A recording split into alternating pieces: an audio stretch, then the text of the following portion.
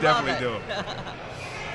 So a little bit about wheelchair basketball. You can see the chairs the youngsters are in are called sports chairs.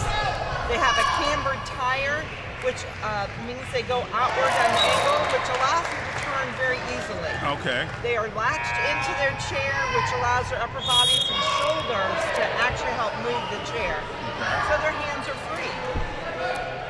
And the game has started. The home team has got 6 points up, and a timeout has been called. Yeah, I mean, they already got started. The score is 6-0. The Rolling Tigers are leading right now, and right now there's a timeout. And we got a red. We're going, right? Okay. Yeah, the Rolling Tigers are leading this game right now. The Rolling Tigers, again, out of Greenville, South Carolina. They're a group of young athletes from 5 to 13. They're from the upstate in South Carolina. They've been... They're new. They're one of our newer teams in the Southeast Conference. All right, so we're going to be taking the floor again, but like in regular basketball, we all have conferences. We are in the Southeast Division, which covers about 7 states. And so today in this tournament, you're going to see teams outside of our conference, but they're all fighting to get points to end up going to nationals, and we're on a point system. Well, the Rolling Tigers also, they're currently undefeated. Yes, they are. And they're 8-0 so far this season. Yes, which is awesome. They're playing great defense. You see they got their hands up. They stole the ball. One of the things that's interesting, Ernie, and I think it's good to say, we do mixed teams in wheelchair basketball. We have men, girls, and boys playing together. And the age group, we see this person who you're like, boy, that's a very older person. Yeah, he looks a little older than everyone. However, the division's prep, which is the prep division, starts at age 5 and goes up to depending on 13 where the month ends. And so that person's probably about ready to go up to varsity. Oh, okay. Yeah, because just like in,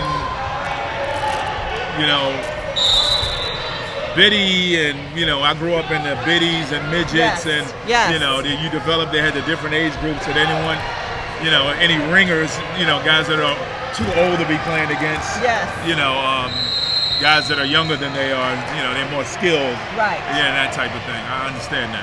But I will say this Greenville team is a new team. So they've only really been together, I think, for about maybe 3 years. So I'm really happy. I'm excited. We've been doing this a long time. Yeah, and he just shot a nice little jump shot from the baseline. Yes, he did. But they look like they've played together a long time. I mean, they're getting the ball up the court. They're really maneuvering their chairs really well, and I can see why they're 8-0. Yes.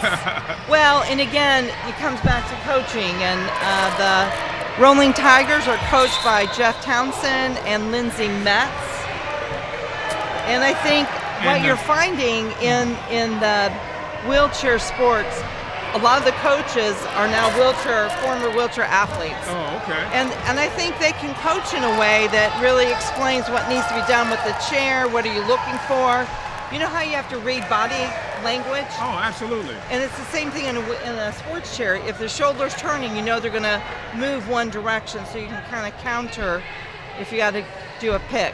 And it makes it even for the younger athletes, if you have a coach who has a disability as well, like you said, he's letting them know how to maneuver in the chairs, and he played this sport before, and you need that. Yes. For someone that doesn't understand, the complexities of what they're doing out here, might get frustrated, or they'll get frustrated not knowing what to do. And I think with children, because it is a lot, dribbling, you're in a chair. What constitutes a travel? And I will say one of the beautiful things in that prep division is the refs are very good at helping them learn the rules some of the rules, because as you said, we've got some 5-year-olds out here today. Right. Yeah, and they're playing against 13-year-olds. Yes. Yeah. Nice form on the jump shot. There we go. I like the wrist action, the follow through. They're up 14-zip. 14-zip. And the other thing in this division, it is to be encouraging because there is a lot of dynamics involved. Running the chair, and you'll notice on these teams they are mixed disability teams.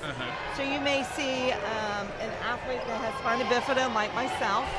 You may see someone who's an amputee and they may be missing 1 leg or 2 legs. You may see someone who's spinal cord injured. Statistically, not as much for the youth teams. You see that later in life, more so than with youth. And then you'll see a variety of muscular type limitations, forms of MS, MD. And so the beauty too is you learn to work together as a unit because there's strengths all disabilities have and there's a weakness all disabilities have. And I think when you embrace those weaknesses and learn how to work as a team is when you start seeing success. Oh, absolutely. And that's in regular sports, that's it. But it's teamwork and working together that they're learning at a young age here, at pushing the basketball up the court and just the camaraderie. You're seeing people that have I know you said there are different types of disabilities and injuries or whatever have you, but being able to work together for a common cause, I think it's unbelievable. It's life-changing. Yeah, absolutely. It's one of the things I say with adapted sport. If you can get children in it, they learn how to live well with limits versus learning to live disabled. Okay. Very different point of view for the long term of life. Yeah, and it's teaching them, that hey, you can do anything. Yes. You can accomplish anything. You're not limited because you have this disability. Yes. You're still capable of doing anything. Yes. And just looking at the faces on these young kids as they're out here, playing basketball and wheeling up and down the court, you can see that they're determined. Yes. And it's a beautiful thing. It is a beautiful thing. I love it. It's what inspires me every year because this is the next leadership in disability, and I love seeing the confidence and, as you said, teamwork, because in life you're not successful if you don't work as a team. And that's what I was taught all throughout my life, playing sports, playing basketball. You got to work as a team. If you're a team of individuals, you're not going to go far. No. In any sport. That's right. You have to work hard. In every team, there's going to be weak spots, strong spots, or what have you. Who's the best player or what have you. But you all have to come together for a common cause to win. Yes. And that's and they're winning out here. Yes, they are. They are winning out here. They're up this morning. They're they're out here playing basketball. They're enjoying themselves. This is an awesome event. I love it. I was going to share. So a lot of people ask, what is the goal height on the prep court? So the kids are sitting in chairs and they're shooting at an 8.5 foot. 8.5 foot goal. Okay. Goal, yes. And I'm really thrilled to say thank you, Van Products. The gym did not have an 8.5 foot. They didn't have a mobile. Okay. So Van Products gave us the money so we could buy those. I'm so thankful. That's awesome.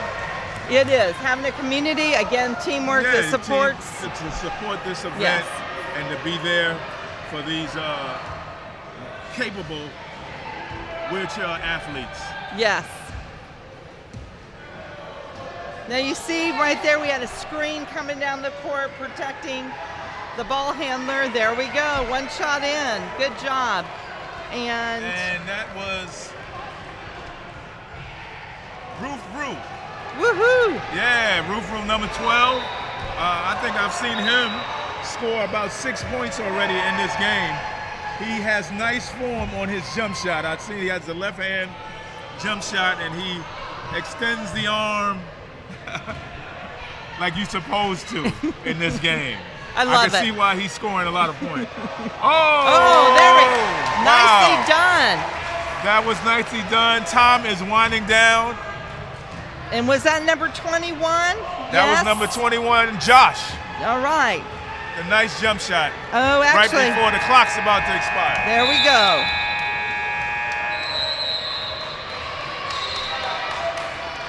So we're still live. Okay.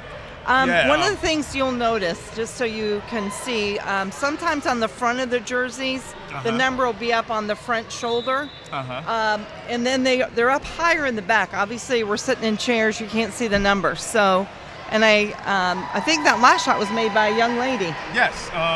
Nicely done. Number 22. 22. Awesome. Her name is not on this list here. And they had some other people coming in. Oh, okay. We try our best to get the details live when they're coming in. And but the Rolling Tigers, they have nice uniforms. Their numbers are displayed big on their chest and on their back. They came ready. All right. So other interesting things that you'll find in wheelchair basketball. A dribble is if you push your chair twice. If a double dribble, you get to push your chair twice and dribble the ball. Okay. Now, if you're rolling and you have not touched your chair, that's not a dribble. That's not double dribbling. So that's a violation. No, it's good. You want to get a position where you can push and you're not touching your chair, so you can take the ball down and go farther down the court. Okay. So there's a skill involved in that. And that last screen that we watched, it was fun watching some of the skill they were working on. But their coaches are teaching, the ball handler, give them some space so they don't have to, create a double dribble situation. So what is considered a foul? Well, in the prep league, we're gracious on fouls. Okay. Because they're learning, and as you see, we have a young group, and there's a nice pass. All right, there we go. Again. 22 scored again. Well done. Number 22, just right before the quarter ended, hit a nice shot from the baseline, and she just hit another one. Well done. I'm going to have to go ask her coaches. Give me her name. But very good. And then Sportables is led under Forrest Lodge, Derek Hoot, and Megan Anderson. And two of their coaches are wheelchair athletes. And this is a young group here. They started this wheelchair program about 12 years ago in Richmond, Virginia. Yes. It's operated as a nonprofit, Sportable. And it's exciting to see the growth of all the different clubs out there doing adapted sports now. Okay. He's pushing the ball up the There court. we go. Okay. And you see he's putting the backspin on the ball? Yeah. All right. He's like, I'm going to get it. Rebound by the Rolling Tigers. Okay. But you see as they're going down the court, they're doing a backspin on the ball so the ball comes back to them. Yeah, that's a skill. It is a skill. You know absolutely, that. Absolutely. All right. Almost. That was a good shot by number 20. Yeah, they put the spin on the ball so the ball bounces back to them. Because you're moving forward, you throw it out, spin it, and it comes back to you, and you get down the court a little bit faster. All right, we got a block there. Defense. Yeah, there's some good defense coming up. All right, they're getting it over to their shooter. She's in place. Almost made it. That was a great pass. Number 22. The Rolling Tigers are pushing the ball up the court.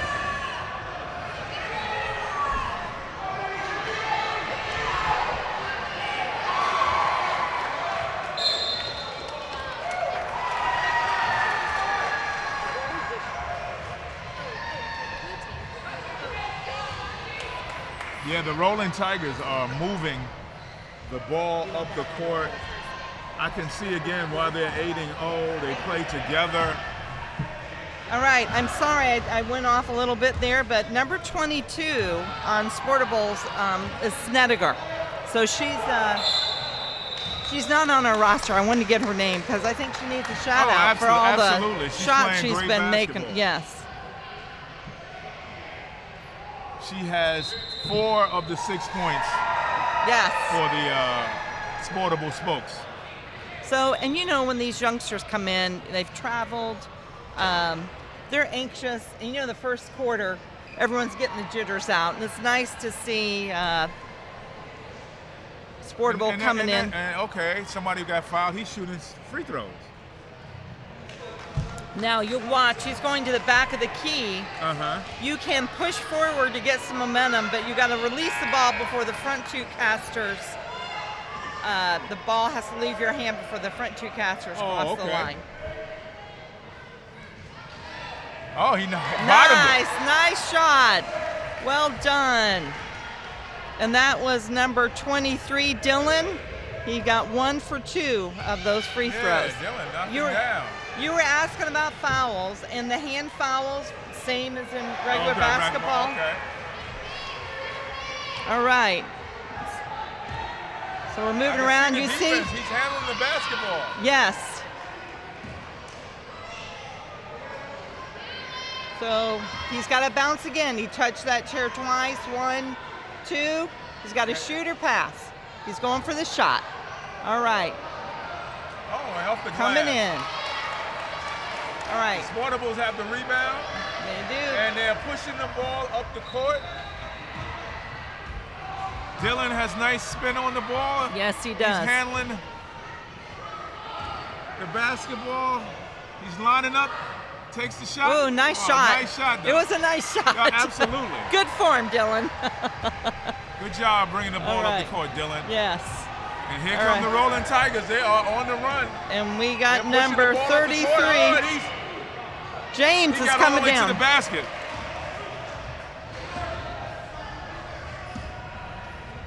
I think Dylan would be considered the point guard. Yeah, he is. Because he is handling the ball. He's skilled, and he's... Oh! Whoa! Beautiful shot. Good shot, Dylan. Number 23. Awesome. From the Sportables. Brought the ball down. Brought the ball down. Nice pull-up jump shot. Absolutely. He's getting the Sportables back in the game. The score is 16-9. 16-9. That's right. Okay, here we go.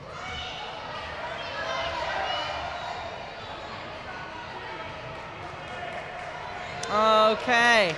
Ball is not being taken. Oh, we've taken over the ball. Yeah, he rolled over the ball with the wheelchair. Ref is going to call it.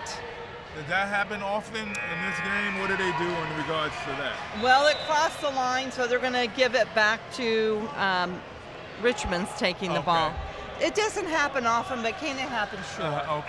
And again, this is the prep league. You will not see that in the older. Right. League, you see it more in this younger, but it's all, you know, ball handling, chair handling, all that makes a difference. All right, so they pulled it in just short. The ball went out of bounds. Just short. All right. So we're coming back down. What I'm learning and what I'm seeing from these young athletes is not disability, it's capability. Yes. They're out here and they're giving it their all. They're focused. You can look at their faces. They're taking this very seriously. Yes, they are. They want to win. And you know, I want to compliment the Rolling Tigers coaches, Jeff Townsend and Lindsay Metz. They've done a shift. They've got a pretty deep bench, and they've put in some of their other players that may or not be as old as that first group that kind of pulled them up, to give the other athletes some time on the floor to play and develop. That's the only way you're going to develop is if you get out there and play. And when you are a dominant team and you have some of those olders, and in our history, we've done the same where we've had a larger, older group in that prep. And it's really good not to annihilate another young team with just blowing out the score. And so I really love. You don't want to demoralize. No. The team and I love the way the Rolling Tigers coaches are managing the floor because they do have some really strong older athletes, and they put their younger ones in, giving them some floor experience too. Because the only way, as you know, the only way to keep a winning team is you got to bring your young guys in. You got to bring young guys in so they can get experience out there to play. That's it right there. And that's what they're doing. And I'm really, hats off to. But that's all about being a great program and a great team. Yes. Because as they get older, they're going to move up to the next level. Yes. So you want to get them out there, and get them as much time as they can and experience and enjoy what they're doing. Yeah. So they want to keep coming back and doing this. And I think not annihilating the other team helps that group not to be demoralized. Oh, absolutely. I mean, you don't want to discourage anybody from, getting out there and giving their best. Yeah. This is not. You want to win. Yeah, you want to have that winning spirit, but you also want to have these young athletes enjoy this event here. Right, and see that they have potential. Absolutely. That you don't gain skill till you get out there and start doing it, right? Absolutely, and that's how it was for me. Yes. Growing up playing. The more number shot. 20, she is. Number 22. She's hot. Snedeker, once again, 2 more points. She is doing awesome. All right, so we've got the Rolling Tigers are at 16, and but the Sportables are they're closing the gap in this game. It's 16-11. Yes, they are. Awesome.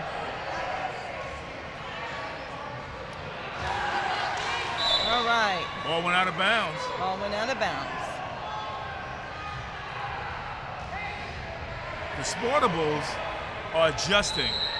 They are adjusting. They started off slow, but they're starting to get the hang of it here.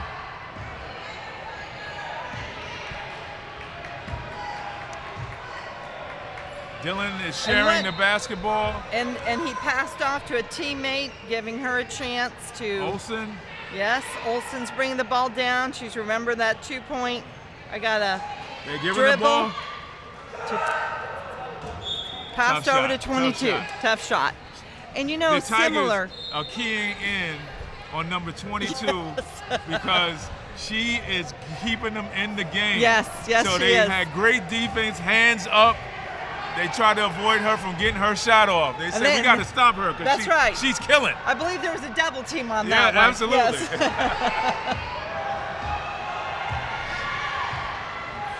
All right, so we're back down. Oh, shot off. And nice offensive rebound. They did get an offensive rebound. Williams has the ball. He's coming in.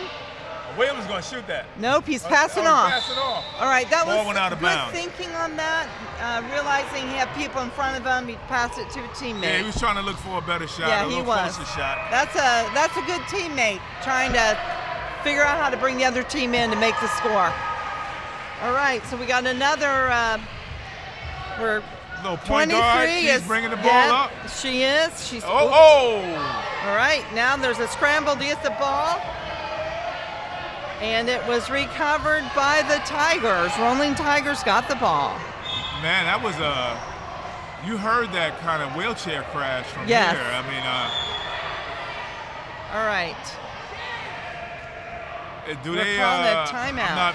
I'm trying to, when the chairs crash like that. I mean, you don't look at someone getting hurt in a game like this. So typically, if chairs crash, that's a foul. That's a foul. Okay. Yeah, okay. Usually that is a foul. You can put a tire on your tire. There is a way that you can block the chair that's legal. The chairs on the back of the chair, it's always covered with a soft foam. I see that. Yeah. Because in wheelchair basketball, the weakness is a child going forward. Oh, so it's hitting the front of the head. Right. Typically, if you go over backwards, you may see that in the varsity games. Right. Don't typically see it in the younger games because it's a speed and. But typically, the way the chairs go, you go down the back, but your head comes up. So we need protective gear.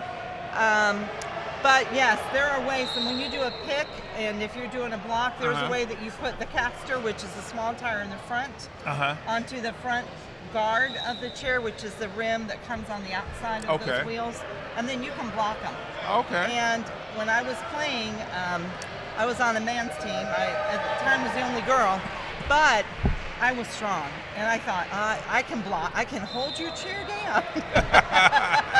So you were playing tight defense, right? There's some old tricks in the game. Okay. So, but it's a good question. But usually, if you hear that hitting of a chair, that's usually a foul. Okay. Yes. So well, they didn't call it in this particular game. That's why I was like, okay, that was. What's happening? Well, and again, what I love about the referees on the prep division is they recognize for these younger athletes. They let them get away with a lot. They try to teach. You're trying to teach them as opposed to calling it hard. Yeah, calling it hard. Because it is a lot. And Ernie, one day, did you play wheelchair basketball at one point? Did you say in your history you did? No, what I watched wheelchair basketball, and I was a part of what they call the Wheelchair Classic in New York City. Okay. And we raised money.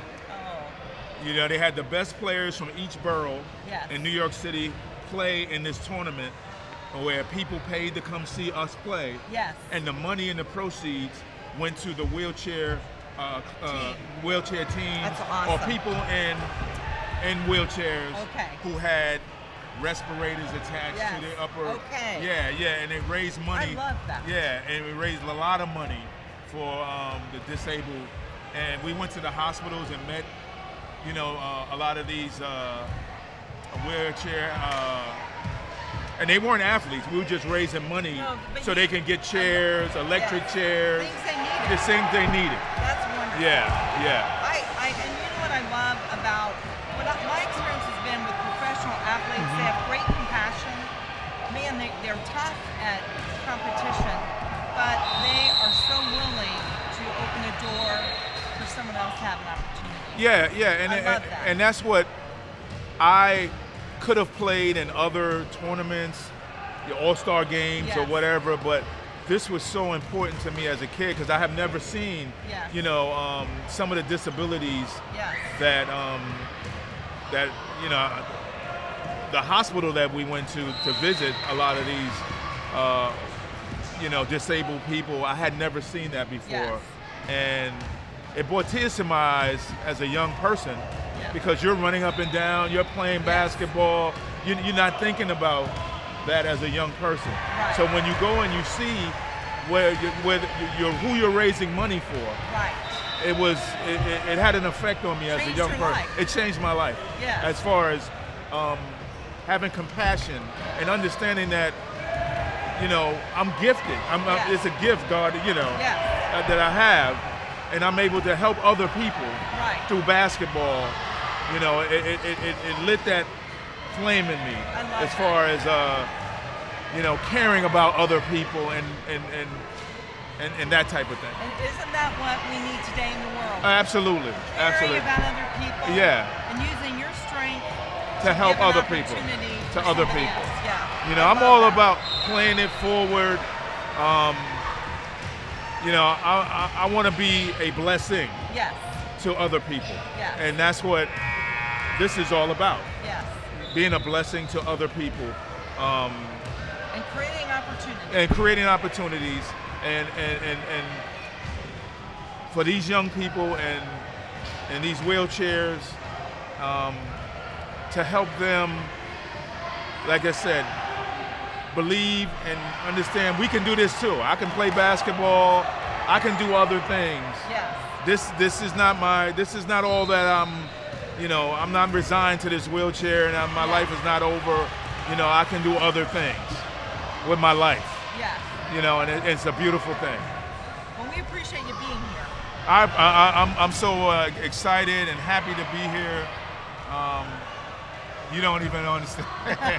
Well, I'm feeling it right now. You know, I'm feeling. I love it. The emotion of this event here, and watching them right now. They are practicing, getting ready for the second half. Yes, they are. And we're at a score of 16-11. I'm going to be curious to know if the Rolling Tigers are going to bring in some of their older athletes in again. Well, the score is close, and like you said, it's a competitive sport. It is competitive. They want to win, and they want to, so I'm sure they're going to bring in some of their better players in the second half to try to get this victory. We had a game, this was years and years ago, and we are honored to be in the, Dave Kiley is known as the Michael Jordan in wheelchair basketball. Oh, okay. He's from North Carolina. Oh, okay. And Michael Jordan did award him at the NBA because he's a phenomenal athlete. Oh, okay. But he set the tone for the Southeast region, our wheelchair basketball tournament. And his team was phenomenal. We had just started. We didn't even have enough equipment for all the kids to have their own chairs. And Dave was like, come on, Ashley, we'll share our equipment. Come on down, bring your kids because you won't get started. Oh, that's beautiful. I know, it is. Well, and our goal was, could we make 5 goals? We already set our goals because you get into some phenomenal teams, and the Charlotte team has always been dominant. And we would set our own goals because we knew we couldn't compete with some of these other teams because we were too young. And so our goal was, don't look at the scoreboard. Our goal is 5 goals. That's all we can do. So we were playing the Charlotte team. And Dave, this is where I really so appreciated a phenomenal coach. Because he ended up putting the kids don't typically get to play because they had a very mature team. His bench was very deep.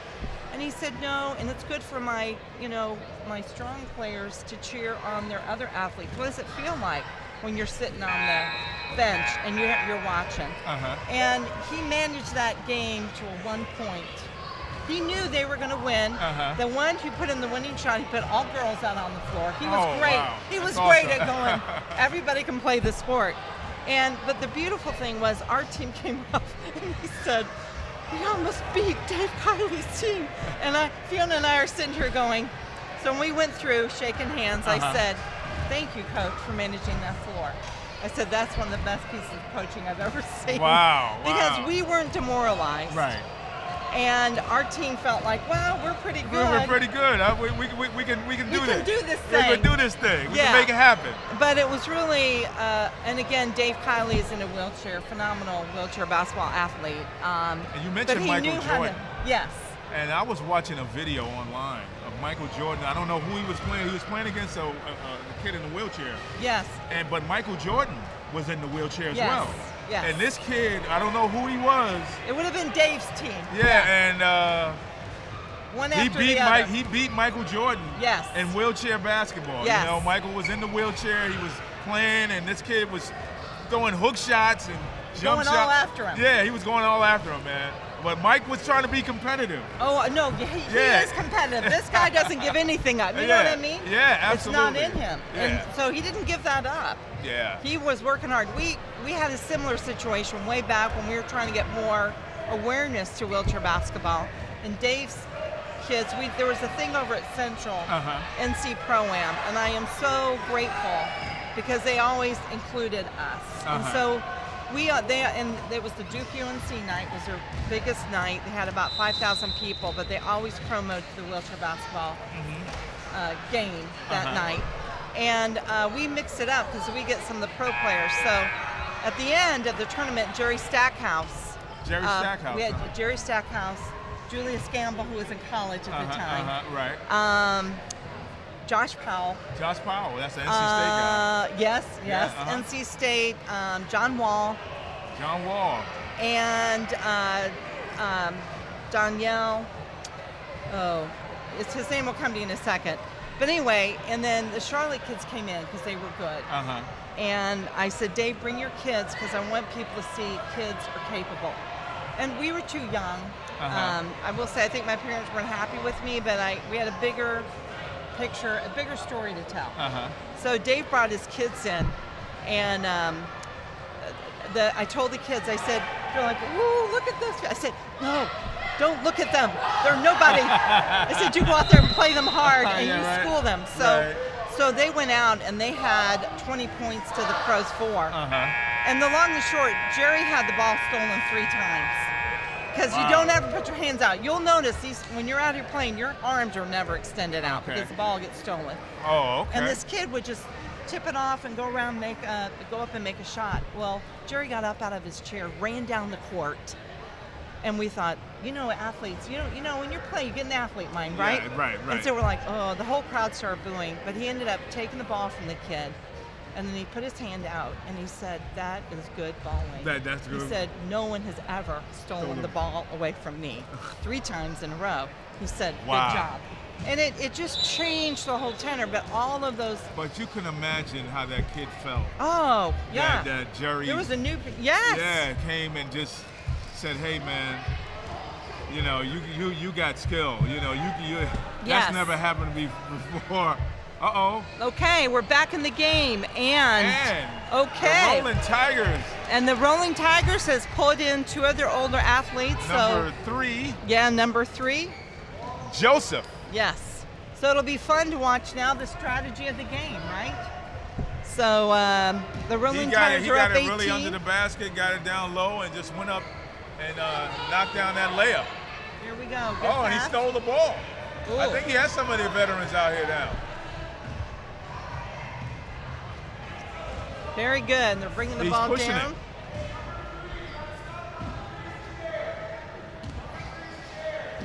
Number 3's bringing it down. He passed it off to number 12. Number 12. Put it up with a single shot. Number 13 is going to fight for it. Who's going to get it? Number 3 came around to protect. He saved the ball from going out of bounds. Yes, he did. Yes, he did. All right. They're looking for where to throw the ball. Uh-oh. Sportable's picked it up. Number 23. Their ball handler is fighting to get it. It's come back across the center line. Oh, okay. Dylan had it stolen. Yeah, Dylan had it stolen.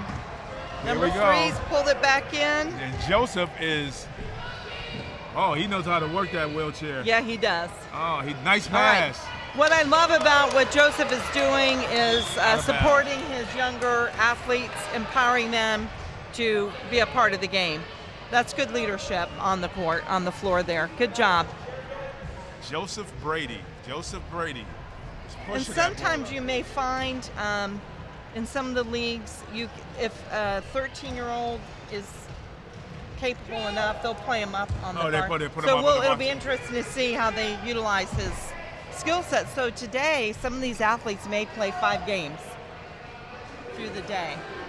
Wow, that's a lot. Yes, it is. Yeah, that's a lot. Well, the tournaments are hard to get to, and and today we have 8 states represented, 17 teams, but there's so few. This is the only time they get to play together. Right. And so we guarantee 4. Everyone gets 4. 4 games, okay. Because you do travel, and this is where you learn the art of the sport. Because you can't, in practice, you know each other. Yeah, you know each other.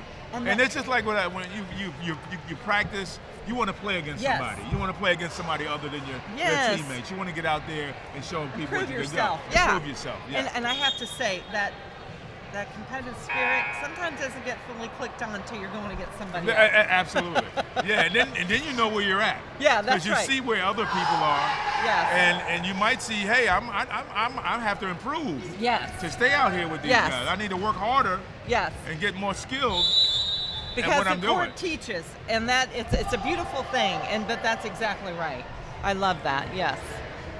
So, but I do appreciate the spirit of the Tigers because they are really empowering their younger groups to be a part. I love it.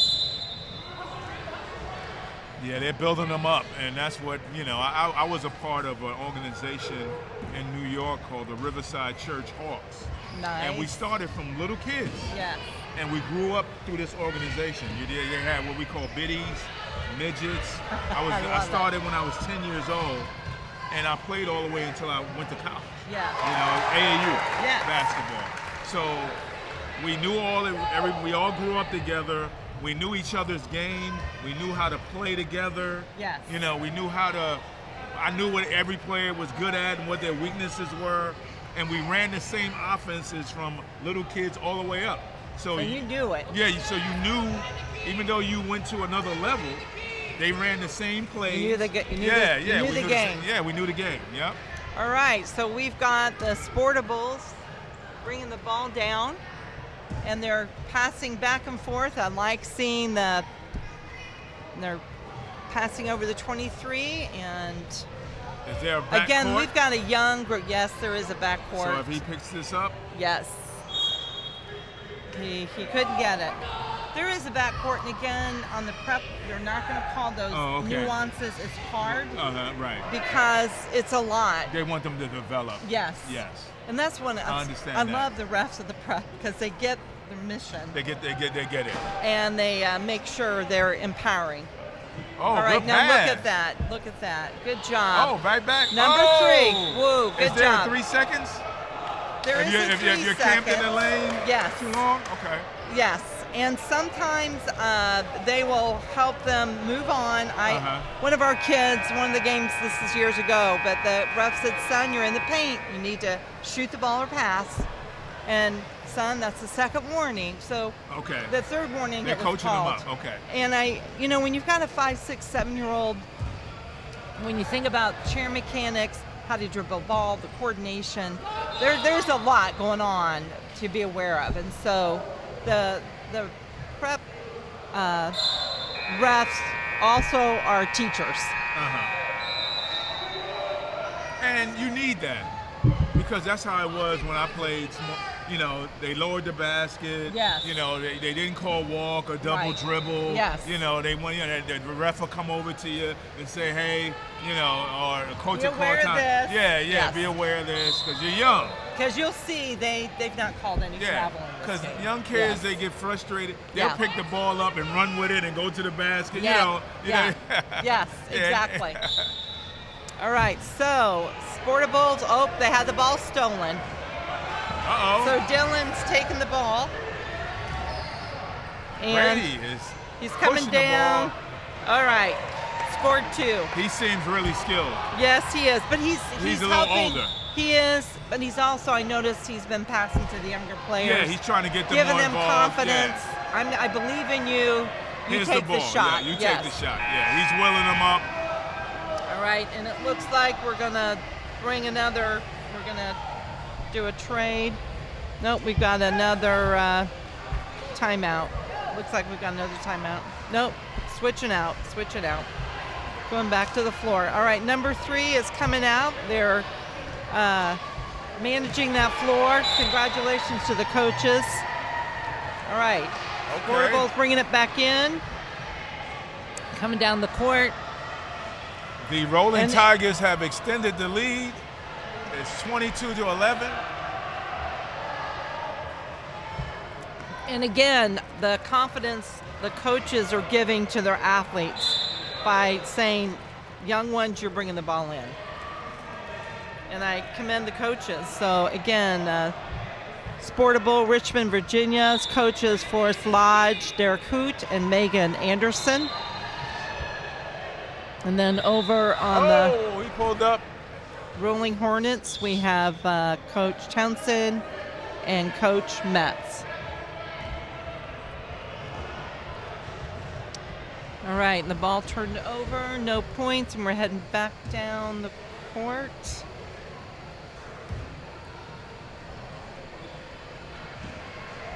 Again, 12 seems pretty skilled at this game. Good pass. Nice. Great pass. Oh, good job. They were popping it up. All right. Now, if you notice, number 12, he is rolling with one hand. More than one hand. So one arm is not usable for whatever reason. And I love that they're getting everyone in. But notice, even with him, he's pushing his chair with one arm. Yes, he is. And the strength that you got to have to do that. Yes. And I notice he's got long arms, and I think, good. He needs those long arms to do that effectively. Oh, good shot. All right. Good job. Sportable's made another shot. They are satisfied with that. Dylan is keeping them alive. Yeah, keeping them in the game. All right. All right. Oh, Tucker wants to go from the free throw line. All right, the ball is turned over. Sportable is going to be taking it down. We're gonna do a few switch outs here. And again, these teams are made up of all genders. Ages for the prep division is 5 all the way up to 13. There's a month deadline on there. And it's cross disability. So we have young people with cerebral palsy, spina bifida, spinal cord injury, MS, amputees. Wow. And then, and then there's an assortment of others that can play. So I'm really grateful that the sport allows multiple disabilities to play together. So how do you unified under sport? How does a parent, with a child with a spinal cord injury, or like you said, born with spina bifida or whatever, how do they get them involved in this? So I would say I have a parent of 3 children. I was born with spina bifida. Sport really changes people, and it develops you in ways you don't know. And I think often as a parent you want to protect. And I get that, but at some point we have to release children to find themselves. Okay. And I do think having the right coaches really cultivates and develops. And in our program, our kids in the last 10 years, 12 years, 15 years have gone on to tech school, college, they're working. And that's what basketball brought to them, the ability to see their abilities, not focusing on what they can't do. And I think sport does it. So I would encourage parents, don't be afraid. Let them find themselves. Let them find themselves. Yes. All right, so we're back in the game. Redmond. Oh, stolen. All right, there was a shift over.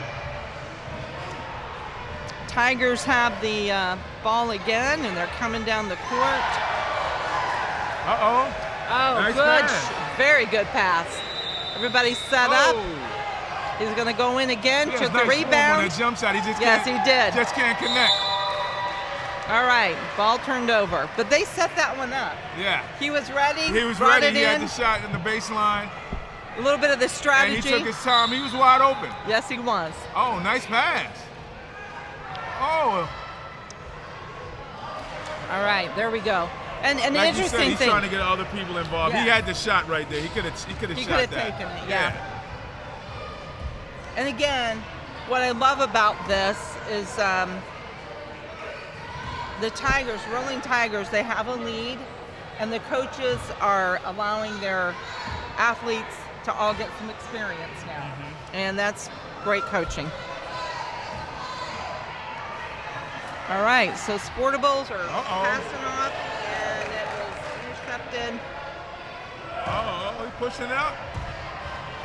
They're fighting for the ball. Oh, man, good job. Yep. Good job. Number 5. He's wheeling it. Good job. All right, number 15, nice Turner's coming in. Hit the rim and came off. But again, great form on that shot. Great form, and the ability to push the chair and keep your eye on the ball. Yes. I mean, that's unbelievable. A lot of coordination goes on in that. Oh, without question. Yes. All right, we got our the Sportables bring the ball down the court, and we got 12. We're counting down on the clock. We're in the third period. Okay, all right, come on, 22. Oh, almost. Good shot, though. Good shot. Nicely played. Good shot. Nicely played. All right, so we have just finished the third period. We've got one more to go. 22-13. Yes. The Rollin Tigers have extended the lead, but the Sportables are not giving up. No, they aren't. You know, you can see the coach is coaching them up. And keeping them engaged. Yeah. You know, it's interesting because when we talk about winning teams, and you know this as an athlete, when you watch a game, you can tell if the athletes have given up hope and they won't play anymore. Oh, absolutely. They got their head down. It's body language. Body language. Yeah. And what we're seeing here today is our rolling the Richmond's Sportables are not giving up. Oh no, they're not giving up at all. They're pushing the ball up the court. They're trying to find their teammates. They're not giving up. They're still in striking distance. They only are down now with 9 points in this game, so it's still a game. Yes, it is. And I love that. It'll be interesting later after this is all over. I'm going to ask you, did you see anybody give up in these games? Because my experience has been they're so thrilled to have an opportunity. They just keep going. They keep going, and they're focused. You know, there's a crowd here. They're engaged, and these kids they're focused. They want to win. They're into this. You know, I can see the determination and the looks on their faces. You know, they came here to win. All right. So the Sportables are going to be bringing the ball in. Number 3 is passing over number 12, Mayanne. Mayanne is dribbling the ball. Picked it up off the rim of her teammate. And they are getting ready to pass the ball again. And like in real basketball, they always say square your shoulders. That's true even here square up. with the wheelchair, because you watch. It's like, that's the one thing, Coach, remember, take that second, square up your shoulders. It's hard to get the ball in there if your shoulders aren't square. All right. He's going all the way. Oh, good pass. Oh. Off the chair. It was just too low. I always hate that when that happens and the ball goes rolling. But it happens.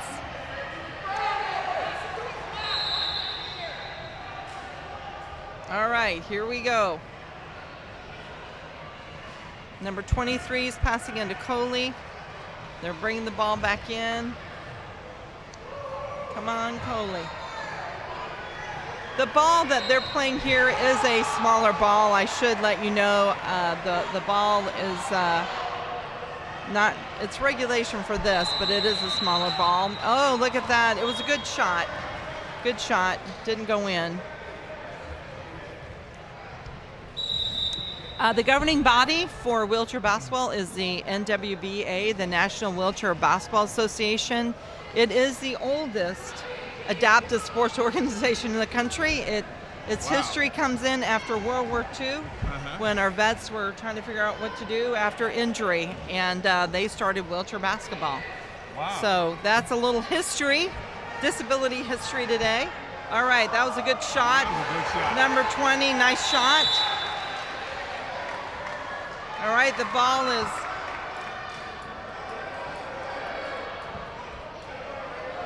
all right.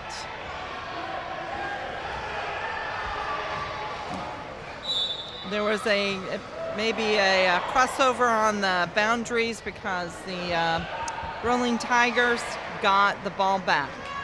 So they're looking and passing and trying to find the right shot, picked up by number 23 and or 33, 33, and he shot it over, trying to get it to a teammate.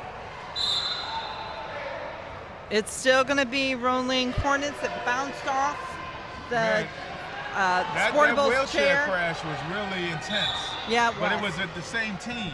Yes, so. But you heard it. Yes, you did hear it. And the chair is thought of as the body, so when that ball hit one of the Sportable athletes' chair, it's like it hit your body and went out. So, good shot. Nice shot, number 20. He's going for it. He is. He wants another shot at it. Oh, but it went to his, it's going to go back and forth. I have to say. Shots. They got multiple tries. They did. Those are hard shots. Those I think are hard sitting shots. down on the side, I found them hard. All right, so another turn back over, back to the Tigers. Sportables are still in the defense mode. All right, coach is coming in, trying to help sort out a couple of things. He's gonna call, he's calling in, and we have a timeout. one of the great things that we're also finding in the division, as some of our people who have played wheelchair basketball, adults, are now coming back to coach youth teams, and that's wonderful. Yeah, that's giving back. Yes, it is. You know, and that's you have to give back. You know, you've learned so much, and the game has given you so much, and that's what I do. I try to give back with every chance I get. It makes a difference. You know, I speak at basketball camps. I try to give back as much as it. I'm glad that you gave me a call, you know, to be a part of this event. I told you it would change your life. Yeah, absolutely. I mean, it's and we're going to get you in a chair. You're going to play in another event that we're going to do. Okay, great. Why not? I'm looking forward to it. You would have played with a lot of greats. Yes. Wheelchair basketball.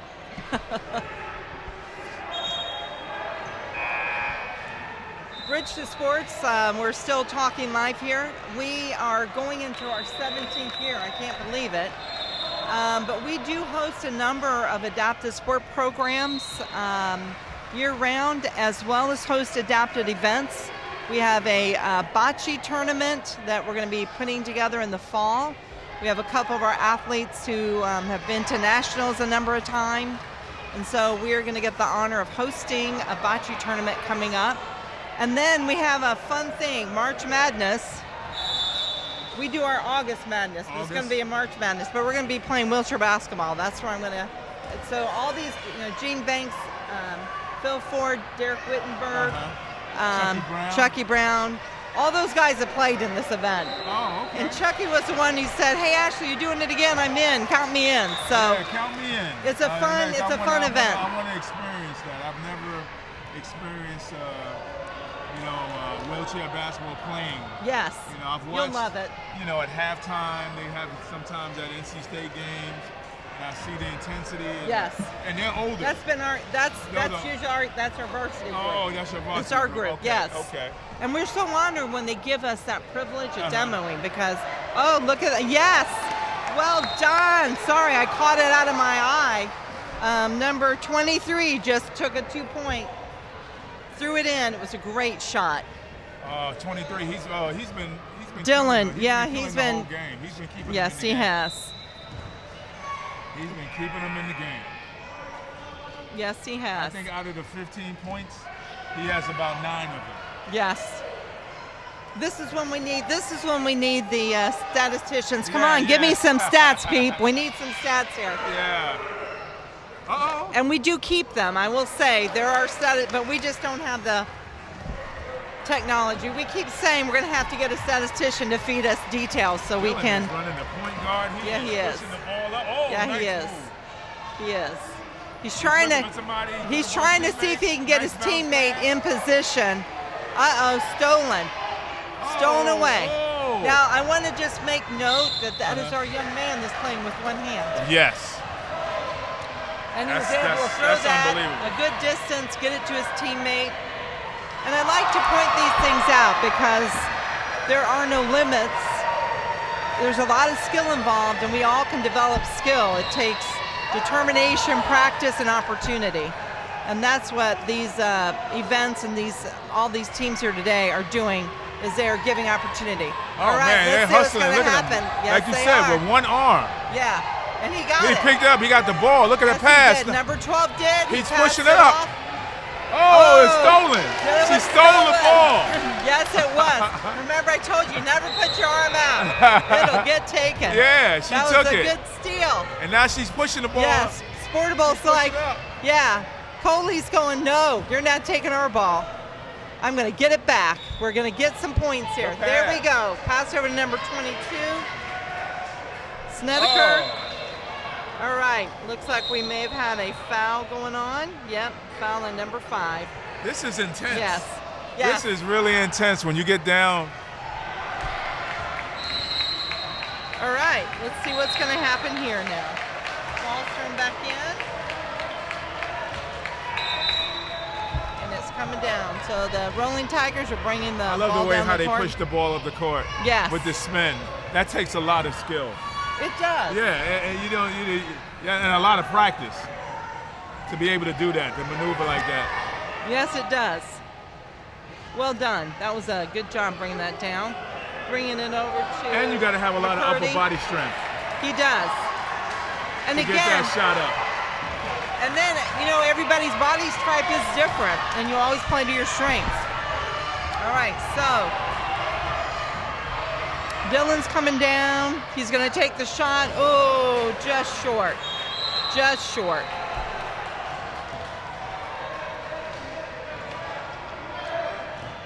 And I think the ref is doing a little coaching. He said, "Did you see your teammate coming around the corner there?" Yeah, right. But that's what I love about the refs on the prep division is they also but the time and help them to cultivate coach these young, to cultivate the game, to cultivate this game, and to get them involved in it. And I'm sure some of these young kids are apprehensive about getting involved in this type of sport. Yes. All right, so Good 32's shot. got it, almost. All right, it was rebounded by Sportable. Number 3. And she's amputee pushing Yes. the ball. Yeah. Tanaya. Again, these are mixed teams. Wow. And, one hand. Oh. All right, well done. Well done. Well done, number. And he's pointing out. He's pointing somebody. I understand. That was for you. Yeah, that's right. That was awesome. And again, that I like to brag, but that was a young man for whatever reason is unable to use one of his arms, and he pushed it up the court. Yes, he did. And on a fast break and laid it in. And yes, he did. Again, opportunity creates skill, and this gives opportunity for many young people have an opportunity to see their abilities when they live each day with the limitation. Here come the Rollin Tigers. Coming down the court. It's 48 seconds left. Coming he's got the clear lane. Ooh, almost. Just missed it, picked it up. All right, and there he goes. His teammate picked up the ball. He didn't give up on the play. No, he did not. Yeah, the ball went out. He picked it up and laid it back in. Yes, he did. All right, we are down to 32 seconds. In the game. Yes, we're down to the end. So Sportables may have the last shot here. I know they're determined to make a shot. Let's see what they're going to do. And if we look down here, the Tigers are calling out a screen here, keep them on the outside so they cannot She's looking make for the somebody shot. to pass. Yeah, they They're are. playing great defense. Yes, they are. That's called a teacup when you put it on the outside. Oh, yes? It's a modified teacup, yeah. Oh, man. And it was picked up again. Stole That's the the end of the game. Well done. Awesome playing on both sides of the game. Number 12 for the Rollin Tigers. Well done, you guys. Well done. Excellent Way to work. play. Excellent Good job. work. Excellent Good job. Good job. And I do like too that typically we do roll down and say congratulations, and it's teaching sportsmanship. Oh, absolutely. I mean, that way they line up in regular sports and they shake hands. Yes. That shows teamwork. And I think that's what our society needs too. Oh, yeah. Somebody's going to lose. You got to accept the fact that you lost, and it's okay. Yeah. And you come back next time and play harder.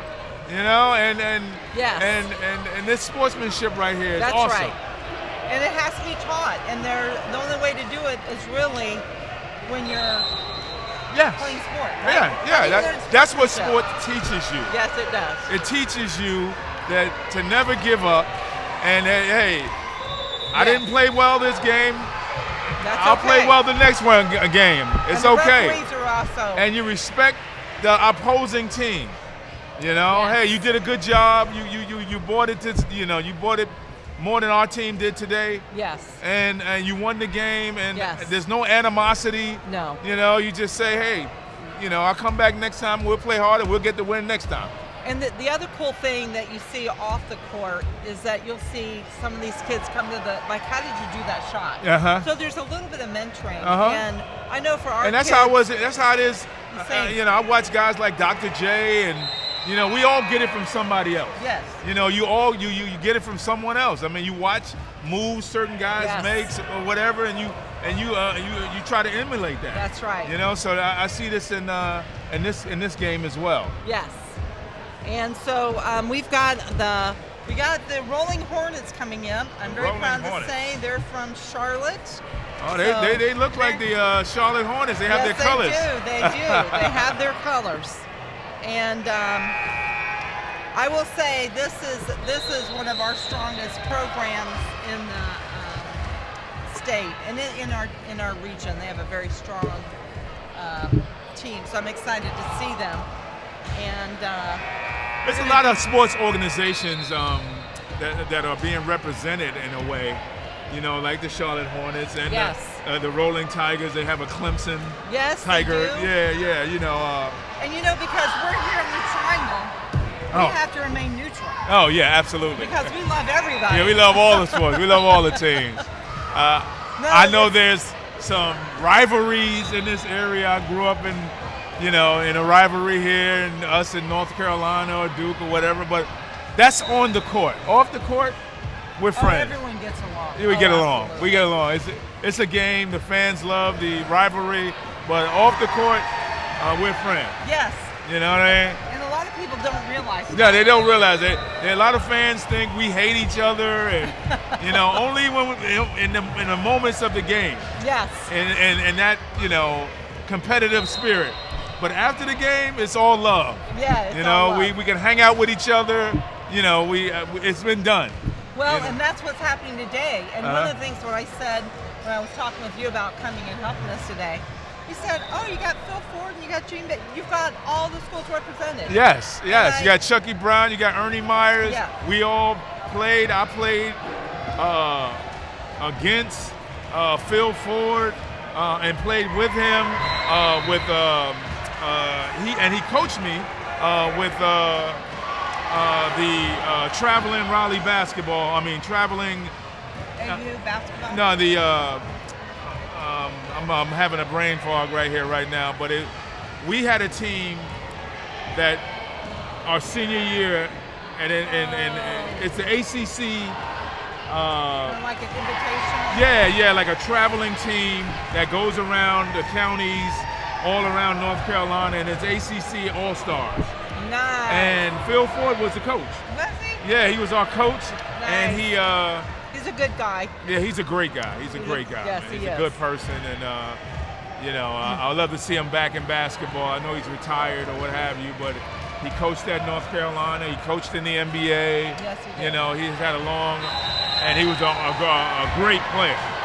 You know, but he's a better person than he is a player, and that's saying a lot for him.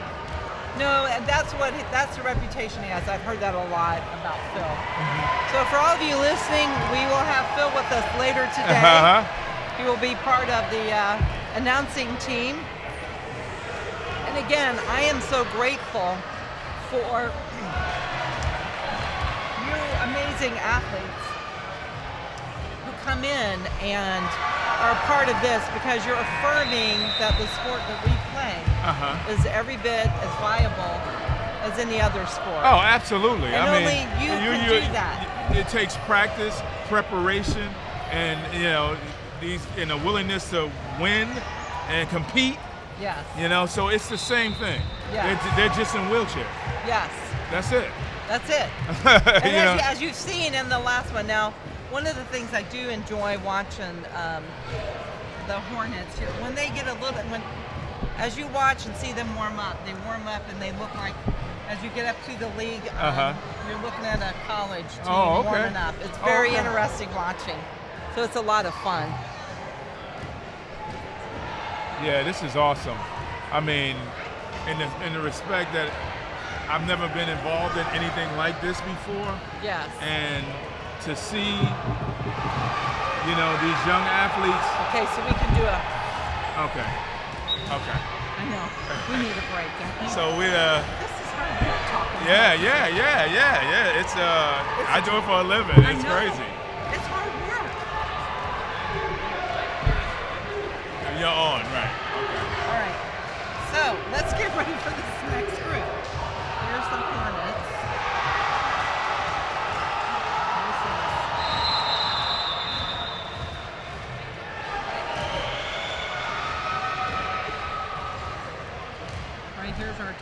Oops. I'm gonna go say hey to Mike. I gotta go say hey to Mike. I wanna go talk to these coaches and say you guys did an awesome job. But I don't want to leave here if we got to get back on this really fast. Hey, how are you? Yes, you can. I brought my own. What's that? I brought my own. They're 4-4 this season, finishing 3rd place in their tournament. And the Clemson Classic. What is the Clemson Classic? The Queen City Classic.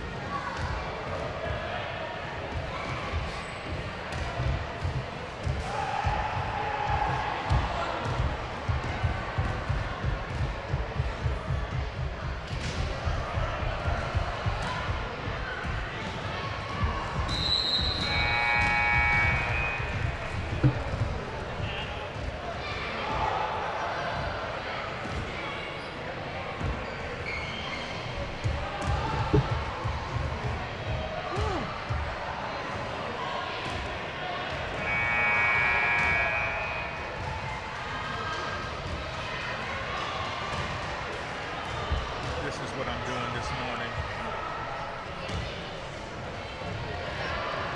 Period.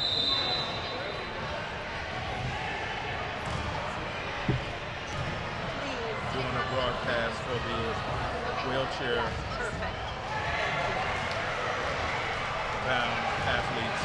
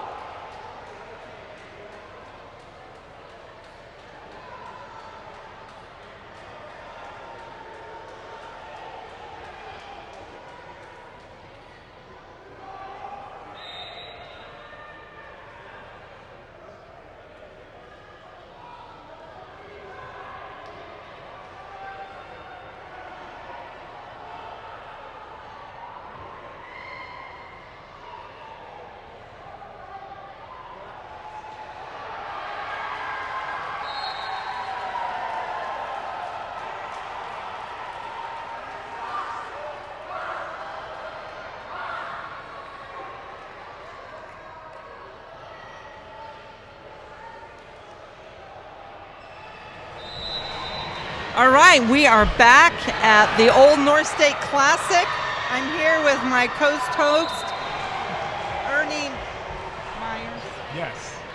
Former NBA player, and he was an NC State athlete. So we're getting ready for the tip-off.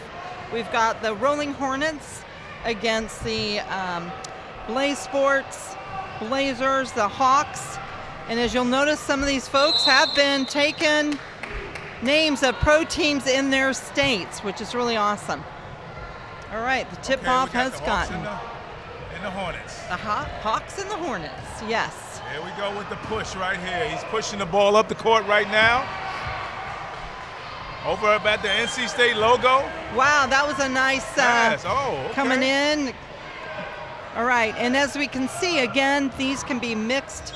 They are mixed gender teams, and the age on the prep division starts at 5 and goes all the way up to 13. So do they have that in the older division as well? Mixed? Yeah, it'll be, yes, it's mixed all the way through. Oh, mixed all the way through, all okay. the way through. And what you'll see even when you get into the adult leagues, there's not as much women, there's not as many women playing. But women will play, and there's a point system. And I have upper body, and my trunk works and everything. But in the men's league, I was given a point down. If I was in the women's league, I'd be class. Okay. So they try to keep it disability centric even. Okay, but great. in these, we don't do that in the prep league. It starts growing up as we get older. We start bringing that in. But in the prep division, it's not. It's really about helping them learn the sport, how to work your chair, how to work as a team. So there's a lot of, I think, the dynamics of playing is what comes into. Oh, good shot. That was a great pass and a nice baseline jump shot by the Hawks. All right, they're up 2. That was number 15 for the Hawks, Logan. All right, a Logan. Nice baseline jump shot. And BlazeSports is the legacy organization out of the 1996 Paralympic Games. Lucas is maneuvering. Yes, he is.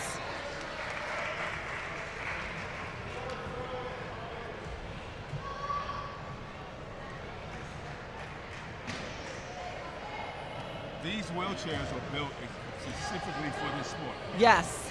Okay. Yes, they are. These are called sports chairs. Sports chairs. Okay. And I call my regular chair my day chair. But the adaptive sports typically have a tool that is used to make them efficient for the sport. A sports chair typically costs about $3,000 to $5,000. Wow. So that's a major investment. Oh, it is. Yeah. So a lot of the programs, when a child grows out, they donate their chair back. Oh, okay. There are some grants available, but it takes a while to get a fleeted chair so that it fits different bodies' needs as they come into the sport. So when do sponsors come and get involved and helping families?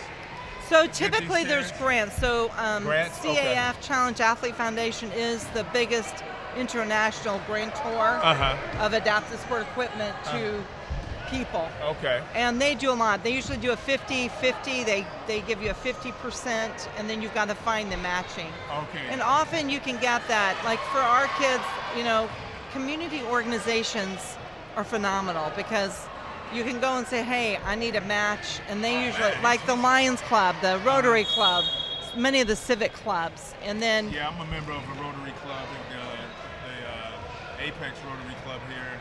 And we sponsor a lot of stuff. And if we needed and we had someone in your area, we'd go and say, they're in Apex. Would you be willing to do match? And we always get it done. Right. Which is the beauty of the community. Yes. Community, man. Makes a difference. You need that. Yes, you do.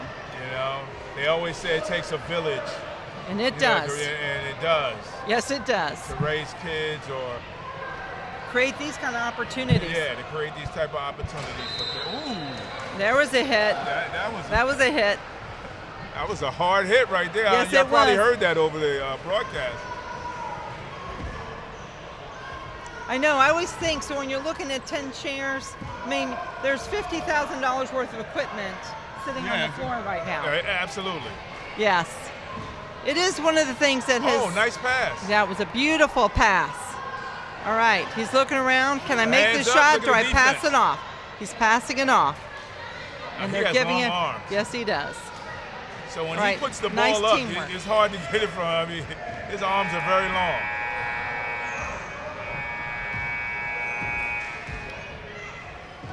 Again, we have mixed disabilities on these teams. We have people who may have cerebral palsy, spina bifida, amputees, and a variety of other types of physical disabilities playing wheelchair basketball. Oh! All right, the ball has gotten away. Let's see who's going to pick it up. Ah, Blaze got it. Oh! That was a foul. You hear the coach in the background telling his players, keep it going, don't stop. Play hard.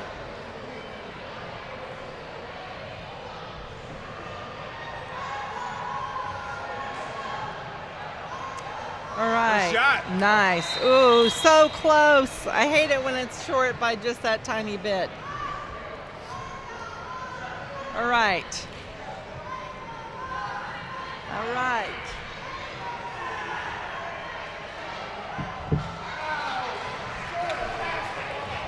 All right. Here we go. We're coming down. We're coming down. The Hornets are bringing the ball down. Oh, they're coming up with defense. They're coming up to the front. And his teammates are coming around to give him some help. And, lane. Oh, all right. It was a good shot. All right, and we're heading back down. He's heading back down the court. To the Hawks basket. Here we go. Charlotte's playing great defense, keeping them out. There we go. Here we go. Nicely done. Nicely done. Good teamwork here. Passing, passing. Got the ball set up. Oh, coming to the inside. Oh, bring it up, and there was a foul. Foul on the shot. Yeah, foul on the shot. But that was nice. You know, you see the chairs trying to get in and do some strategy there. Yeah. He positioned himself to get that pass and to go up with that shot. Yes, and there was a little bit of screening to help get everybody into the right position. You know, it's interesting because when you've got bodies, you can kind of move and wiggle in and out. You can do the same with the sports chairs, and that was very fun watching how they moved in and out and positioned up that play, that shot. There he goes. He's pushing off. Oh, nice, nice. He got it there. It did a ringer. I hate those ringers. And the ref is saying, hey, bud, you got to release that ball before you cross that free throw line. He's pushing up. Go. So in wheelchair basketball, the free throw, you need to release the ball from your hands by you cross the free throw line. And the front casters is what counts. So in that case, the ref was just doing a little reminder, hey, remember, can you, if you step on, if you go over the line, then it doesn't count. When you get up, they're going to call it. But down again in the prep, it's teaching. It's helping them understand. Now, if he did it again, they may call it. That looked good when he left his hand. Yes. Here's the Hawks on the push. They're bringing the ball up the court. Low-scoring game so far. All right, and they're pulling the defense up. Look at that. They brought the defense up to the half court, so it's going to make it hard for them to get it down. Okay, they did move it down. Let's see. Oh, almost went in. Almost, just missed. Just missed it. But he again, had the lane, the opportunity, he just could not finish. And again, they set that up. If you watch how they they ran a play. Yeah, they did. They ran a play. And they executed it. They did. All right, so now the Hornets are kind of locked in. The chairs they're doing some hard They're playing some tough defense. Yeah, they are. They're not allowing them to get in the lane. No, they are not. Oh, he's holding the ball. They did not. And again, and if you look at this group, we've got a couple of young ones on there, but we got a little bit older group of youngsters here. So you're starting to see a little more of that game and the tactic. All right, so they're coming down. All right, let's see. The Hawks are coming in. 2 are staying at the back line. They're going to go ahead and put defense all the way to the half. Man, you got to have some good. Court. And they're holding them out. Do they wear gloves? Because I see other older, people wearing gloves while they play with their hands. Because I never wanted a horrible hand. Right. But some do, some don't. Okay. And I think I don't it see any of depends. the younger people doing it, but I've seen older and when you've been playing a long time, they've got some padding, so the palm of your hand by your finger joint, it helps take some of that impact, and it absorbs it. So I think it depends on your body structure, what your, how long you've been playing, because certainly your hands take a lot when you're playing wheelchair basketball. You don't have the feet, it's the hands that are doing all the... Yeah, you're wheeling, yeah. You're shooting the basketball, and I would think, on your hands, I see there's rubber around the portion where they push. Yeah, well, the wheel, and then the inner rim does not. Oh, so some people push with an open hand, so the hand's on the wheel and the rim. It's really what you discern what you want. It's ergonomically better to have your hand on the wheel and the rim. Yeah, the rim. Open hand than tight hand. Again, these are all the nuances you have to teach. And it takes a long time to pick all these pieces up. I'm learning a lot today, and I want to learn more about this game. I can't wait to get you in a chair. Yeah, right.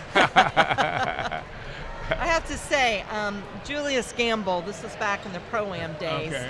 He was my first college athlete. He was down in Florida. And we needed some volunteers from the college students. And he said, I'll do it. And he was actually in my chair. We didn't have any big chair for you big guys. I had a bigger chair. And I'm trying to get his long legs strapped in, and your feet need to go behind the guard because you can break toes. Really? And if you have no feeling, you won't know. You won't know. Oh, wow. So anyway, I said, look, we're trying to get his feet in there. And I said, so what's your story? And he said, what do you mean? I said, you're the first one that easily came and said, I'll get in.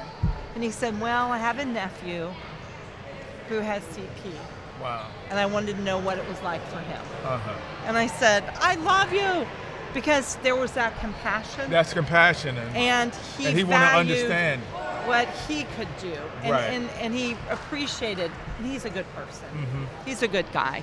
And he always, every year for that event, I could go to him first, and then he'd lead the way for us. Come on, it's fun. Yeah, come do this. I definitely want to experience it and see,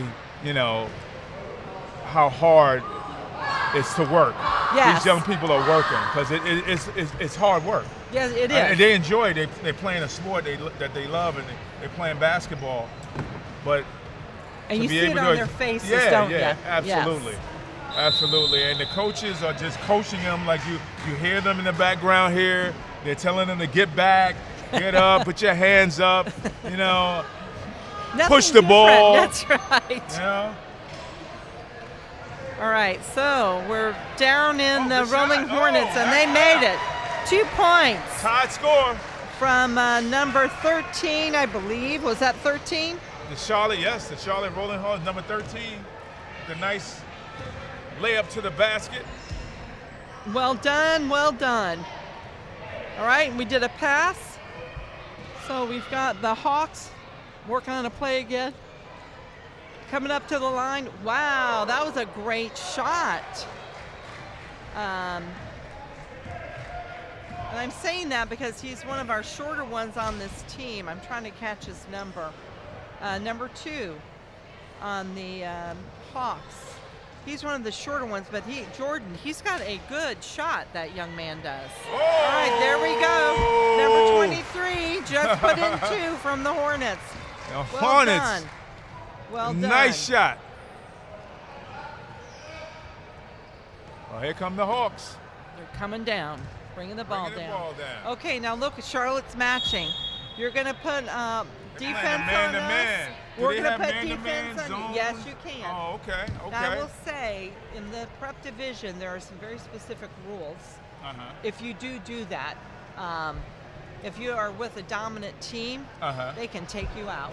So you strategically want to use that only when it's absolutely necessary. And when you have these mixed teams and these large age range, you want to be careful when you pull it out. But yes, you can. But if you pull it out and the other team is dominant, they won't hold back. They won't hold back. So there's some rules put in there to try to not waylay anybody. But you saw Charlotte started they started bringing the defense up to the line, matching what Atlanta was doing. So now there's some more strategy coming into this game. Yeah, I see it. I mean, they're coaching them up. They're playing defense. They're picking up at half court. Yes, they are. You know what I mean? They're not picking up at half court. They're not letting them get the ball up the court. All right, Ernie, you're going to have to start calling it. This is your field. You're seeing it. Yeah, I'm seeing it right here, man. They're inbounding the ball right here. You can see they're playing sort of like a man-to-man defense. And this is, again, it's the art, is what I call, and sport to me is an art. Here's the defense. Let's see. They're all right, setting the screen like they were setting the screen. Nice shot, number 2. Nice shot. Beautiful pass. Number 4 is putting it to the inside. 40's got it. Pass it over to 13. 13's putting it up. And didn't 13 go. has on gloves. And I noticed it. And it may be because sometimes I will tell you, after these tournaments, you'll see a lot of these kids with tape all over their fingers because you'll get blisters. You'll get blisters, And he may have come in with blisters going, nope, I'm putting gloves on. So again, it is everybody's Okay, here's Lucas. choice. Nice layup. Oh, very good. that Nicely was done. an and 1. Yes, it was. So he's going through the free throw 5. line. He was fouled. And if you see it, I And the don't know act if of you can shooting- see it. The green line, if you guys are watching at home, the green line is where the free throw line is for the prep division. So that's the line they cannot cross. I know I was talking about it, and I thought, we're looking at the black line. But because the way the goal is, in the prep division it comes up. The free throw line is closer up. Sorry, everyone at home, I didn't point that out. But we have 2 different lines here.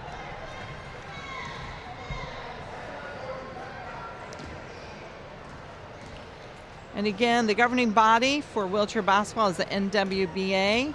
The NWBA. And a few shout outs to our sponsors as we're coming down. Big thank you to Sports for Special Kids. They are the sponsor of this tournament this year. We are so grateful for their support. We could not do it without them. All right. Oh, almost. Oh, there he got it goes. the ball back and he Got the put it back rebound, up and put it in. All right. So the Great Hawks shot. are coming Great in. follow-up shot for the Hawks. Yes.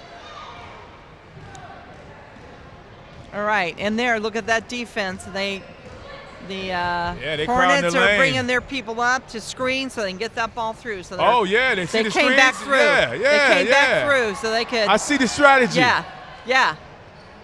Oh. So they're like, pass. okay, you're going to come down here. We're going to meet you. There we go. Almost. All right, so we've got a more defensive strategy game going on here. Yeah, it seems a lot of fun. This seems a little more competitive than the previous game. It is. But it looks to me like these youngsters are a little bit older. Nice pass. It worked. Oh. Passed it over. Good pass. Wow, almost got it in. Nicely done.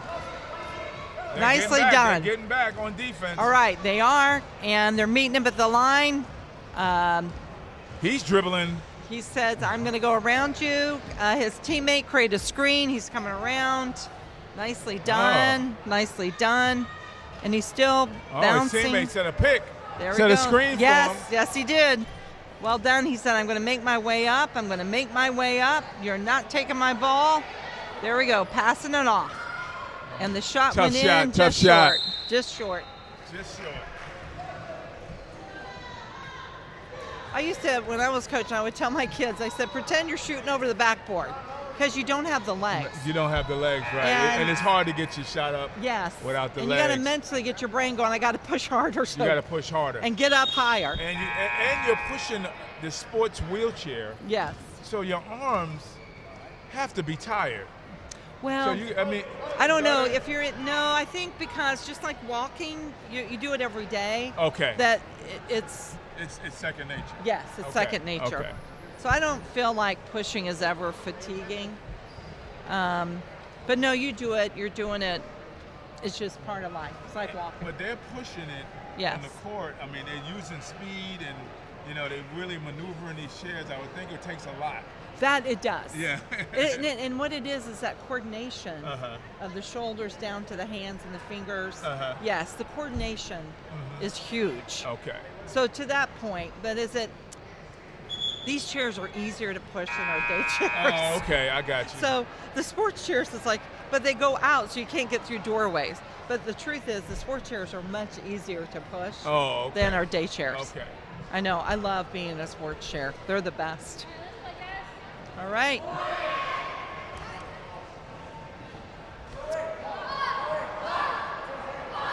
There we go. Man, they are ready.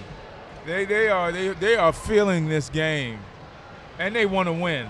Yes, they do. Yeah, they want to win. I felt that, and that it just reminded me. It took me back when I used to play, and we used to just get in the huddle. Right before you go out, and you say, go pack, or, or let's go, you know what I mean? Yeah, we're doing it. The team concept. I love it. I love it. Oh, good shot. All right. Oh, that was a hit. I don't know if they're going to call. They're not calling a foul on it. Okay. Oh, he has big hands. Oh, good steal. Look at him go. Yep. Out of bounds, but look at the hustle. Oh, they were. Look at the hustle, that kid. Yes. I love it. I love it. I love it. All right, so the Hawks, the Rolling Hawks have it again. Bringing the ball down. They're met by two Hornet athletes going, we're gonna make it difficult. We're gonna play some good defense on. Okay, there we go. There we go. There we go. He's gonna put it up. Oh, just short. Just short. All right. Ball is going over. Taking it out. And this kid right here, he got handles. He's not pushing it out. He's handling it like a point guard. Yes, he is. He's wheeling and dealing. Here he goes. And he found his hole. Oh, good and he's pass. going over. Oh. All right. Hawks picked up. It was a turnover. Here we go. Going down.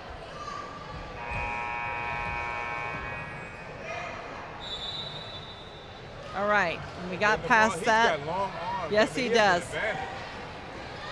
I agree. In wheelchair basketball, long arms are an advantage. Yes, it went in. Nice shot. Great teamwork for the Hawks. Look at it. He got all right. Curry. Let it fly. I love it. So I love it. Watching. Yes. That's awesome. All right. Here we go again. The Hornets are bringing it down. We got a teammate creating a hole. He's got a screen. He just scored. Yes, he did. Good steal. All right. They're playing great team defense. Yes, they are. And that, that's when you want some skills built, then creating the defense. That's some of the joy of sport, isn't it?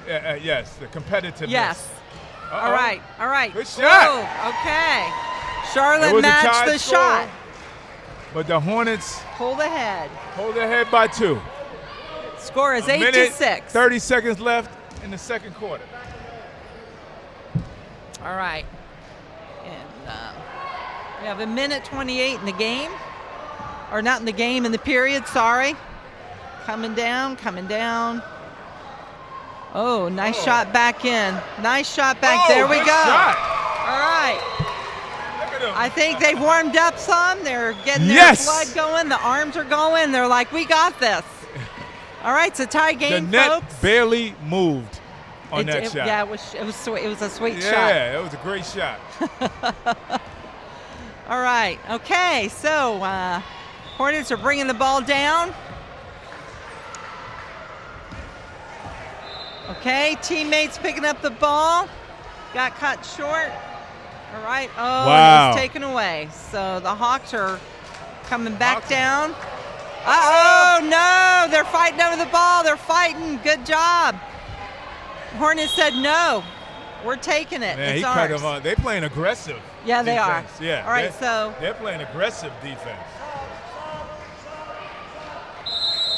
All right, we're bringing a sub in.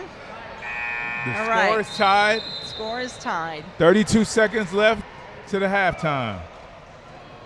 And again, to the credit of the refs, they're upping the calls based on the skills and what they're seeing on the court. Group of young people know.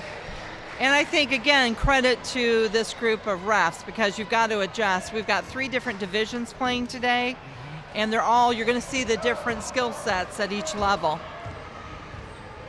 All right, so the Hornets are bringing the ball down. Oh, Jordan said, I'm taking your ball. Wow. It went out. Hornets have it back. Went out on the Hawks. All right. Hornets are bringing it back in. The Hawks, you got them trapped in the corner. And they're okay, but it's nice spin move. Yep. They created Lucas a screen. is shaking and baking. He's got skills. Oh, here he goes. All right. And again, the He's looking for his teammate.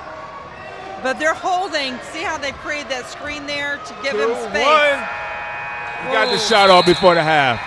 And again, he was running the clock down. That was good. That was a good strategy play there. Absolutely. And well the score done, is everybody. tied. Yeah, the score is tied. So you'll see we are in the second period. So we've moved up to the NIT division. And again, I want to do a little bit of a shout out to our sponsors. Van Products has been sponsor of Adaptive Sports for 17 years, Wow. but they are our back sponsors, and without these backboards, we could not be running a prep league because they're at 8.5 feet. We are thankful. We have Jillian Jitterbugs came in, and they are our lunch sponsor. We are very proud and honored that we are serving lunch because some of the tournaments in other parts, you're on your own, and I'm grateful for the generosity of our community that is making it easy on coaches and players that you can go across the hall in this beautiful Carmichael Gym and get lunch and then get right back. Yeah, man, this is a beautiful event. How did you get NC State involved in this? Well, I am a professional beggar. I have been introduced at times. If she comes and asks you, she's relentless. So just say yes the first ask. Right, but cut to the chase. Yeah, that's right. Just make her life easy. Yeah, right. She's getting old. But I do think the Triangle as a whole has been very supportive of adaptive sports. Our universities, we've been working with all of them from day one. And I think it is that collaborative spirit, and when you, as you said, when you get into athletics, and when you're on the court, it's hard competition, but off the court, right. And I have found in athletics, the doors have always been open for us. That's and beautiful. so I love the university athletic departments because they've let us in. You know, like we've done things at Carolina, Duke, and it is. And a lot of these, we're back at the game again. No, we're not. We're warming up. I can keep talking. And I do think a lot of the athletics are led by former athletes, and they know it. And when you come in and you give them a little video or let them see, they're just like us. Right. And then they just open the door, and I am so grateful. Yeah, I mean, it's an awesome thing that they're able to, facilitate you in this, in the whole Bridge 2 Sports and, all the sponsors. And, I know NC State is a great partner to work with. They're brilliant. The other thing at NC State, they do have a Parks and Rec degree, and they have a sports administration, and So I've, for a number of years, came in and taught what is inclusive sport. Okay. And so, and I remember talking to some of our young college students, and I said, how many of you have influence? And they're all like, a couple of the athletes were like, we do. You do. I said, but all of you do, because if you see that person on campus, say, hey, did you know? Because what we know is advertisement for adaptive sports doesn't translate as much as someone like you going in, I play wheelchair basketball, it's awesome, you should play too. Yeah. It's word of mouth, it is the experience, it is one-on-one, inviting someone to come in is what makes the difference. And so I had the privilege of doing that class, and then we brought in wheelchair basketball, so the students then played. And COVID certainly, you know, everything shut down, and fortunately a lot of the people I knew are still in those places. Oh, okay. And I just made some phone calls and said, are you guys open? Can we come back? Right. And you know, once you're in a system, they very and you do your job, like you clean up after. It's like no one. You need to be a good partner. Do your part too. Do your part too. Don't come in on time. Do what you say you're going to do. Right. But they're like, yes, we're back. You can come back in, and I'm just so grateful because there's not. You have to go to the university, especially here in the Triangle. There is not a venue that you could have this many people in one space and play. It doesn't exist except at the university. Yes. So each one hosts something for us, and it works within their system too, so that we're not, you know, everyone can't do everything. No. And it's that whole team spirit. Yeah, absolutely. We work with everybody. Which is why we're BlazeSports and we're not Hornets or anybody else, because we work with everybody. And they're a great public university.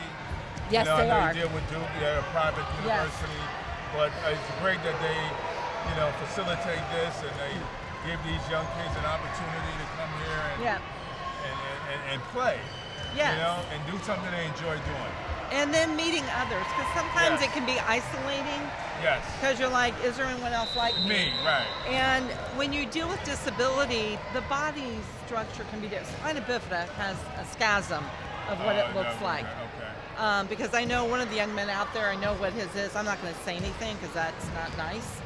But the variety of what it looks like is huge, and the way the body responds. But when you come to a tournament like this, you're like, oh, I remember the first time I met someone with spina bifida, I was 40. Wow. Because most people my age died because the shunt hadn't been developed, and I did not need it, which is why I lived. Wow. And so to go, oh, your little lower leg doesn't grow right. You have no muscle down there. It's kind of like, oh, your leg looks like mine. Right. So I think when you come here with whatever the disability is, you're going to meet someone else. Yeah, with someone else, and I'm not the only one. Yeah, so I think when you come here, because in school often you are the only one, and when you come here, you get courage and strength because you're with others that understand the journey, and then they make lifelong friends. So I think that's, you know, NC State and a lot of the students are volunteering.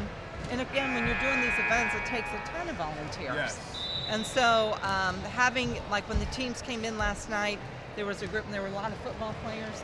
And they were like, okay, we're helping you bring your equipment in. And we have a floor here that's just got, the teams have all their sports chairs because your day chair is different than your sports chair, so you need space to store all that.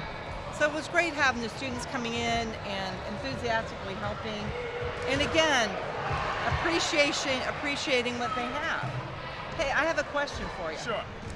So, you know, as people get older, people like you, athletes, and you start going into the knee and hip replacement, and you still want to play. Yeah. So I thought about doing a fundraiser called the Geezer Games.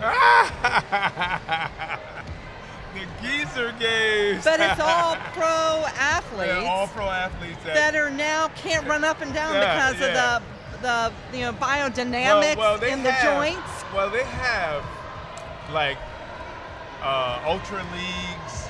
Yes. Like, you know, for former pro athletes. Yes. And they play. There's guys are playing in their 80s. You're talking about geezers. You're missing the point. I need a fundraiser. Oh, okay. I need a fundraiser. You need a fundraiser. I got you. Is that too offensive to say Geezer Games, wheelchair basketball? No, I think it's fun. And you got to pay to play. No, you got to pay to play? And then you get in there. They got the money. And then you can come in and try, but it's for a cost. It's for a cost. And then, but nah, I think the Geezer Games would be a great name for it because you gotta have a sense of humor. Oh, you have to. Yeah, you gotta have a sense of humor. And I think with disability, you have to have a sense of humor. You got to. You have to.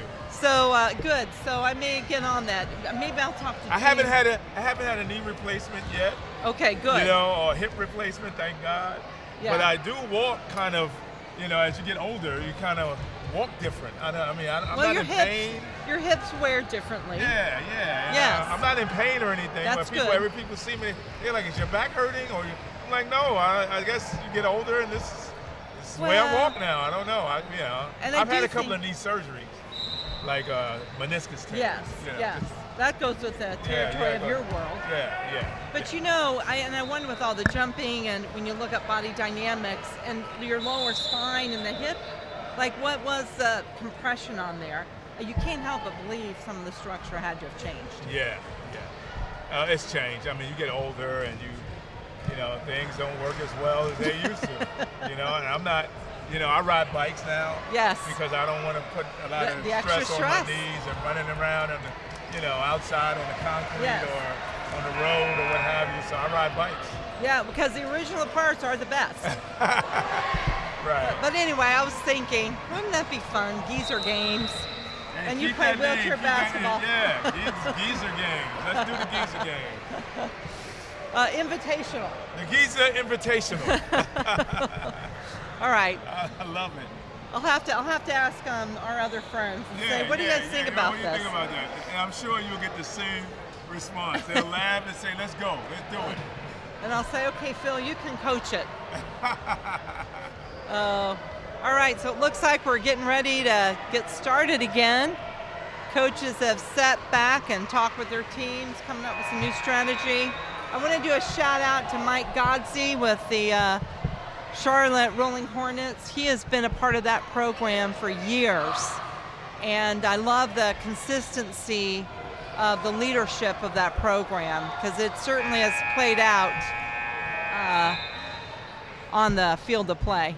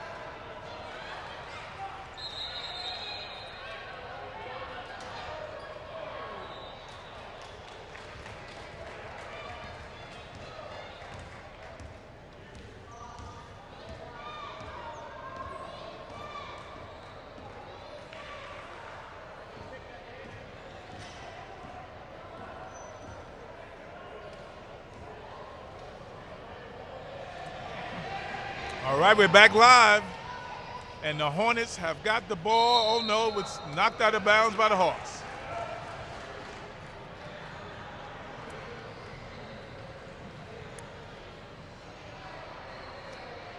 We still have a tied game. I will say this group has been showing some more defense in the game. Yes. The strategy is being seen a little more clearly here. Defense wins games. All right. There's Jordan bringing up the ball. Oh, passed it off to a friend, but it was intercepted. Yes, it was taken. Now it's loose. Oh, went over the court. It's going over to the Hornets.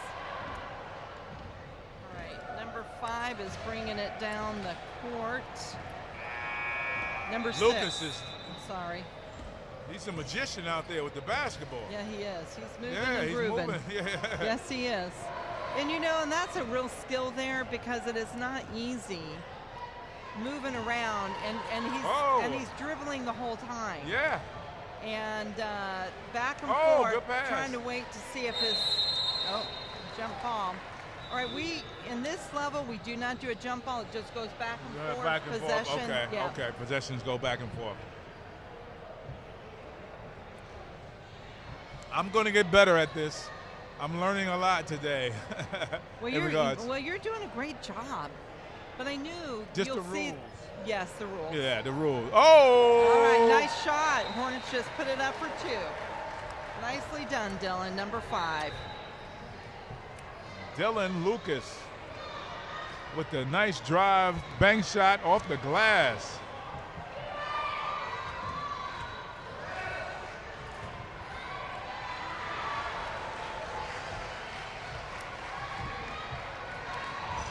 And it's Drew. I got that wrong. It's Drew, not Dylan. Oh, man, number 5, good move. Drew Lucas. Tied him up. All right. I think the Hawks have Possession's great going the other defensive way. strategy. They do. They tie you up in the middle of the court, and then they put when you bring the ball down, it's a wrap. They grab it. Well, and that young man with the long arms, he's got a long Yeah, reach. he got a long reach, definitely. It's a good strategy. All right, so we're back live here, and we're enjoying this game. We were saying there's a lot more defense. There is more strategy in this game. Yeah, the Hawks are just tying you up. You know, as soon as you bring the ball down, they got hands on you, you know, and the ball reverses. But it's a tight game. It is a tight game. It's 10-8. All right, Hornets pick that ball up, and they're going back down again. See, there's the defense right there. He's got his hands up. The Hawks are on the attack, but the Hornets are moving the ball around. We didn't do it. Intercepted by long arm. Oh, good 55. pass. Oh, good pass. Over the shoulder. Yep, there was the foul. He got fouled on that. Yep, he did. And I think it was on 55 because he came over the back. He came over the top, yeah. He's the one with the long arms. He's got to watch those long arms. It's tempting. He knows he can get it, but not that way. Yeah. All right, so he is going to. All right, the ref is getting them all in position. And again, the green line on the floor is the. Good shot. Very nice shot. Nice shot, Drew. Good job, Lucas. All right, we've got another trade coming in. Lucas has done a good job this game. Out of the 11 points, I calculated he has 7. That's awesome. Of the 11 points for the Charlotte. And there he goes again. A nice shot. Good form.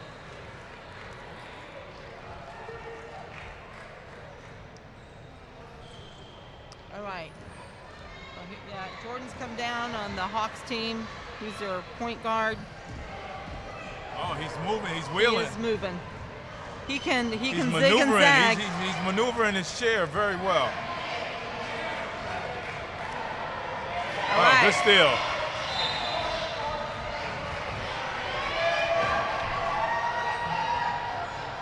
Oh, good pass. Great steal, though. There come the Hawks bringing it back up. Right.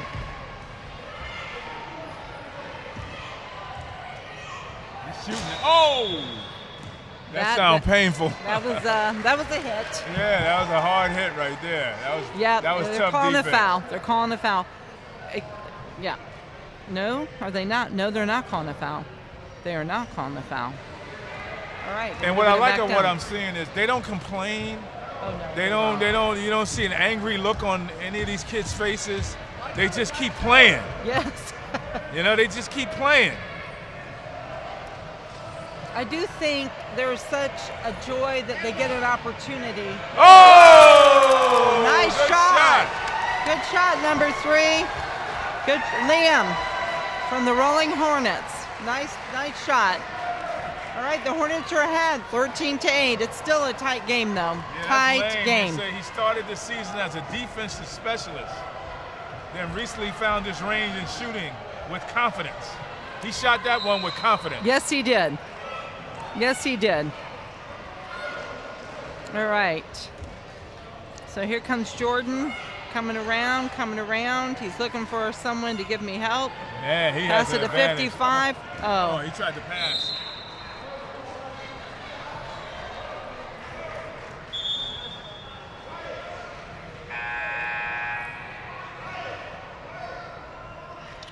We are at NC State at the beautiful renovated Carmichael Gym.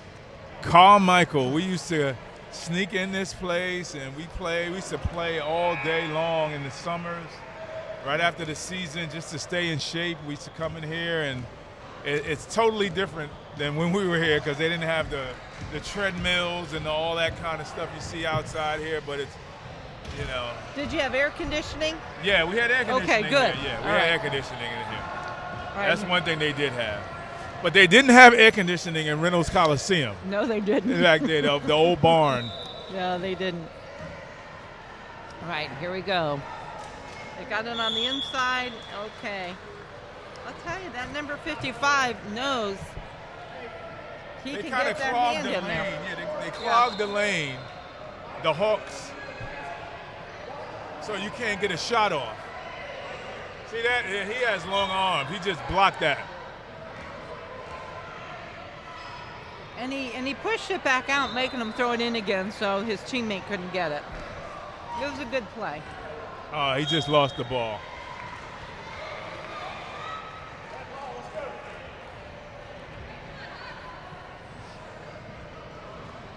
I have to say. And what you don't see in this sport, wheelchair basketball, and these teammates, okay, the ball went out of bounds. There's nobody sucking their teeth at. Nobody's looking at their teammate like, look what you did wrong, or, there's no hard feelings or anything like that, or with your teammates. They just keep playing. Yes. And that's what I love about watching these guys play and compete.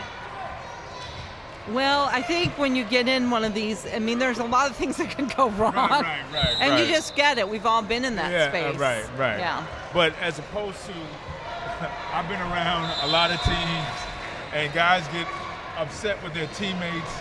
You threw a bad pass, you didn't give me the ball, that type of thing, and it's a different.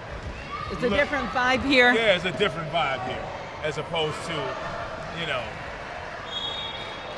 regular basketball or being around teams and the attitudes and of your teammates, and nobody wants to take ownership of their mistakes or whatever, or your teammates pointing them out to you during the game, or they give you dirty looks. You don't see that here. Oh, Charlotte just made another shot. Oh, okay. Yeah, 3, put it in again. Yeah. Liam, there he goes, one more shot. That's what they said. He started off as a defensive specialist, but now he's showing a lot of offense in this game. Sure is.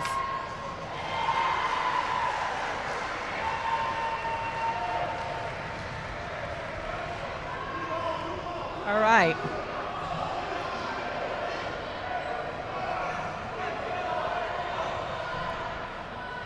It's interesting that you're talking about attitude, and I think, if you go to school every day and you're the only one, and then you get with your teammate, there's a different bonding there. Oh, Charlotte just made it again. All right, Charlotte's up 13-8. And I wonder if it's because there's, it's that brotherhood of that we went through the trenches together. Yes. A lot of these children have had multiple surgeries by now. Wow. And there's not a lot of people who can relate to that. Yeah, no, you're right. There's not a lot of people that can relate to that. And people that are playing out here can relate to that, and I'm sure you can. And so I wonder if that kind of helps. Because there's a lot more components here. There's a lot more components, right? Absolutely, I agree. And you're just glad if you're not meeting, if there's so few that you don't want any of your teammates to leave, you may not have a team. So, maybe that's good because you're cheering each other on versus breaking each other down. Ooh. And that's not with all teams, but I've been on some teams with a bad vibe. Yeah, that's why we didn't win. Right. You know what I mean? And it's no fun. It's no fun for anybody. No fun for anybody. The coaches. Right. When you have a player on your team that is not, being a good teammate. Yes. It affects everybody in the organization does. and the program on the team. And right here, all I see is hustle and hard play. Yes. Nobody's arguing with each other. Nobody is, All right, so the coaches are giving some instructions. Oh, wow, and nice shot. Nice shot. Now, Lucas is balling out today. He is the man. Now he goes to the line. I think this is his second three-point play. I believe so. Yes, it is. And he is named the team leader. And he was named the all-tournament team in both the tournaments, the Clemson Classic in October 22 and the Queen City Classic in November 2022. So we're seeing a little bit why that's possible. Oh, yeah, he's got skills. He's got skills.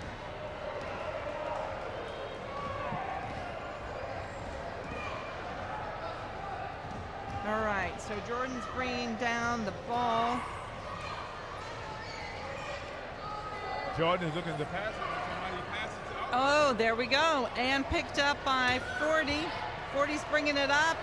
Picked up by Jordan. Man, look at all those rebounds.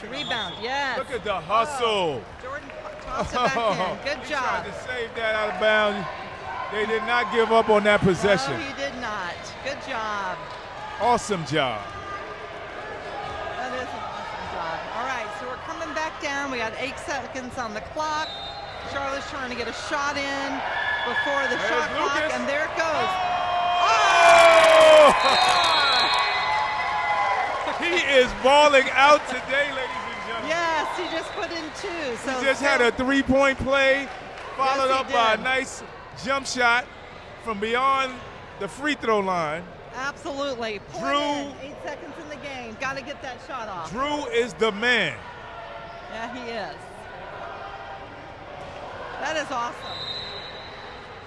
All right, we have a moment. We can do we've got a little timeout. Our media sponsor today is CBS 17. For some of you in our area, you will be able to get some coverage on this through our sponsor, CBS 17. Big shout out to UNC Rex Health.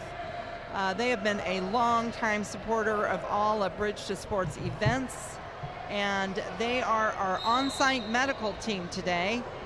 So we're grateful for them. And then the major sponsor of this event today is Greater Sports Raleigh Alliance. And we are grateful that our regional area is starting to support adaptive sport events. Yes. So we're very grateful for them. Our backboard sponsor is Van Products. Everything you need with adapted vehicles, and they have mobility things within the same building. They are my personal go-to. And then the tournament sponsor is Sport for Special Kids. Without them, we could not make this happen. So before the game starts up again, I will do a shameless plug. We need a sponsor of this event for next year. Maybe I can help you in that regard. That would be great. I also work for an organization that deals with the DMVs here in the state. It's called the Motor Vehicle Network. Love it. And we're in 30 states, and I'm going to try to get them to get involved and help you next year and get involved in some sponsorship in this type of event. I think it'd be good for your organization and to sponsor this event, to be a major sponsor. Well, you know, state certainly gives us discounts because we're a nonprofit, but honestly, the cost of being the venues and the refs, it's $10,000. Wow. So, there was a big here's hit. Lucas. Oh yeah, here he comes. What's he gonna do? He's fighting. He's fighting. Ooh, they scrummed the ball. He lost it. Yeah, the Hawks played great defense on that offensive set. Yes. Yes, yes, yes. All right. Ooh.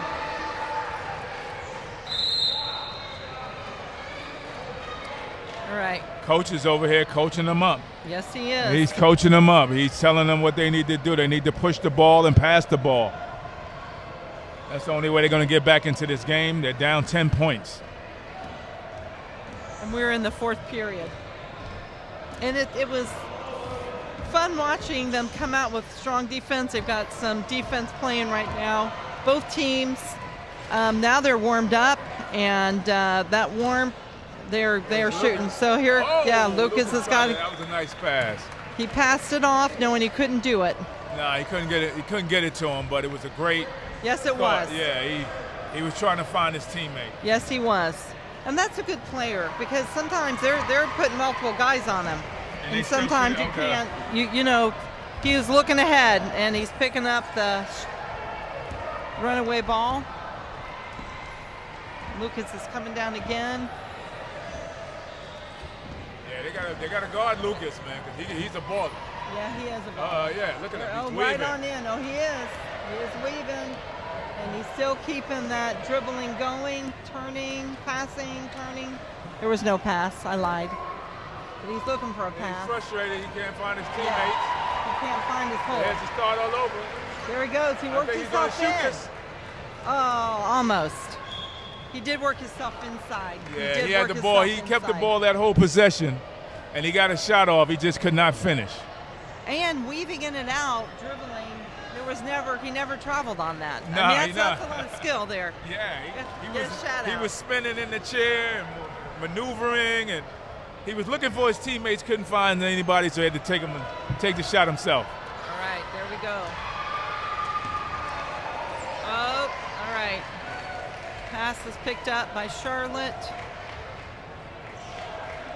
And they're bringing the ball down. And one of the things you do notice, the team will get over, if a ball's been thrown, they're moving to where the ball was thrown because it is hard to get into the right position to receive the ball when you got chairs on you. So if you'll notice, if they're in that area, 2 or 3 athletes move to the same direction, so one of them will pick the ball up. Okay, do they hold the ball? Is the strategy, there's no shot clock, as I'm seeing here. Not on this one. Not on this, on the other. Oh, okay. There is a shot clock. Okay. So if you get up 10 points, you can slow the game down a little bit here, and if you're trying to win. Well, you could, but that's called bad coaching. Oh, okay. Okay, I got you. Okay, I got you. Yes, it is a strategy. Yeah, okay. But when you get up a certain amount of points, and we're going to hold the ball. We're going to keep it, Coaches wouldn't like you. Okay. And You're not. Right. Really, if you're not being a selfish coach. Right. You want to give them opportunity. Yeah, you want to get them out there and get them an opportunity to play. Look at these two. They are battling right here. They're off the ball. He's not letting. He's playing. Look at him. Yep. It's like you're not going to get in. They are blocking them off. But again, you don't see any animosity. They are going at it. They know they are. And one's trying to outdo the other. Well, they know he's a shooter.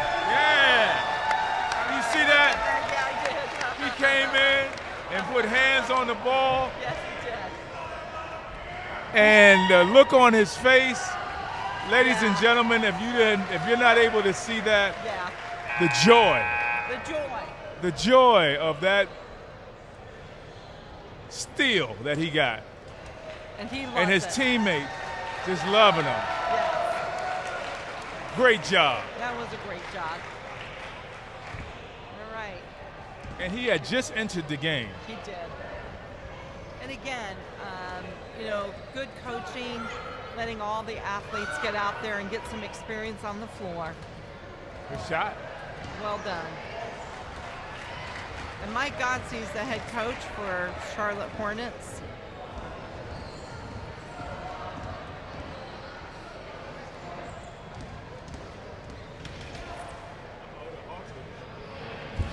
Playing good defense. Yes, they are. You can tell they've He's worked on willing. that defense. He's looking for someone to pass it to. All right, he passed it off. He's going, all right, coming around. He's squaring his chair up. I think he's going to try to put this one up. Hands up. Look at the defense. Yes. Oh, good pass to he Lucas. got it over. Oh! Lucas made it. My Lucas is goodness. a baller, ladies and gentlemen. 20 points for Charlotte. And Lucas is the man. He scored, I think, in this game so far. Oh, a fake. Did you see that? Jordan looked like he was 12 going to pass. of the 20 points There he goes. in Good this job. game. All right, there he goes. Come on, get it. Oh, just short. Coach is giving him a thumbs up. Good try. Yeah, and it's all about the effort. When you see a team giving effort Yes. as a coach and they're not giving up. And no one's giving up here. No. No one's giving up. No one's giving up in this game. And I always feel like that's a win because life always gives you challenges. Yes. And that mental tenacity of not giving up is what pushes you through those hard times. Absolutely. I played for a coach, Jim Valvano. Oh, Don't ever give up. Yeah. Don't ever give up. And that's what I was taught in my life, and I live my life that way. Yes. You know? The best words. Yes. The best words. Glad you said something. His big fundraiser, Derek Wittenberg, and another Yes. NC State guy, would have been here with us today, but he's up in New York for the Jimmy V. Yes. That's my they've got- teammate. Yes, Yeah, yes. we played on the same team, and he's up at the Jimmy V right now. So they've got a lot of festivities with ESPN up in New York, Yes. honoring Jimmy V, and I will be here. We're celebrating the 40th anniversary of the national championship team here at NC State. Can you believe it? Yes. We're not that old. I know. What's up with that? I know. 40 years went by. I mean, I thank the Lord that I'm blessed to still be here to experience it. But yes, 40 years have passed. I remember that game. Yeah, we beat the mighty Houston Fly Slammer Jammer Cougars in that 83 championship game. My teammate Lorenzo Charles, who's no longer with us, God bless his soul. All right. 40 years, he got an air ball from Derek Wimberg and picked it up and slammed it home, and we Yes, won the he game. There's, some of those shots are memorable. Now the Hawks are working hard to get their ball in. The Hawks are they picked up the defensive intensity. Yes, They're they trying did. to get back into this game with 2:47 left in the fourth Coaches quarter. are giving praise to the athletes coming off the floor as they good pass. continue. Good pass. Oh, good shot. all right, good rebound. Come on, give it over to Jordan. Oh, good pass. All right. I cheer for everybody. Oh man, that was great Hawks, teamwork. Jordan right there. just brought them up so that we put 2 points on the game. So the Hawks it's a 10-20 game right now.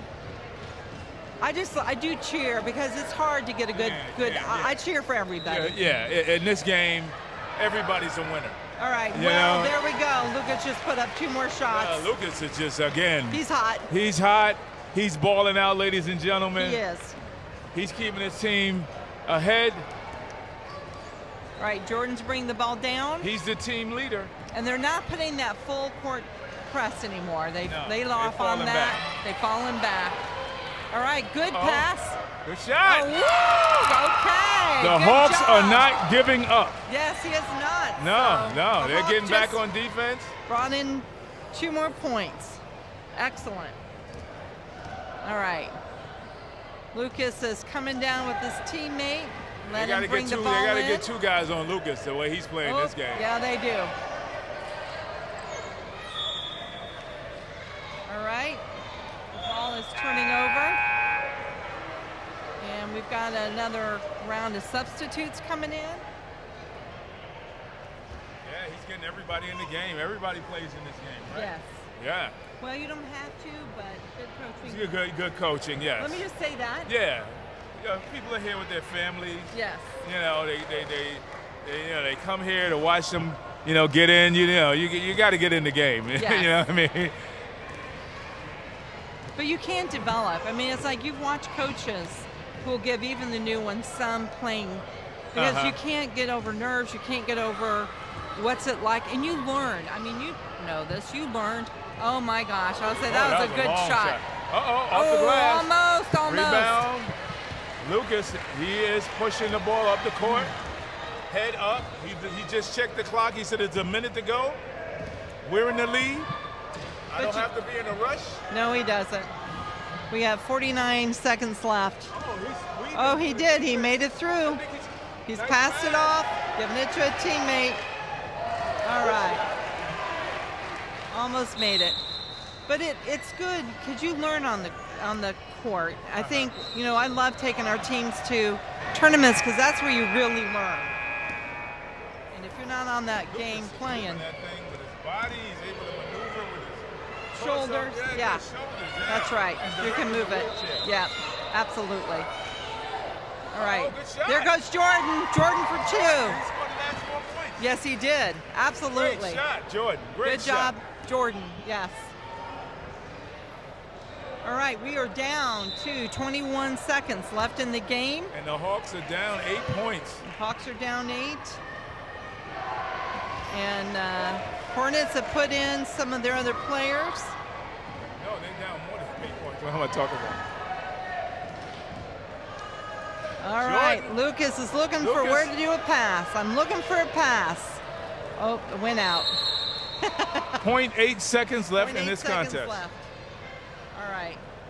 So what are they going to do? Got 8 seconds left. Take it down and throw it like you do. Yeah, you can't get a shot off. You can get in regular ball, you can get a shot off with 0.8 seconds left. But I don't think they're going to be able to get it done. No, there it goes. All right. Well done. Well done. Great game for both teams. Excellent game. Both teams did a great job. Loved it. Loved, like you said, positive attitude. Positive attitudes. Nobody gave up. Nobody gave up. They played hard. Good job, guys. Good Basketball. job.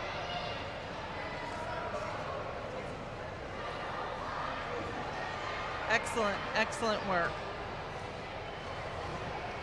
Good job. You see the great sportsmanship? Yep. Yeah, absolutely. Great sportsmanship. Good game. Absolutely. Well done. This is God's work right here. This is the Lord's work right here, man. This is beautiful. Wow. And today we have 17 teams today. 16 teams today. 16 teams. It's our biggest tournament we've hosted. And what I'm thrilled about is over time seeing the development of the sport. And when you start into something, and back in the day there was one team, we had 2, Charlotte and us. There was a team in Atlanta, there was a team in Alabama, and that was it. That was it? In Tennessee. Oh, okay. And we'd have to travel states to get to a tournament, which is why you need all these gyms, because it's a long way to travel, because you don't just go to the next county. It doesn't exist. And then you got to play. Now and this so is standing. Yes, probably has CQ. Oh, okay. From what I'm seeing. Watch the dexterity of movement. And that is, yes, sometimes you can, but you can't, they can't run. And so that is absolutely fine. They qualify to play. In the sport. In our sport. Okay. And that's one of the beautiful things I like is that you'll see so many different disabilities. And in the last game, there was one athlete who visually looked like he was going for injury. No, I don't think we won. We aren't on? I don't think we won. Please turn off the mics if they're not off.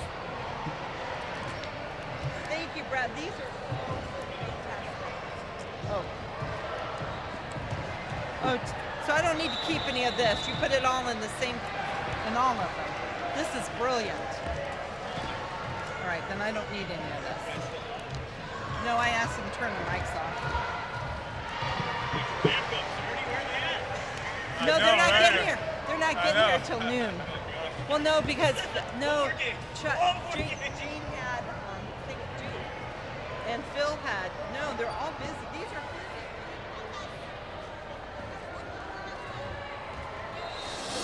busy. You are watching the Bridge 2 Sports Old North State Classic Youth Wheelchair Basketball Tournament live from the NC State University Carmichael Recreation Center.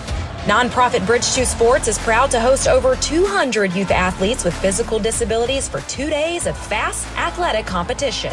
16 prep and varsity teams representing 8 states are on the court this weekend. Thank you to all the organizations in our community that have dedicated their resources to ensure these young athletes have the opportunity to compete in the sport they love. The tournament sponsor, Sports for Special Kids. Additional sponsors, Van Products, Greater Raleigh Sports Alliance, Jillian's Jitterbug, and our media sponsor, CBS 17. Without sponsors and community support, these events would not be possible. Bridge 2 Sports is dedicated to creating year-round adapted sports opportunities for youth, adults, and veterans with disabilities. For more information about Bridge 2 Sports and to get involved, visit bridge2sports.org. Bridge, the number 2, sports.org.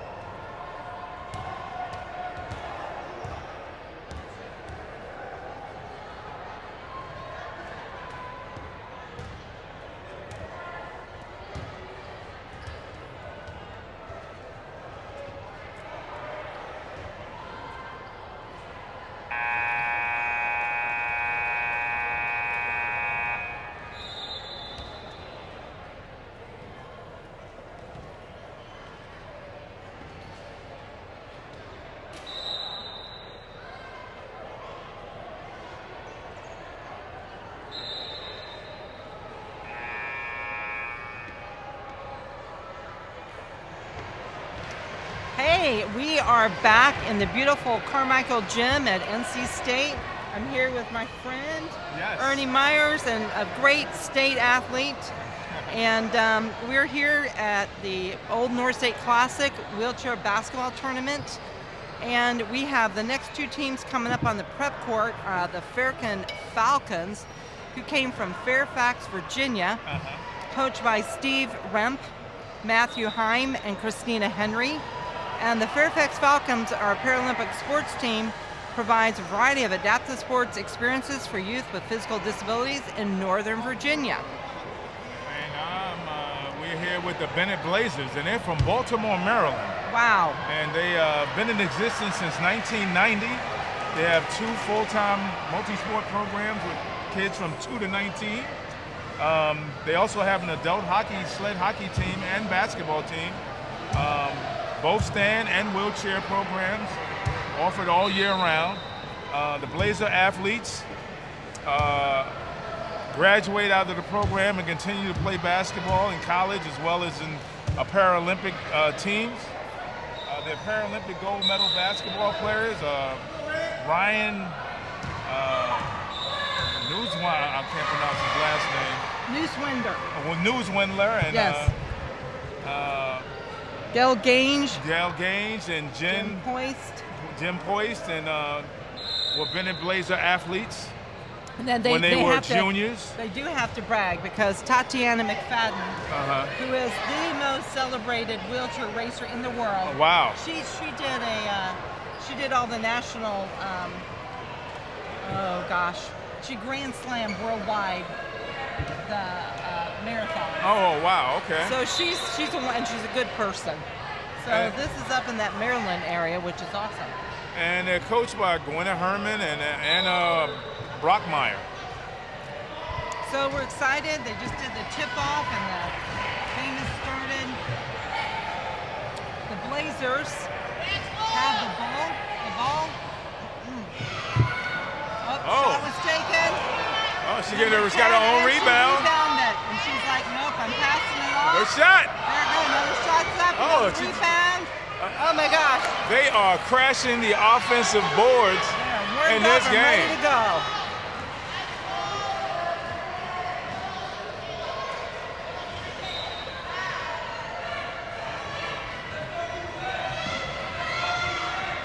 All right.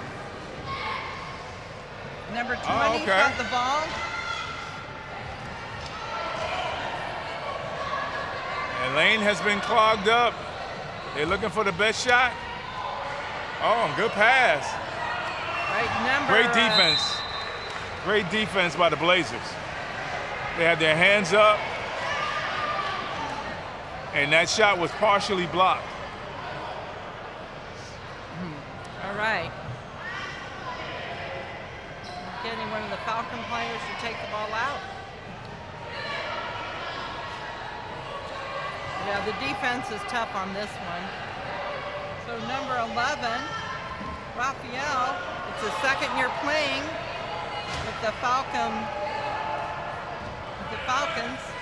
Man, they're playing, they're screening, they're blocking out. Okay. Foul. Called a foul. All right.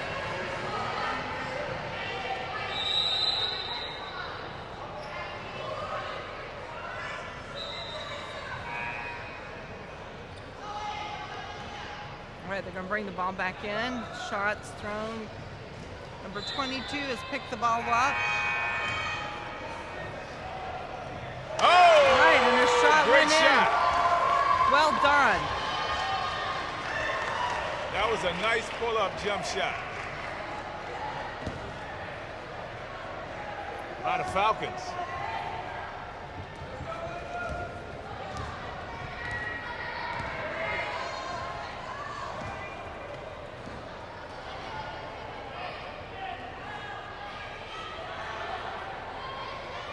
Good shot.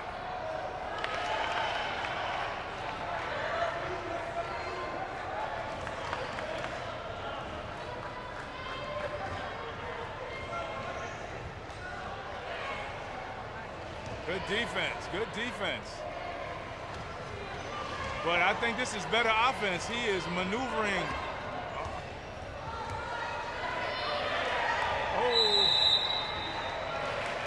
Oh, they called 3 seconds. Oh, well, lane violation. Okay. We didn't see this in the other games when they were camped out. This is a more evenly, they're an older group in the prep. We're still prep, but it's an older group. So the refs are not going to let them get away with too much. Okay. And I think that's the beauty of good refereeing is you know your group and you know they're learning a lot, so you're not squelching. But you're also holding them accountable to the lane violation. You can't camp out in the lane. Again, these teams are mixed gender teams. This is part of the prep court. We're still on the prep teams. And we have the Fairfax Falcons. The Fairfax Falcons from Fairfax, Virginia, going up against the Bennett Blazers. And they've come all the way down from Baltimore. All right, got a loose ball. Oh, picked up and taken. Oh, man, good defense. All right, we're trying to get that ball to someone to shoot it up across the court and in. Oh. Nice shot. Shot didn't count.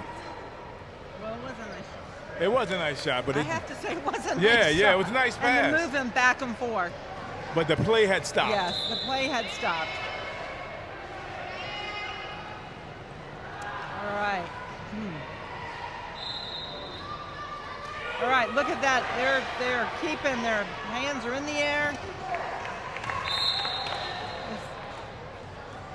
Good defense. All right, ball is thrown out again.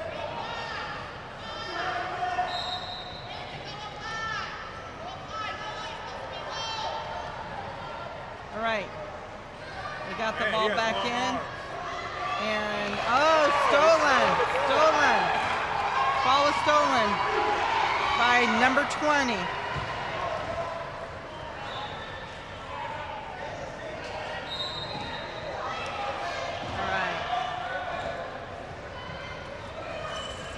All right, He got caught up.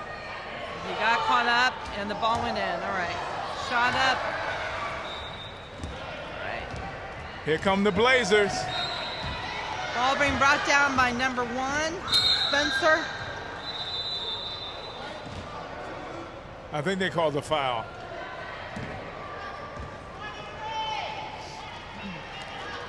Okay, this is a faster game. It's getting off much the pace faster. has definitely picked up. Yes, it has.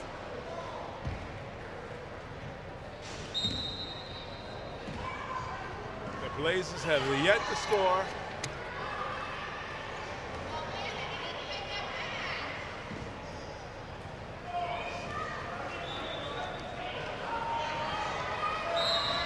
Oh, that's a hard shot. Pretty close. Nice shot.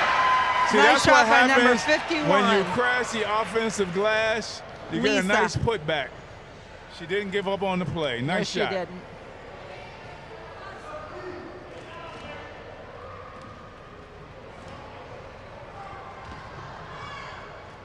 All right. Number 25 is bringing it down. Caleb. Pass. Okay, pass it over. Ooh, intercepted.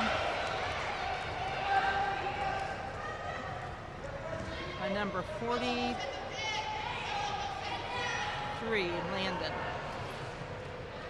I don't know if you can hear the coaches in the background, but they're calling setting picks and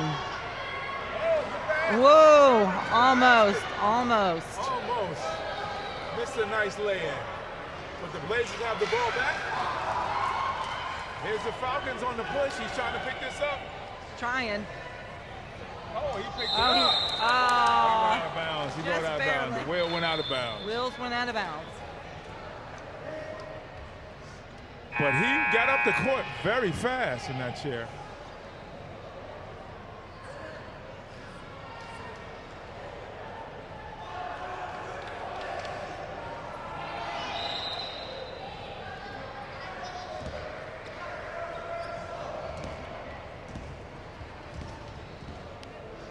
Okay, the Bennett Blazers are taking it down. Ooh, nice pass. Oh, shot was interfered. Coach called timeout.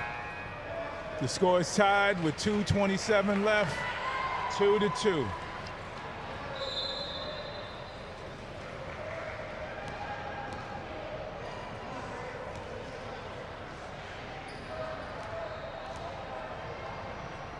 All right. It's a great time to say thank you to our sponsors today. So we want to do a big shout out to Van Products. It is my personal preference and choice for accessible vehicles and everything else that's needed in the life of living with a wheelchair. I also want to, I am grateful because we had to get some different goals, and they kindly donated money so we could do that. So we had the goals that could adjust in this gym. I also want to say thank you to our lunch sponsor, Jillian Jittersbug Foundation. And we're grateful for the generosity of that foundation because the league has changed from providing lunch for visiting teams, but we are grateful that we're able to support the teams by presenting and having lunch for them today.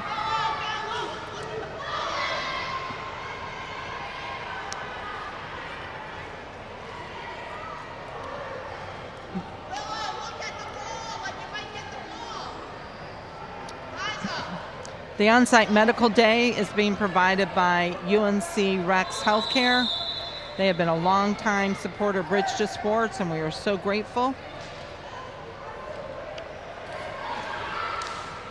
All right. Oh, the ball barely got. Boy, it went around the rim and came in. It went around the rim and went in. Nicely done. Nicely done. Great shot. Number 51. Lisa. All right, so let's see the defense are setting up. That's her second basket in this game. She's coming up at the front. Points.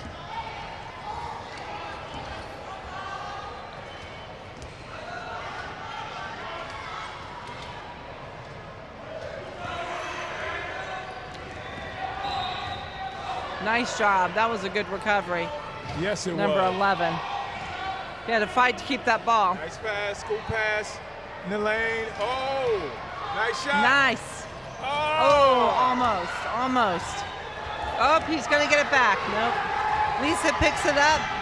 It's going down the lane. Oh.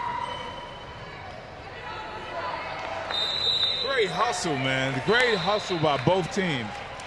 The ball was going out of bounds, and nobody gave up on that ball.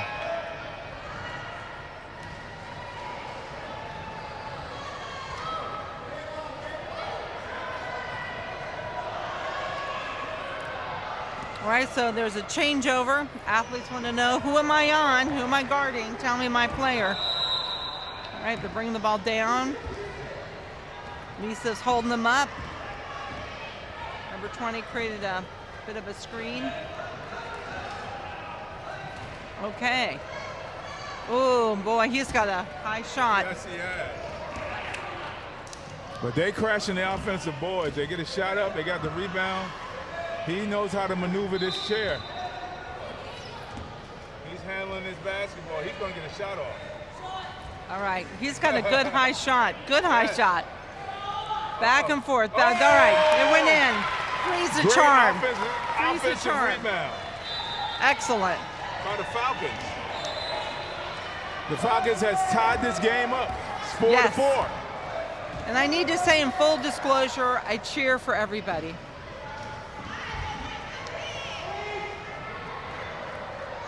All right, boy, he got out of that one. Good pass. All right, here we go. Up and in. All right, good job. Blazers scored. They're taking the lead with a 6-4.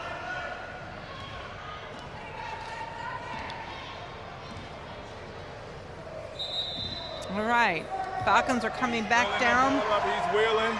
He's bringing it up. Caleb's got the ball, number 25. The clock ran out on him. All right, first Great period's first over. quarter. Yep. With the Excellent. Blazers 6 And the Falcons 4 points.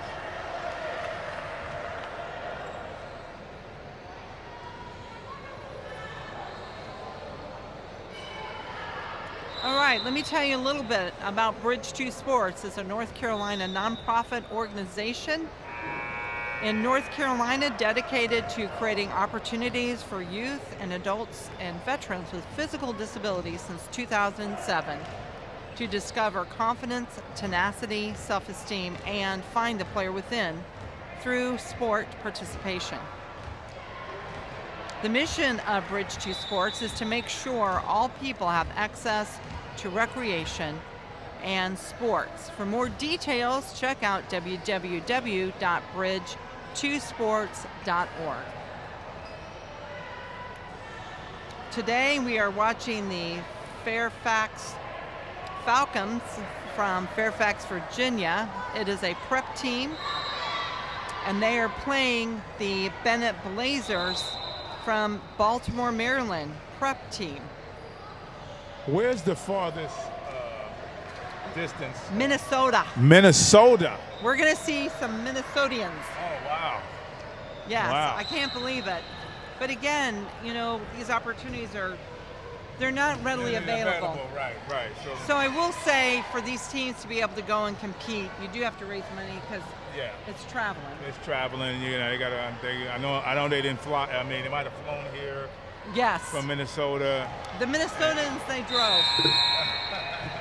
I said they're flying, right? And I found out they drove actually. They drove? Wow. Yes. That's a long drive. That's a long haul. Yes, it is. But they probably are happy to be in the warmer area. Yeah, right. They've already got cold weather going up there. They probably already got a foot of snow. Yes, exactly. All right. So the Fairfax Falcons have the ball. Wow, nice shot. That's a nice touch. That was a great shot. All right. He pulled up from deep. Yeah, that was deep.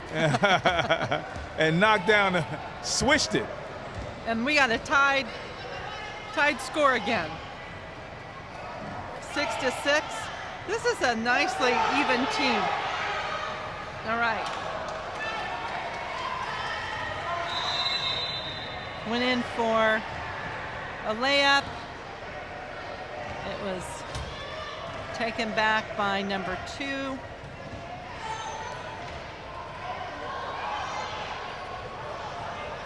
Nice shot. Rebound by number 25. And they're fighting for the ball. He's getting it back up. Oh, he's going to rebound it again. One more time. Three's the charm. All right, ball went in. Number 25. Excellent. Caleb.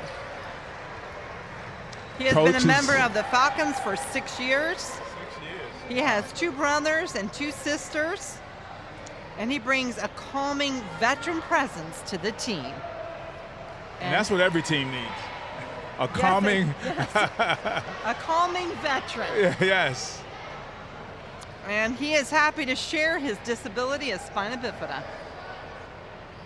When we put these together, we did ask teams to send details on their athletes, so we're reading what we were given, and they had approval to share this information. Well, he has got such a good shot. Yeah, he does. He's got a powerhouse in there. All right. Great form. So we're coming down. Oh, lost the ball. Who's going to get it? Who's going to get it? Oh, he picks it back up. He picked that ball. He has yeah, big he did. hands. He just scooped that ball off of He sure did. He sure did. All right, that's number 1, Spencer. All right. Passing it off to his teammate. Oh, right in. Oh, almost got it.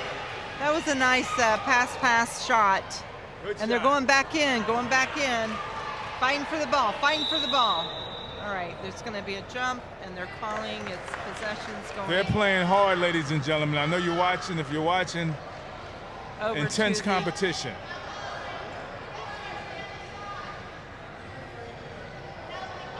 Coach is telling them where to go in and what positions to take. All right, number 1, Spencer's picked it up again. He's bringing it back, passing it over to 43. And it went over to Lisa. He's pushing the ball up the court from the Falcons. Coming down the court. Number 22 is bringing the ball pass back to number 25. Ooh. And push out of the hands by number 1. It's going to be Falcons ball. Number 22 I'm is impressed by the back intensity. in. Oh, this intense. This it's changed. Yes. And that's when we get up to the next level, you see it. And that's the beauty of watching from the beginning to where it goes, because you see the development of the skills. All right, number 11. Look at the hands. Look at the hands. Look at the defense. Yeah. We call that a rim protector. And when you're a rim protector, you know, you big guys, they got their hands up. They you know, you're not going to get that shot off. And they didn't. No, and they didn't. You're right. That was good defense.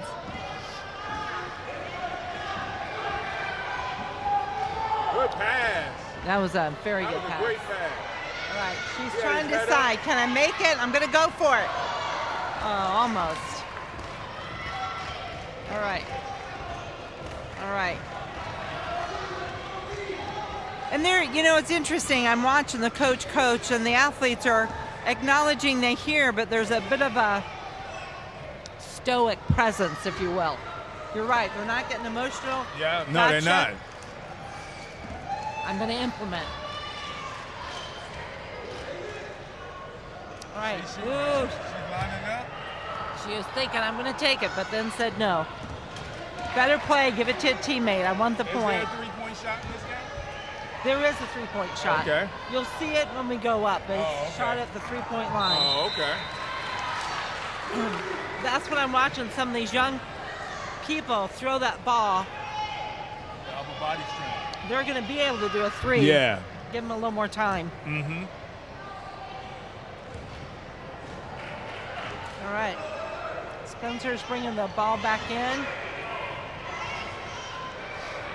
Oh, 43's coming up. Oh! Rebounded. The Falcons are pushing the ball up the court.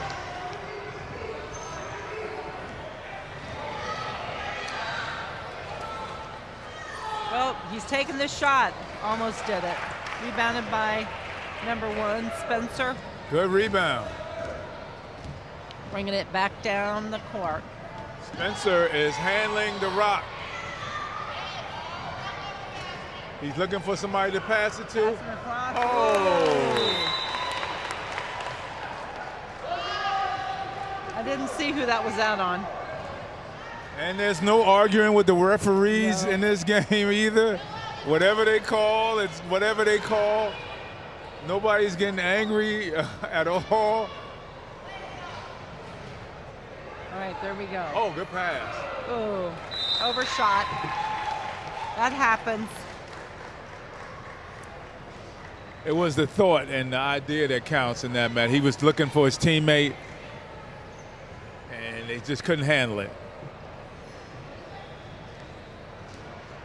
Well, and there's an art of throwing because, you know, everyone's height's different and you're sitting, you can't move and reach. So there's a lot of dynamics. Okay. We do say in wheelchair basketball, the catch is based on the thrower. Oh, okay. Because you can't move. And that's why you'll watch someone hesitate because you're like, no, there's no way they can catch it in this position. And your team, if you have someone, and as we've noticed here, we've had several athletes that really are dominant with only one arm. And you've got to know, I got to get it to their left arm for them to catch it. So you get to know where your strengths are, so that, and you got to get it there if they're going to catch it. And again, there's so many pieces. It's not easy. And I think, yeah, that's beautiful. Oh, that was a good shot. He got fouled on the shot. He's going to the line to shoot 2 free throws. And on the prep court, it is the green line for anyone who's watching. They have a shorter distance. And this is Landon at the free throw line. Landon number 43. At the free throw.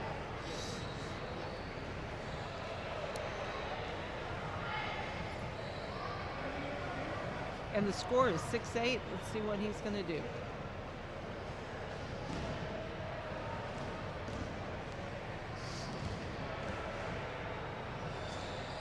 Up and in. Nice job, number 43.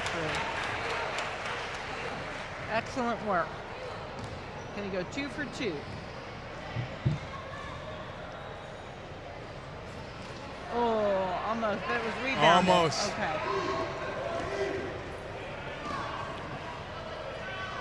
Good pass. Right. Number Oh, good 25 block. He is blocked. bringing down. They're blocking. They've got Hands everyone. up. I'll tell you, number 43 uses his arms well. Yeah, he does. He gets his hands up high, and when the ball, don't bring it down low because he's gonna get it. He's gonna get it. He's gonna put hands on it. Yes, he is. And again, everyone learning what their strengths are in the sport with different types of disabilities. I absolutely love it. Because everybody has a strength they can bring to the team. Yes. Everybody brings something Yes. to this team, to their team.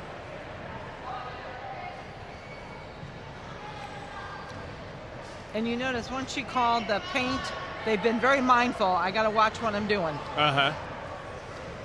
We haven't heard some of those fouls recently. Yeah, you're right. Ever since they called the 3 seconds, you don't see people camped out in the lane anymore. They're moving it. They're in and out, in and out. Oh, he has long arms. He's going to get that shot off. Ooh, oh, almost. Almost.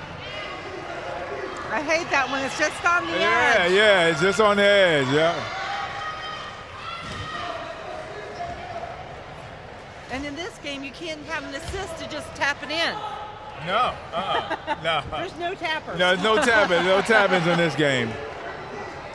You watch with a bated breath. Oh, he stole the ball. All right.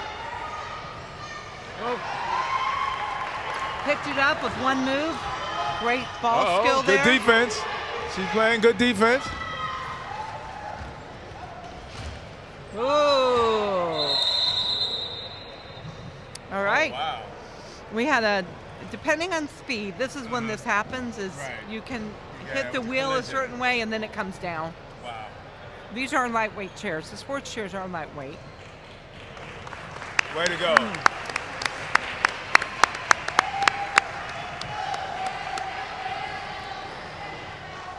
And everybody gets back in and they just get going again.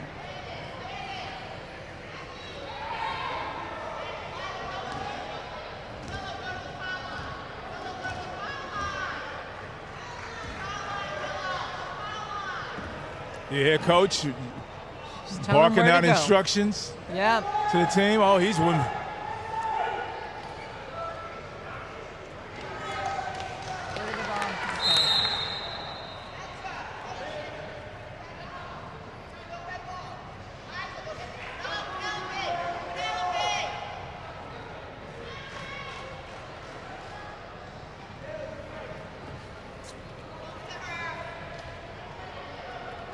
Good defense.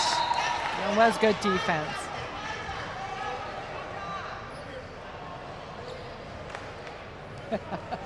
She's coaching them up. Coaches is trying to coaching them up. Tell them what to do. Go to the line. Like, she can't move. Some of the strategies are a little bit different because you Oh, good hands. Good hands. Yeah. Good hustle. Good hustle. Towards the ball. Good hustle. Okay, I just want to give a shout out to David Anderson and his team who are live streaming for us today. We could not do this without them. They helped us earlier this year, but we are so thankful for production team, Leading Edge Multimedia, with their in-kind assistance. So we are proud that we can live stream this for all the families that could not travel to be here, and they can watch their loved ones play. All right, good shot. Oh, she lost it. And the Falcons retrieved it, and here they go on the push right here. Whoa. Oh, good defense. We feel the energy right here. Yeah, absolutely. These right in chairs front of are the scorer's table. running and gunning and yeah. Oh, you can hear that. They are fighting. It's Yeah, 30 it's gotten seconds intense, left. and they want to a shot. halftime. They want a shot. Oh, you can't bring it down. Uh-oh. Can't bring it down around Landon. He's going to put hands on it. 43 got a foul this time. They touched the wrist. Oh, he touched the wrist. They called it, yeah. But he uses his they're hands fighting. well. Yeah, they do. They do. The refs are doing a great job. All right. Got 23 minutes on the clock. 20 seconds left. Will they get a shot off? They want a shot. They want a shot back. Look at it. It's Landon with his long arms. All right. He's guarding two guys. Oh, he got the shot off. He made it difficult for them. All right. Who's going to get possession here? Okay. The Blaze has got it. They got 4 seconds on the clock. Oh, good shot. Good shot. Good hustle. Right. Good hustle. That is the end of our great first half. Here, yeah, great. Excellent. Competition. It's a close game. The Falcons are up 1. Yes. On the it's a tight game. On the Blazers, tight game. You got to just give it up for both of these teams, man. They are hustling. And for all of you listening, today we are live. We are live casting this. This picture, yeah. From the beautiful Carmichael Gym, and we are so grateful to have supporters to make this possible. Thanks. Can you cut the mic? Cut the mic.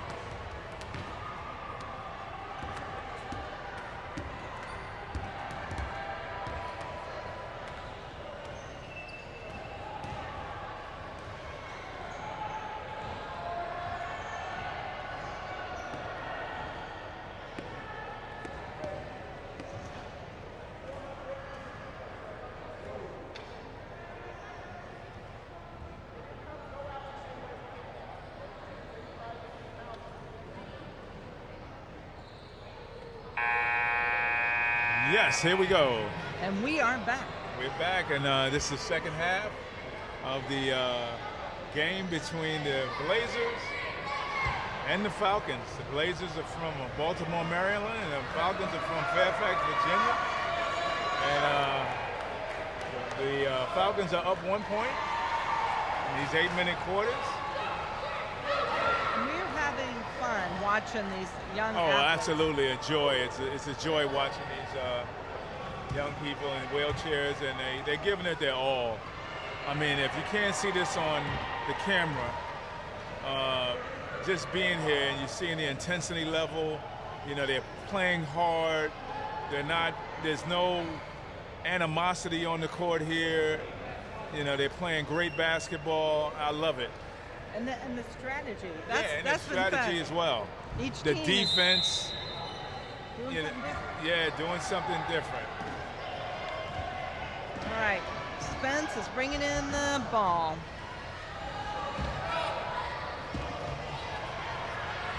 Good pass. Oh. So you notice if you're close, you see the chair wheels hitting the other chair wheel. That's an acceptable hit. It's head on. Is it an illegal hit on the chair or coming in the back? So when is it a foul physically when they hit their hands, or can somebody run into you in your chair real hard and they can call a? It depends.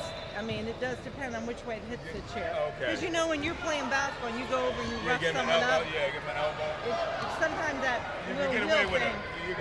it. Yeah. Yeah, you get away with it, but sometimes if you hit them real hard in front of the ref, they're gonna make the call. Yeah. Okay, I got you. Nice. That was a good pass over. Look at the hands up. Look at the hands up. Look at the defensive intensity of this young man playing Yes, they defense. are. Look at the steal here. Whoa. Oh, he got the ball back. But this guy is not giving up. He's hands up in his face. And he switched off. They switched off. Oh, he got long arms. He's getting that ball. Yes. He's got his hands up. The Blazers are playing Oh, great. nice The Blazers shot. played great defense, went in. but the Falcons had better offense on that play right there. They sure did. They scored, yes.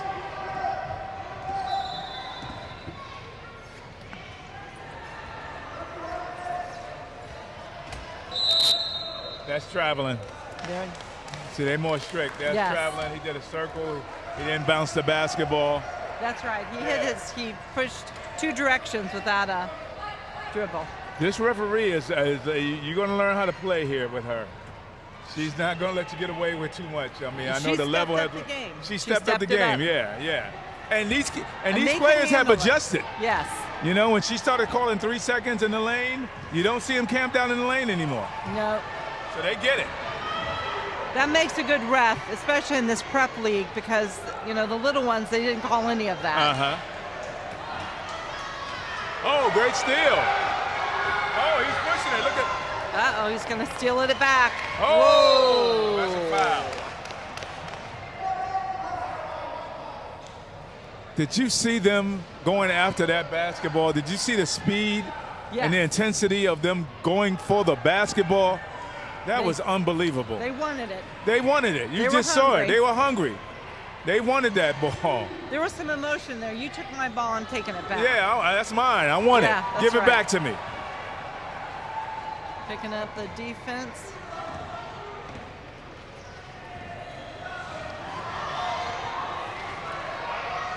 Look at the defense. Look at the defense he's playing, number 11. And they rolled off. Good steal. Nice. Good steal by Landon. He's pushing it, but he has to dribble that thing. Good pass. Look at the defense. Look at the cutoff. Oh. Good pass. It was just a little too hard.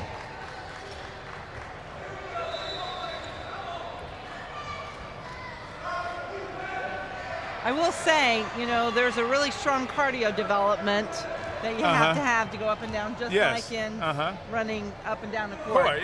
The same thing, you got to have a good cardio. Lung capacity, breathing ability to keep it up. He's dribbling around the perimeter. He's looking to find his teammate. Nice spin move to evade the defender. Now he's going to take this shot. Oh, off the glass. Here come the Blazers on the push.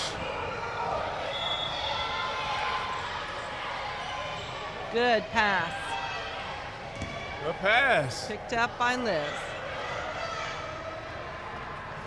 He's going to get caught with a traveling. Beautiful pass. And up. And Almost. the foul. She got the foul. She drew that contact.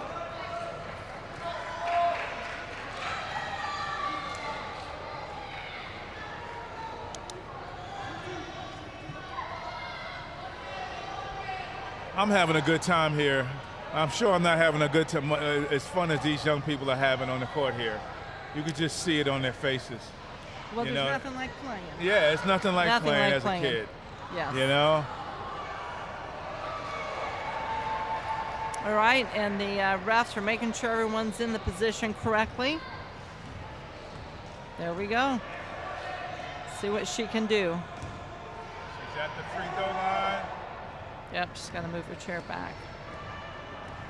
There we go. Missed the first. It's all right.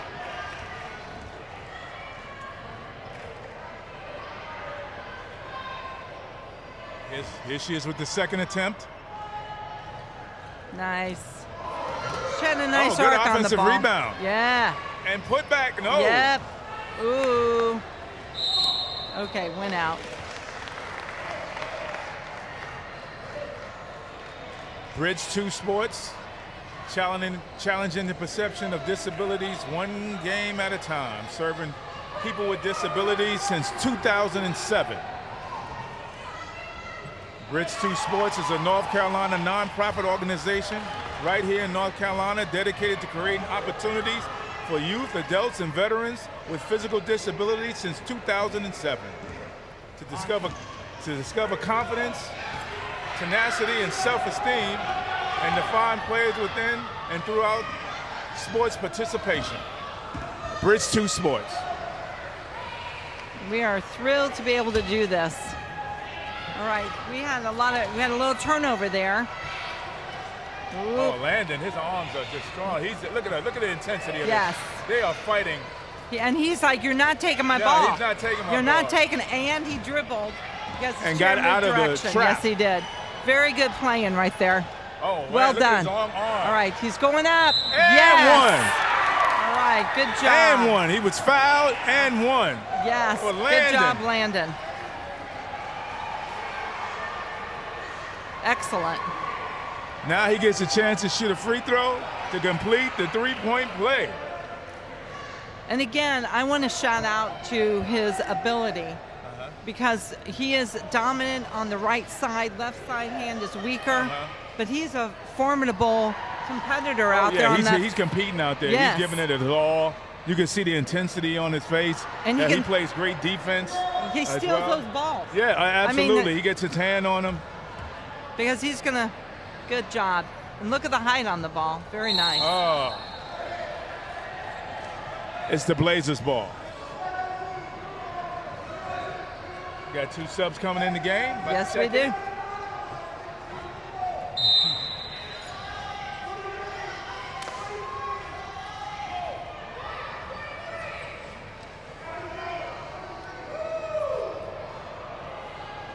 Good job. The coach said, come on in.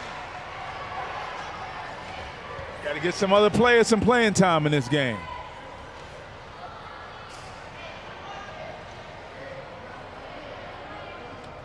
All right, ref is getting him out of the paint. All right, you can come in now. In and out. Landon. Nice. Landon shoots Yeah, again. Landon. They had the three-point play. Nice. He missed the free throw, got the rebound back, and put it back up.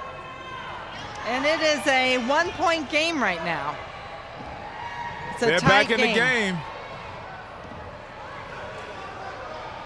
This game is intense. It is.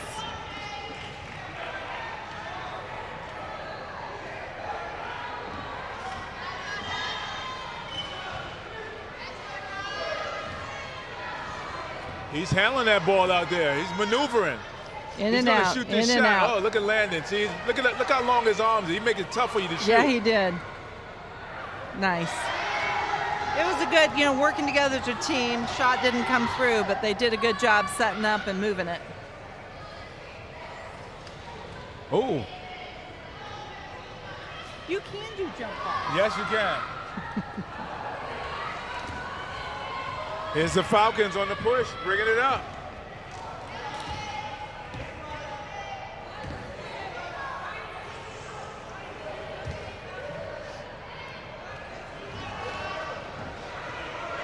Ooh. All right. He's in the lane. Stolen. Landon is playing great defense. He has he's not letting anything go in this game. No, right he is not. He is not. He's not letting anything get past him in this game. He is not. There's no intimidation there. It's like, you're in my space, I'm taking the ball. I'm taking the ball. He's putting hands on it. You come anywhere with the ball within his vicinity, he's putting the hands on it. Here he is playing defense right now. It's excellent.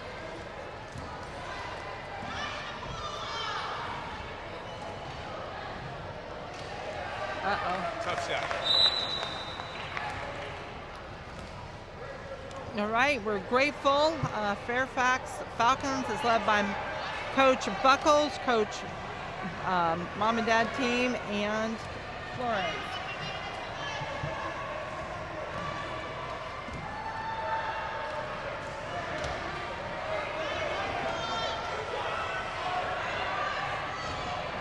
Look at the defense. Look at the defense she's playing.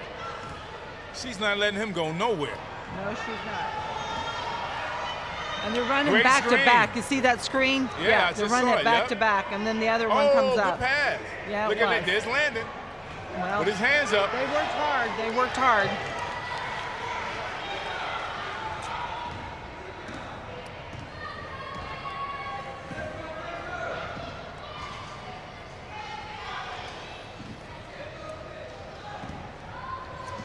Working the floor, finding a shot. He wants to take it. Oh, There's there he Landon. goes. Ooh, nice. Landon Well is done. keeping them in the game. The lead is 13-10. Landon's playing defense on offense. Sure is. He's playing a great game here this morning. Yes, he is.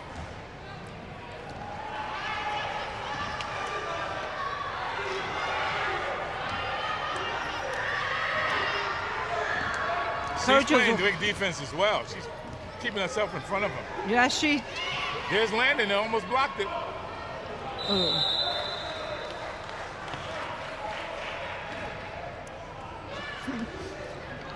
I'll tell you, there is some fun stuff going on here today. Yes, it is. This is fabulous basketball, intense basketball. These both teams are competitive. And again, the age is up to 13, so this group looks like they're probably 11, 12, and 13-year-olds.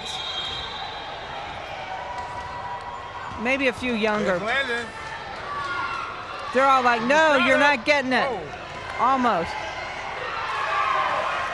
She got the And offensive Lisa got rebound. it back. She got it back. Coach is saying, take it out. Landon does. The clock is running down. Let me get it off. Yeah, he got the shot off. Almost. That was hard for a basketball right there. They didn't want them to get that shot off. No, they didn't. Anyway, great game today here. Excellent. Awesome game. All right, let's take a moment to say thank you to our sponsors. We are here today at the beautiful Carmichael Gym at NC State. We're thankful for the tournament sponsor, Sports for Special Kids, helping kids with disabilities experience the physical and social benefit of sport. And we know that's the truth, don't we? Absolutely. And then our backboard sponsor, Van Products, has been supporting adaptive sports for years and years and years. But if you need anything mobility related, Van Products is my go-to place. And then today, lunch starts at 11. Teams are playing all day long. But that is sponsored by Jillian's Jitterbug Foundation. and they are committed to increase mobility independence for children with disabilities. So we have a lovely lunch planned for everyone.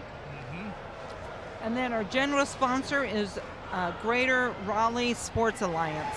And this is the first that we've dealt with because they do a lot for able-bodied sports. Absolutely. But we're honored that they said, yes, we want to come in behind. So we're grateful for them today. And also, if you want to support this Bridge 2 sports mission here, just go to the website, www.bridge2sports.org, and I'm sure you can go there and you can donate. Oh, absolutely. Money to the organization to help keep events like this going. Absolutely. And for anyone who wants to be involved and be a sponsor, we start early because we book up fast, right? So if you want to be a part of this next year, we have 17 teams here, 8 states. It'll be bigger next year. We have to take more courts this year. So join us. Help us keep the mission going.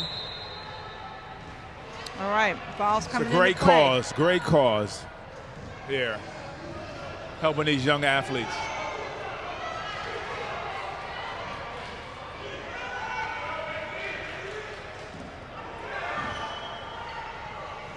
I tell you, that number 51, Lisa, she is a defender. Yes, she is. She's it's hard. She's hard to get around. She is very hard to get around. There's Brandon. So you can't They leave the ball around Landon. Great steal by Landon.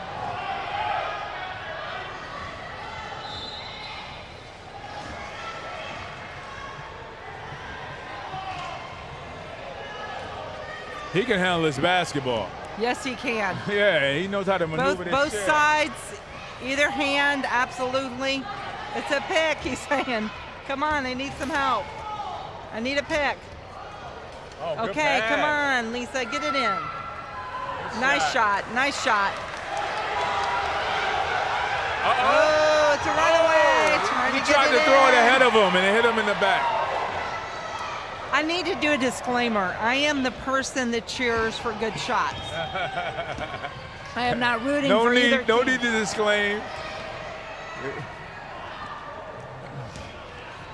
I will have to say, my son played football for App State, and he would go, my mom's the one who cheers for the other team. I said, if it's a good play, it's a good play. It's a good play, right? I can't help myself.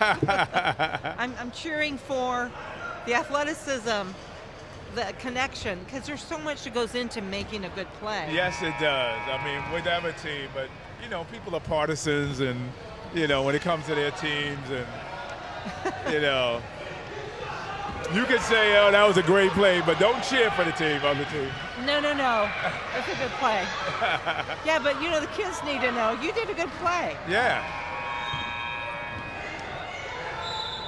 Remember, I told you I'm a sucker for kids. Oh, good shot. No, oh, almost went in. Almost went in.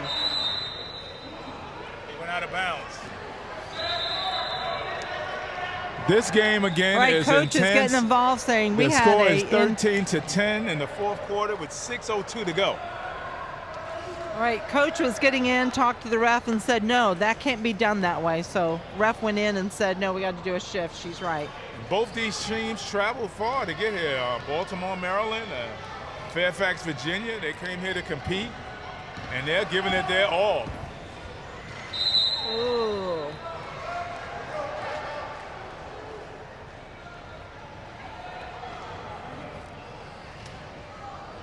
Coach over here is coaching them up. I see what she's trying to do, Coach Gwyneth Herman. Gwyneth Herman. Look at the pick she set for him. She's right under the basket. She sure is. Oh, almost. But it was I can't rebounded. believe she missed that. I know she can't believe she missed that shot either. She had enough time. It's okay, Coach said. It's all right. Yeah, the coach is saying, encouraging it. It's all right. Don't worry about it. You did the shot. Good job. Move Good on. job. Yes. I love it. Whoa.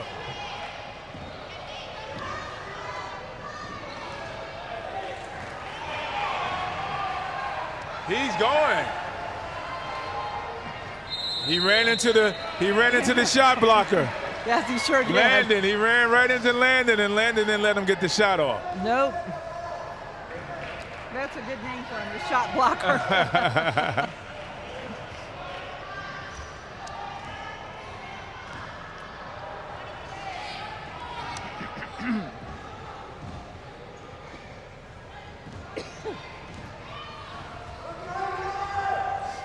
There she is again. Oh. She missed another close one. Setting her up till she gets it. Yes. Her mind has changed. I can do that shot. Oh, yeah. She's going to make the next one. Yeah, she is. Yeah. And she looks over at the coach like, hey, the coach is like, hey, don't worry about it. That's right. You know, just keep shooting. That's right. That's what you want to hear from your coach. That's exactly right. We get to see all the subtleties of the game right now. Absolutely. I see it. We see that right here. You see the intensity, and the coach here is coaching them up. And look at the defense. Look at the defense she's playing. Ooh. Look at the defense. Almost. I think she got a hand on that.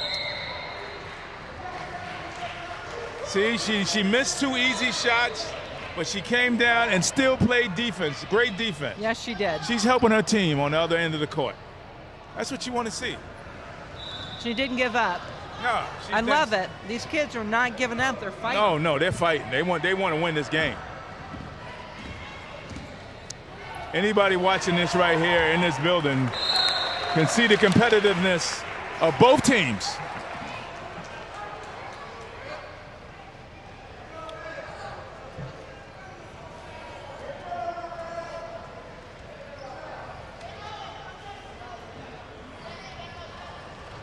Oh, there's Landon. You see how long his arms are? That's right. He's amazing. Amazing. Oh, good shot. Come on. Almost. Oh, good rebound. Got the rebound. Kicked it back out. Woo! Oh! See, that's what I'm talking about right there. Did you see the intensity of that defense? Yeah. He did not give up. They, the wheelchair, they crashed into each other. They weren't gonna let him score. There's Landon.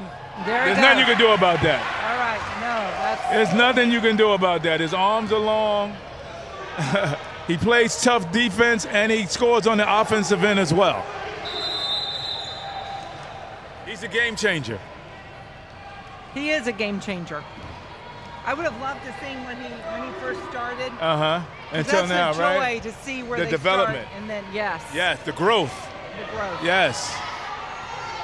And that's what opportunity does. It develops growth. All right. She's saying slow it down. We're not in a rush. That's right. Oh! There's Landon. He's looking for someone to pass it to. He knows how to handle that basketball. Look at him. Got it. Good shot. Oh. Almost. In and out. In and out. In and out. But he got to the basket. Yes, he did. He worked his way down. Yes, he did. He really knows how to handle that. Passed it over to his teammate saying, you're going to get another shot at this. And I appreciate that. They're not holding back.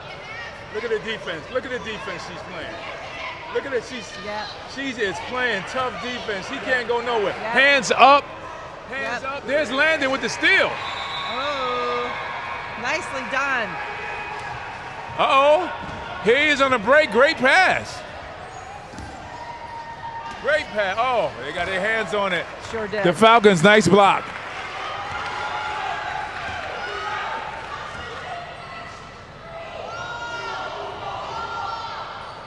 Oh. 51 is everywhere. The energy is going up in this area. Liza is her name. There's Landon with his hands up. Look at that. Look at that. Oh, and he brought it down, and Landon had hands on it. He's just a dominant defensive player. He is.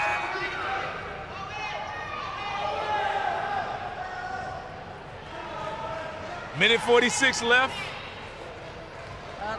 The Falcons are down 5. He's like, no, you can't get over my arms. Nah, You can't get over me.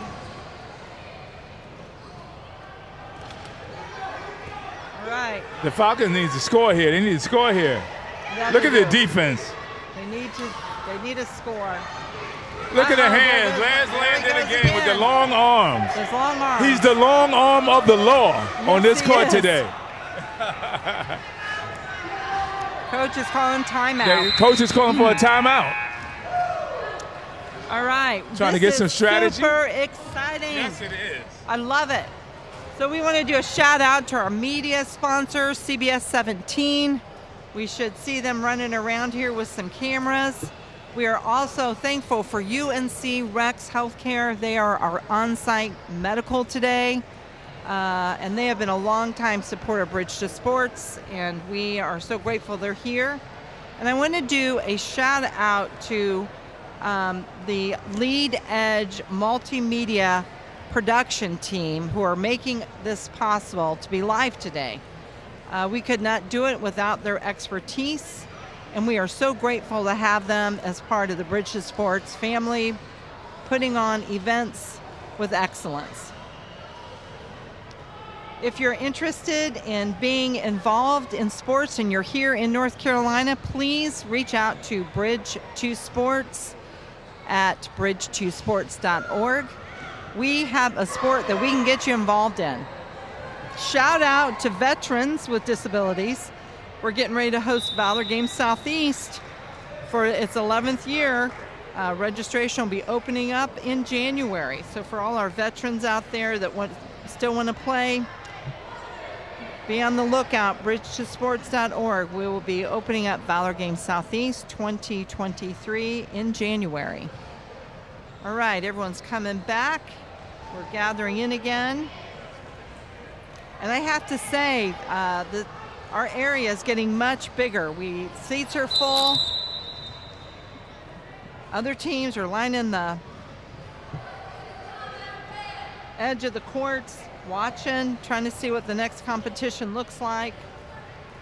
It's a minute, 21 seconds left to go. Coach is over here drawing up some plays, trying to get her team this victory today. It's a tight game. All right, we are back on, and here we go. We're live from Carmichael Gym with my awesome co-host here, Ernie Myers, who I am so grateful is being a part of this. Oh, He's absolutely. I'm the just life of being out there. Yes. Playing blow by blow, the excitement of the sport. Yes, the intensity of this game and the hard work they put into it. I mean, you could just see it. I mean, it's just a joy to be here. I love competitive sports, and this is unbelievable. I mean, what a joy to watch these young people play so hard, you know, and you can see the joy on their faces, and you can see the intensity in the way that they play. And the referee just licked her tongue at me. Yeah, the referee's trying to make us laugh. She's a tough referee, yes, though. She's calling it. She's calling a tight game. Yeah, she is calling it a tight game. All right, we're coming back live. We have 1 minute, 21 seconds left. to go. We have a 15-10 score. So let's see what's going to happen. It's very exciting. And we have seen since this morning, we saw some teams come back, didn't we? Yes. All right. Do they have backcourt? Ooh. Oh, good steal. That was a great steal. Woo! Almost got it up. Who's going to get it? Oh, man. It went out on his chair. Wow. Rats. That has to be hard to do. Yes. Yeah, while you're flying in a wheelchair, trying to figure out how to shoot the shot and make it. While you're, you know, he was going about 5 or 10 miles an hour. Yes, he is. Yeah. There's Landon. All right. They're fighting. They're fighting. They're fighting. Uh-oh. Oh. Out on Man, they Fairfax. had opportunities. They just could not convert. No. It's a 5-point game with 50 seconds to go. All right. Blazers up 5. They should not be in a rush. Time is on their side. Time is on their side. I think their coach has kind of been saying that to them. Slow it down, slow it down. All right. 33 for the Falcons is playing great defense as well. Well, all of these youngsters have been doing a phenomenal job. Yeah. I think when you get in a chair and you start understanding all the dynamics, this group has done a great job. I think they're nicely paired.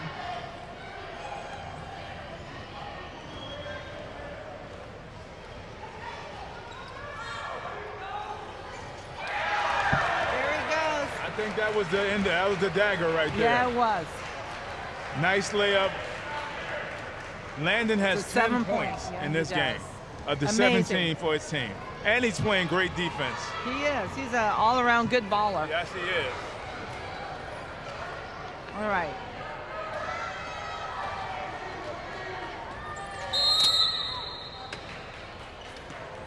Did you see how he was rolling his chair to try to get the ball to help his team? Unbelievable. Good hustle. Great hustle. What these kids have put into this. Yeah. Okay.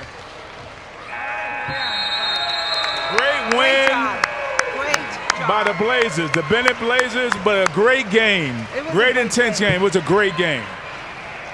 Excellent, excellent. All right, we are so glad everyone tuned in this morning. We are going to be taking a little bit of a break. We're going to shift courts. We're going to be going over to the varsity court. You're going to see some other awesome things going on. You want to come in and say, hey, ref? we want to make you now. And if you know anyone with a physical disability and you want to connect with Bridge 2 Sports, again, www.bridge2sports.org. Absolutely. We are in the They business. have sports for everybody. Yeah, and cross disabilities. So I know a lot of times when I was younger, I didn't play sport. I formed sport when I was in my 40s. And I wish, that's why I started Bridge 2 Sports, because I wish as a kid I had that opportunity. And I just want to say to everyone, we know our limits, but let us help you find what you're not limited in. Right. Because we have all sorts of sports. And find out what you're capable of. yes. You know, with Bridge 2 Sports. I mean, they have sports for everybody. Archery, cycling, kayaking, air rifles. I mean, they play golf. They do everything. Because it's about fun in life. And I think disability surgeries, there's a part of that walk that's hard. Yes. But sport and play is what brings joy. Yes. So come play with us.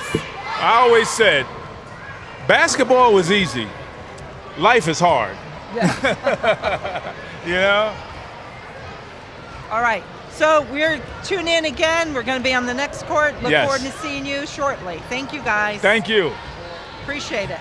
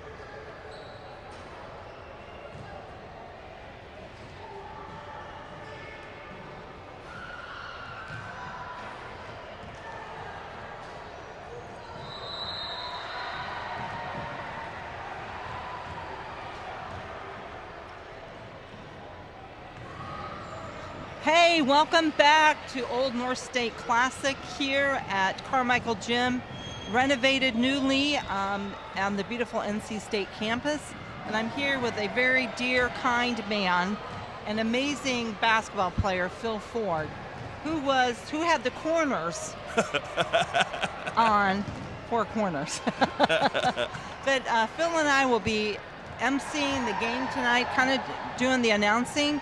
We've had a great morning this morning, and what's coming up, the next game is Katie's Komets, and they are part of the JNIT division in the NWBA, and they've come down from Philadelphia, and they will be taking on the Fairfax Falcons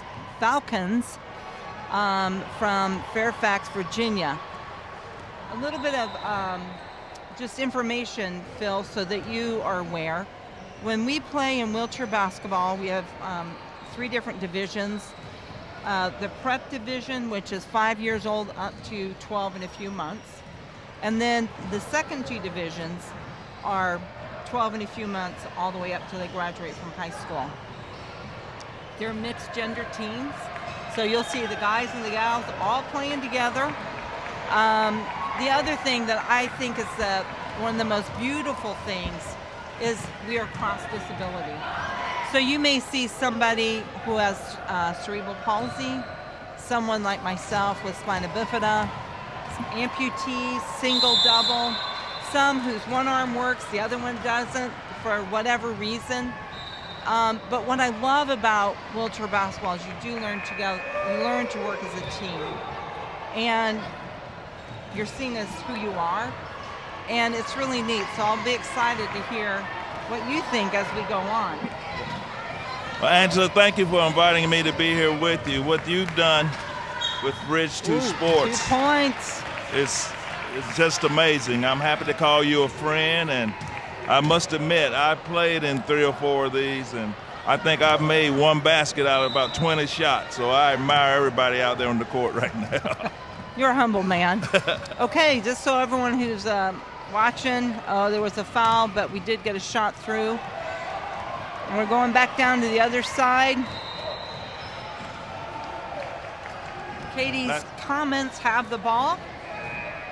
That's interesting how they look to fast break as well. Oh, yes. They were, and the defensive team got back defensively too. That was pretty good. Well, what was interesting on the other, we did the prep, we had some very young ones. And what's cool is seeing the development and the skill from there all the way up here. They are going to call 3 seconds in the paint. There are fouls. You're going to see 3-point shots here if they do count. But this is an older league, bigger people. They've developed the skill. I think when we did this over in the PNC Arena a couple years ago, I actually played in it with some pros. The guys from Fayetteville. Yes. Woo! They were great.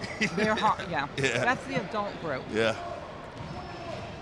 But you, because of your basketball experience, you're going to be able to look at here. You're going to see the defense are running. You're going to see, they're doing man-to-man. They're doing, that was just a pick. So feel free to call it out as you see it, because you do know basketball, and this is basketball. It certainly is.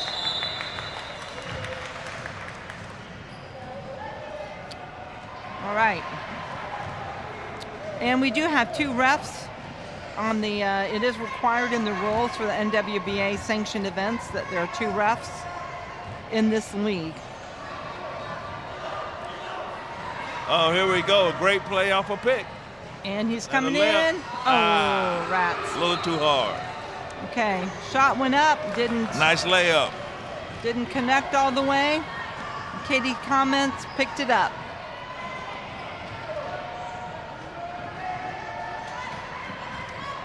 Some good. Right, over to the side. A little pick and roll right there. Yeah, there was a pick and roll. Nice shot. Nice bank Number shot. 34. And that is Caroline. She has been playing with the Comets for 6 years.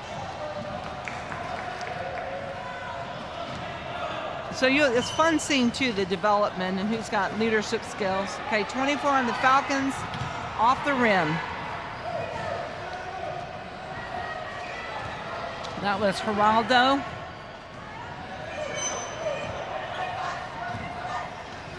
Oh, nice. It's going in again. This time he makes it. He didn't want to be denied twice. Good job, 24, Geraldo. He is an honor roll student and wants to major in sports and exercise science. His strengths are defense, steals, and speed. And he is proud to say he was born with spina bifida and scoliosis. So some of that, we did ask some of the athletes if they wanted to share. It's pretty amazing to me how good of passers these kids are. Yes.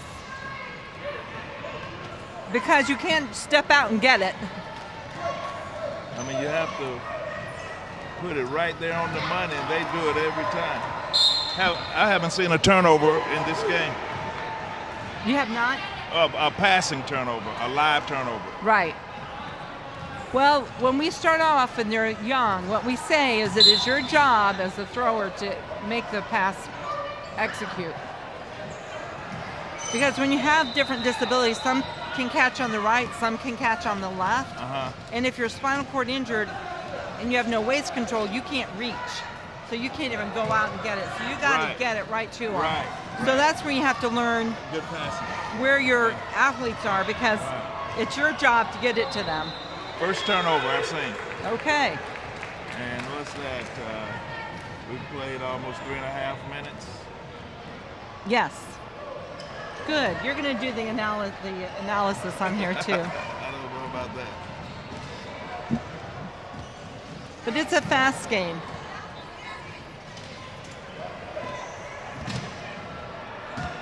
Right. All right, that's Nuri. This is his second year playing varsity. He's been playing a total of 6 years.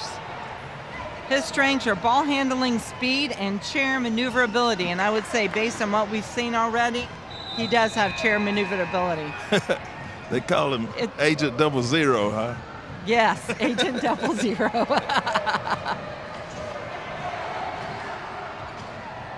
All right. Nice pick and Nice. roll. Very Beautiful. nice. Beautiful. Nice shot. You know, that pick and roll works in every kind of basketball. Yes, it does. All right. Oh, there was the steal. We're heading back down to Katie's Komets side of the court. Oh, shots up. Oh, offensive rebound. Yep. All right. The one thing we did say you can't do is you can't chip in on this game. You can't. Chip in. All right, here comes Agent 0, and he's going to get it back, but he's getting to the glass. Nice. All right. Number 14, Indigo. She's Indy 500, her nickname. 14 years old. Did the assist. No, didn't go through. All right, 34's keeping it in. She's going to shoot it. She's taking it. Nice job. I was about 15. That's about 15, 16 feet. That was number 34, Caroline. This is her 6th year playing with the Comets, which is awesome. I love seeing strong women play. All right, and we have gone over. That's no. Agent 00. 00. The guy with the chair's maneuverability.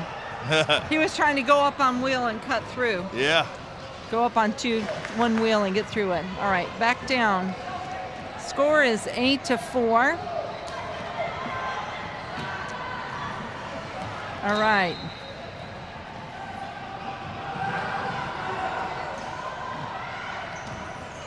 All right. Oh, number 14 picked it up. She's bringing it around. Uh-oh. Agent 0 got the ball. Good defense there. Yes, it is. And good chair movement. Micah. All right, there he's going in. He's trying to get a 3. Picked up by number 31. Micah Celeste. did a good job of getting back there, cutting off double agent. Yes, he did. Into the basket. Uh-oh. Jump ball.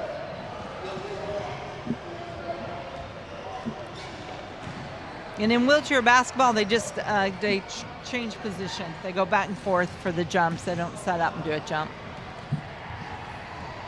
The other thing that's really cool, Phil, is a lot of our folks who play wheelchair basketball are coming back and coaching it. And I love that, because you know how it is when you've played the game and you're telling someone to do something, you know how to make that work. But if you have not played wheelchair basketball and they're telling you to do stuff, it's like, how are you doing that? Come show me how to do it. But it's great seeing these coaches in wheelchairs coming back and giving back to the sport. Well, everything that you guys do, Ashley, is just unbelievable. I mean, your organization, you know, the things that you're dedicated, you know, giving opportunities to young people, old people, veterans, you know, I mean, just the opportunities that your organization provides people is just something that I admire, and I admire you for. Thank you, for Phil. doing that. You know why? You know why I started it? Do you know the story? It's because I discovered adaptive sports at 42. And I thought, why did children need this? I wish I had it. So I was doing a lot at the Duke Children's Hospital. Met a lot of children with no hope and parents with no hope. And I said, no, we're going to make a difference, because we can learn to see ourselves as able, but we live with limitations. And that's a very different outcome than learning to live disabled. And so it's really, and then I played everything I possibly could until I got too old, and it's like, rats. But it really, you know, you can live well with disability, but you learn it by challenging yourself physically, challenging yourself mentally, and then having a group of people that understand that journey and push you forward. So for me, it was creating an opportunity, and that's what we all need, is an opportunity. What we do with it is on us. But that's the great thing about you. Yeah. I mean, you not only present opportunities for people in basketball, you know, just the other sports you're involved with, you know, kayaking and archery and golf and just so many different sports that you give kids an opportunity to participate. hey, look who's coming in. Look who's swaggering in there. Late. You know he's always late. Is he late? He's always late. Hey, Gene, how are you? Ashley, what's up? Hey, we're live, man. How How are you? How you doing? Bro. Good to see you. Thanks for being here. They're live and I'm messing things up. Yeah, it's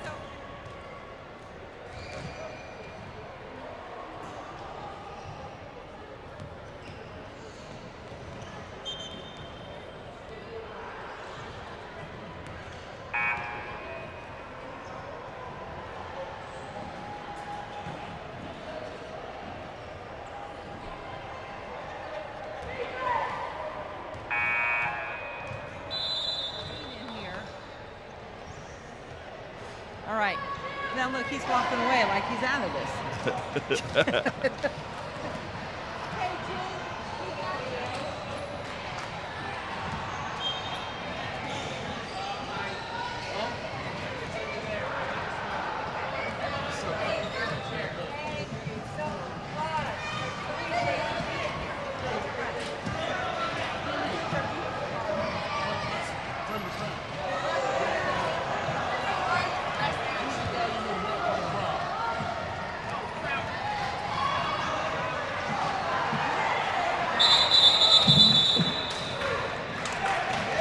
What's up, man?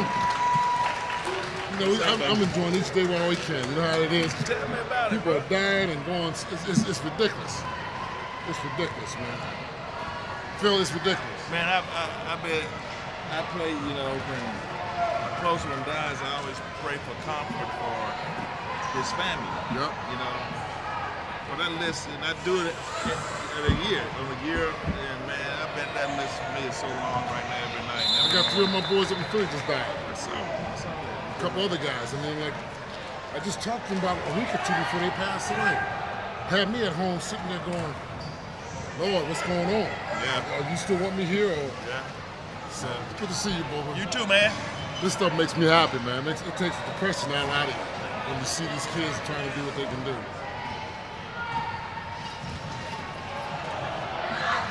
And they be serious, Phil. They be serious. Have you ever played it? I played at the first year when I got the new hurt. I was in that chair. It wasn't easy. The one at PNC? Yeah. It wasn't easy. Okay. Oh, the mics? Gene, it's good to see you, man. Well, Phil, it's good to see you, a Duke guy and a Carolina guy coming out here watching some. People don't realize there's some serious competition out here, and I'm not just saying that. And they get into it. They're competitive, and it's heartfelt. Man, and they're good, too. They're fundamentally sound. I mean, they make good passes. I've only seen one live ball turnover since this half. Well, I will say this while you're here, and I'm going to crack a little joke, but I hope they don't get – do they have a shot clock? I want to make double check, number one. Number two, I don't want them to go under four corners now. So, because you were the best. You controlled what Coach told me. So how things been, Phil? How things Good, doing? man. I can't complain. You know, I'm on a couple of boards now and do a little speaking.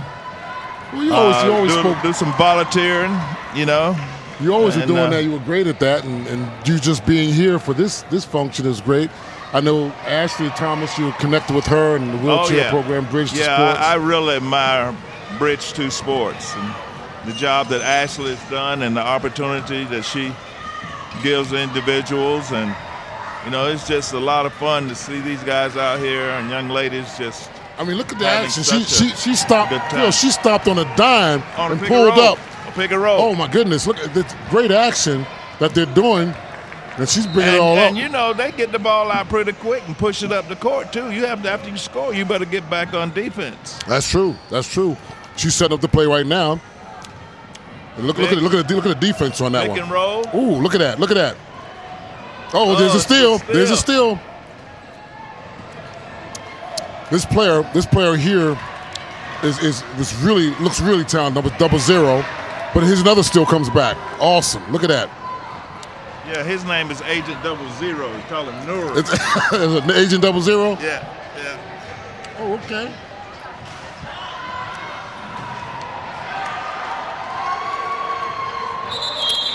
Now, Agent 00 Nero is a second-year playing varsity, 6 total years with the Falcons program. His strengths are ball handling, speed, and it says called chair maneuverability.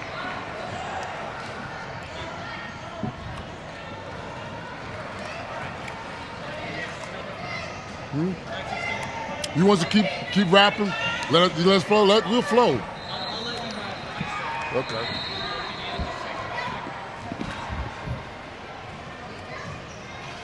Oh wow, that's a sweet play. Oh, ooh. That was a very nice play right there. Looked like one of them pick and rolls you came off of, who's that, Jeff Wolf when you were playing? Yeah, two guys looked like they set a double pick for Nuri to come off, and he came off wide open and knocked it in.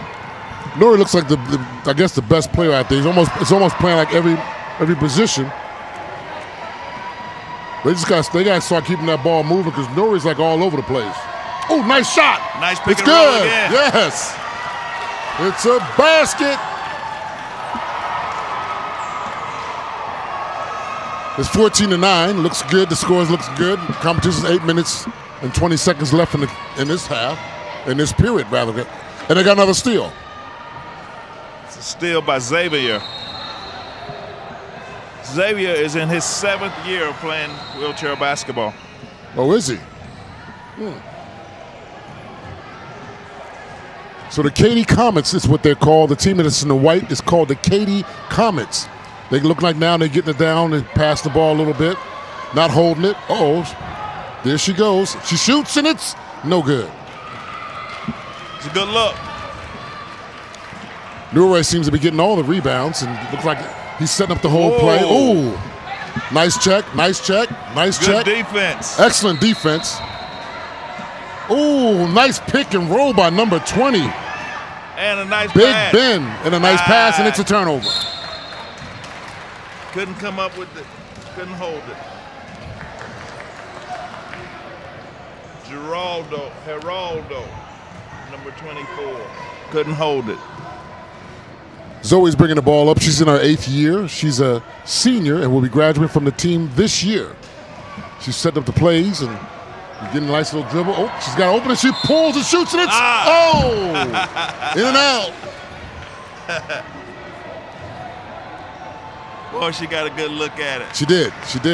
But she got a foul on her. She is going to get 2 shots. Score is 14-9 with 7 minutes and 9 seconds left in the game. She gets her first one, and it's in and out.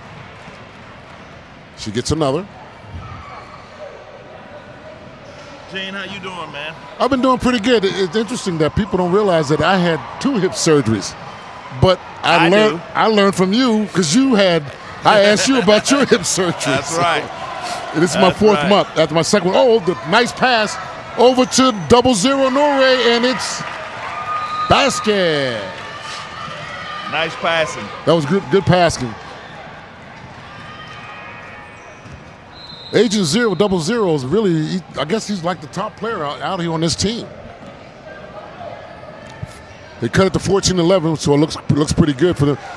I didn't know that the Katy Komets were leading. But they're moving the ball around pretty good. 34. It's got the pass.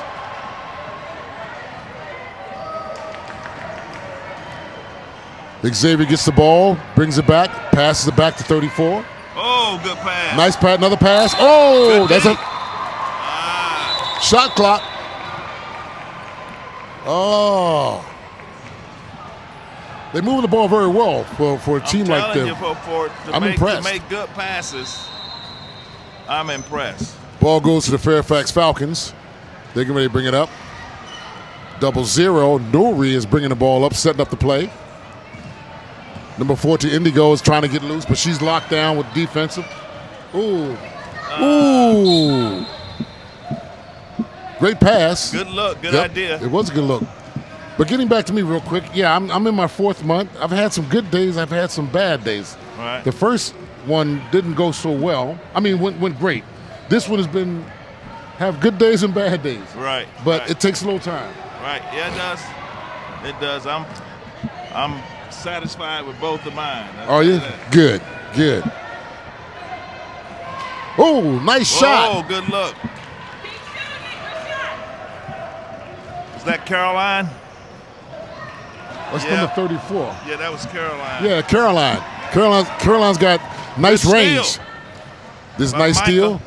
Michael's in his 6th year playing wheelchair basketball. Oh, really? He looked like he got a little shake and bake on that chair. Oh, 34, Caroline. She's got, pass inside. 21 goes up, and it's, no good. That's Micah. Micah misses the shot. Good look. The Falcons get the rebound. Good shot. Passes to Norway. Norway's, there's a foul.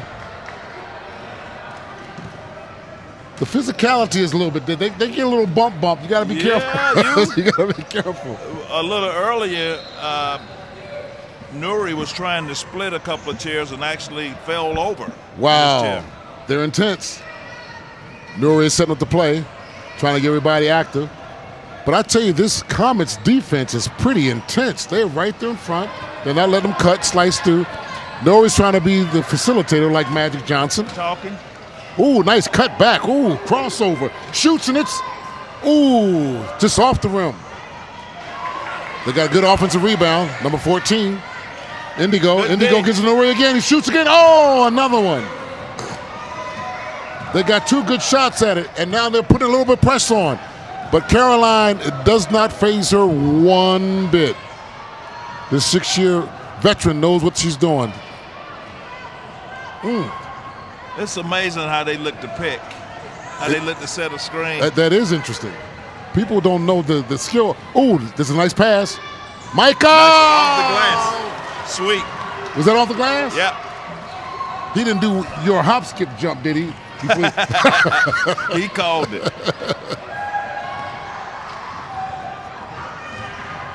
Well, 16-11. The Comets are still ahead. Micah's trying to, not Micah, Nuri. Nuri's trying to get them back in. They setting picks for him because he's, as you well know, the top player, but he's a great facilitator. Forced that one a little bit. Yep.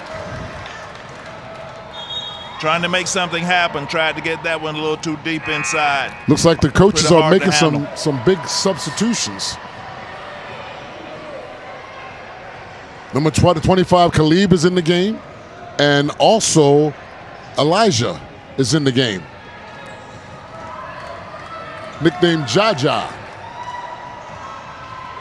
We'll see if this changes the tempo of the game, because we're good. Zoe is bringing it up. Zoe is in her 8th year of wheelchair basketball.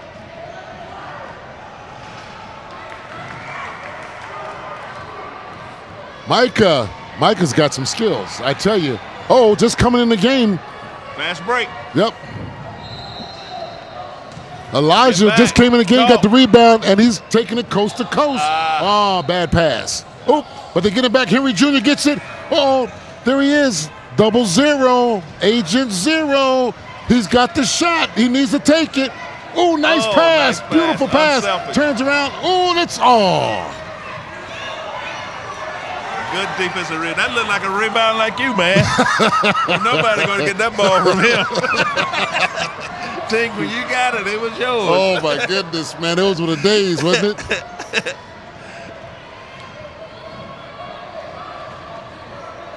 Now, Micah, they really do a great job of patient offense. They run the ball, move the pass around. They're very unselfish. Very good. The coaching, you got to give the coaching their credit. They've done a great job with these young people. Oh! Rimpey goes up.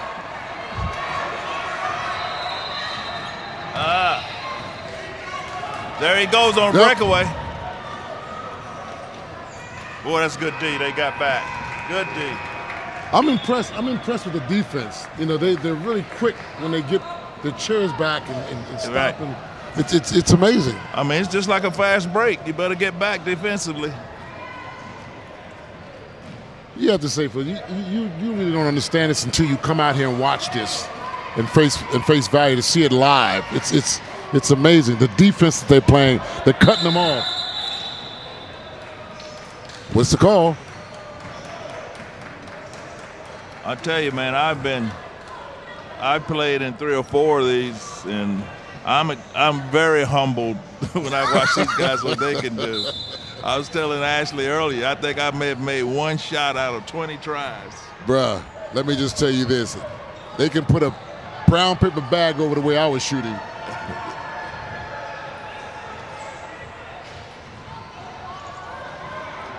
Ooh, nice move.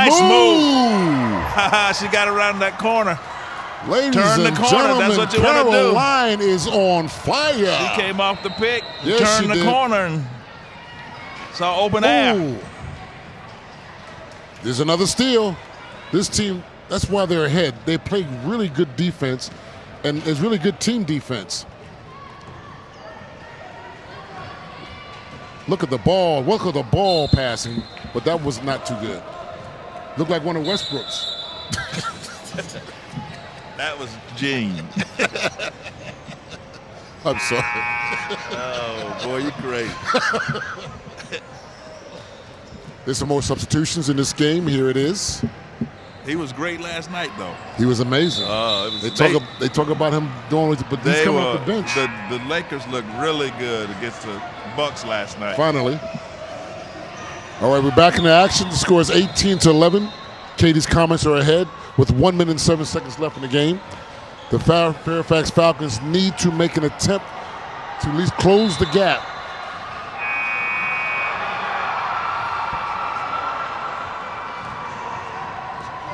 Celeste is coming in as substitution. They want to get some more firepower on the defense. Great job so far. Celeste came in for Lamar. Lamar's in his first year. And Celeste comes in and gets a rebound soon as she comes into the game. Ball's getting moved around, which is what they do. The Comets do a great job of moving the ball from side to side. Steal. Pick and roll. She wasn't looking for it. That was what you call a good idea. It sure was. It didn't work. 35 seconds left. They got the steal back. Oh, nice pass. Oh, it's out of bounds. He just let him too much on that pass there. Just a little too much. You don't see passing mistakes very often.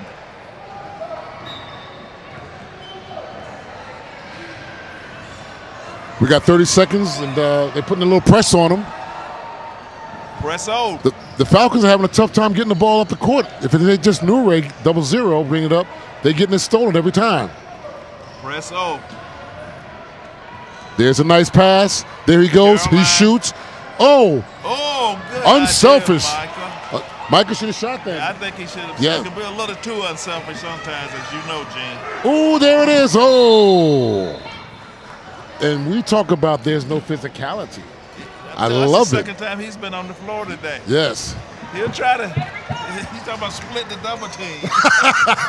He's got no. He's courageous. This is a good game, though. I'm telling you. It's a great game. I enjoy watching this. Katie Komets bring the ball up. Oh, and there's time. 0-0, 18-11. Katie Komets are ahead against the Fairfax Falcons in period 1. Or was it first half? They play half. First half is done, but you guys keep talking just a little bit more than we'll cut it. That was a good half of basketball. I think, Katie's Komets did a good job, as you said, defensively. I think both teams were very unselfish. At times, I think a little too unselfish. But just the opportunity that these kids have to come out here and participate in a tournament like this. You got Raleigh, North Carolina, from Fairfax, Virginia, from Philadelphia to... Yeah, Katie Moult, they're from my hometown of Philly. Yeah, man. I mean, it's just Bridge 2 Sports. You can't say enough about that organization. I wasn't even paying attention that they were from Philadelphia. I'm going to go. I got to cheer them on a little bit. You got to go. You got to represent. You got to go there and give them the pep talk. I got to be biased a little bit. I got to be unbiased because it's not I know everybody, you. I know how unbiased you're going to be now. I know you're like a little brother. I'm hyped. But it was great play. The thing I liked about it is how they were patient of moving the ball from side to side. Yeah. And then the way they knew how to stop their chairs and being able to play defense. Right. You didn't know all about that until you actually watched this. Right, and the pick and rolls. Yes. You got some people setting picks with their chairs and rolling, and it's fun to watch. It's awesome. Good job. They're all.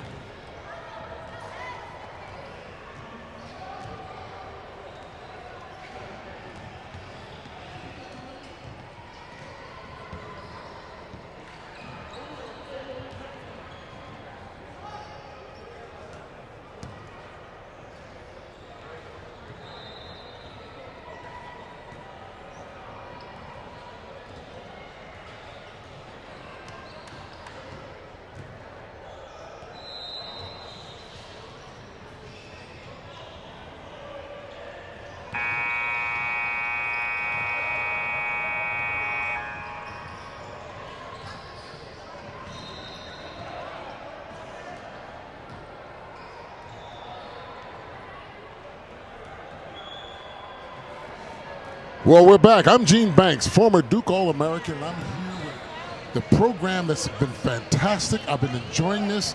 What's so fun about this for me is you watch how they play and the things they're doing, and it's just not just going up and down. They learn how to pick and roll. They know how to play defense, and the shooting. It's just phenomenal. You would have to really be here. For all of you that may be watching this, you're missing a treat not being here live. But let me give you a little thing on some situations. The Katy Komets are ahead 18 to 11. They are from Philadelphia. I'm from Philadelphia, and I'm so delighted to be a part of doing this broadcast. So we're going to get back into the game. Let's not forget to talk about me and the Katy Komets. We're also going to talk about the Fairfax Falcons, who they are playing against, getting ready for the second half. About ready to nip it up. Here comes my buddy, Phil Ford from UNC, the Tar Heels.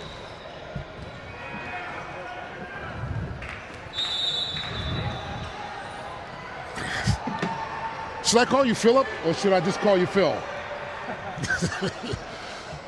The second half is getting ready to go, Phil. We're looking for some more excitement and some more dynamics. Oh, there she goes. She shoots. That's true. I guess your mom and dad was the last people to call you Philip. Philip, come down here. Actually, my dad and Coach Smith, my brother, you and Chuck about me. Well, Philip, we got some action going on here. You may start out again. And as you see it again, Micah's bringing the ball up. Yep. Ooh, a stop. He's trying to pull Nitz. Oh, nice shot in the middle. That was good.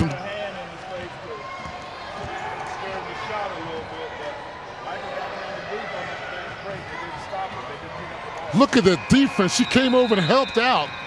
You cut him off. Amazing. Amazing. They're trying to set up something here. Something's trying to go on here, but it needs to pass the ball a little bit more. I think it does. Oh, shot by Norrie. But he has to shoot a little bit more because of he has more of a skill level. Would you say? No, I don't think he's taking bad shots. Sometimes I think I've seen him have a good shot and pass it. I thought he should shoot it. Sometimes you can be too upset. That's true. I remember Coach Smith always tell the team, it's just as selfish to turn down a good shot as it is to take a bad shot. That's true. Well, the Fairfax Falcons are on the run. That was number 14, Indigo. She came past the free throw line and try to take the shot. Looks good, but they still have the ball.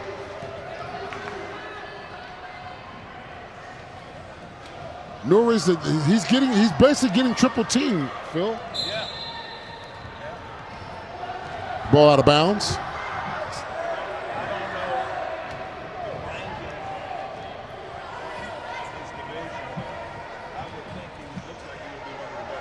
Oh, there's no doubt about it. And you can see that by when they come down, the defense that they're playing, they're clamping into him to stop him before he gets rolling. Oh, there's a block shot by, Michael's a good player too. Very good, very good. Oh, we got a little timeout there. It gets physical out here. It gets very, very physical. They can stop and go, but they're courageous, they're strong, and man, she's right back at it again. Fairfax has a substitution. Geraldo's in. Number 24. What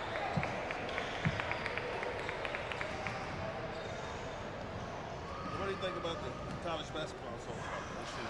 You know, it's been really interesting, Phil, because anybody can beat. I don't know if you call it parity or what do you call it, but anybody and everybody's getting beat. Look at Louisville starting out. Ooh. There was a shot by Caroline, if I'm correct. Yes, it was Caroline. A little bit of an air ball, but that's all right. Yep. Good look. He'll lose that flag, buddy. In a heartbeat. Who was it, Sam Jones? Sam Jones, former Boston Celtics dude. And NC Central. Yeah. Oakland Central. No. That's Sam Jones with a bank shot? Yeah, Sam That's Jones. right. KC. KC went to San Francisco. That's right. That's right. He was out there in the West Coast.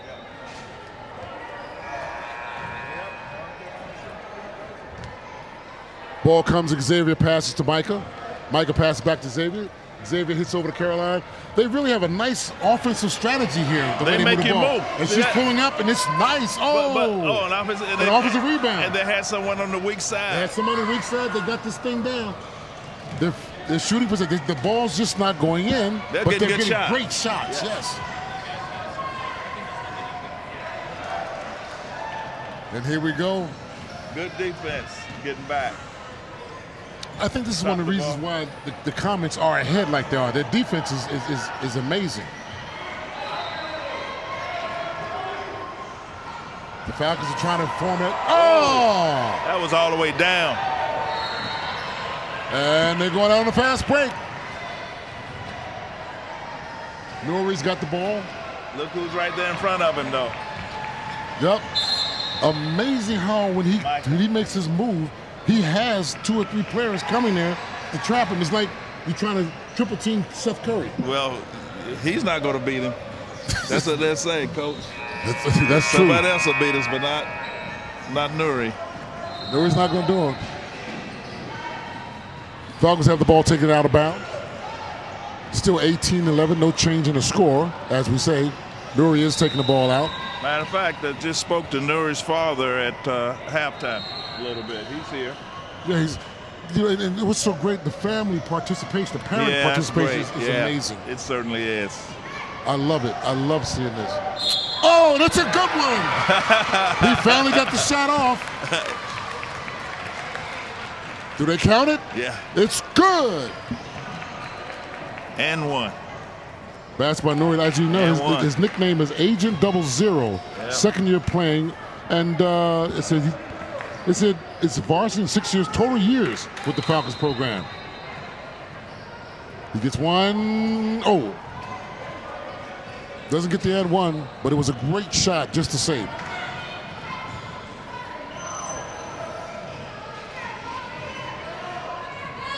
Coming down with the ball is Micah.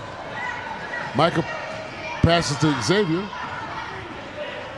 They're trying to set that double pick on that weak side, the left side. Xavier nice. to his right. Xavier. He looked up. He's not looking at the basket. He takes a shot. Wow. Micah! That's hand in your face. Micah! That's a great shot. That was an awesome shot. That's one of those shots when the offensive scores on you.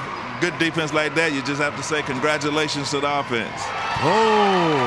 Another good move to the basket. Let's go. We got to give the Falcons some credit. Agent 00. He's taken upon himself to take more shots now. Yeah.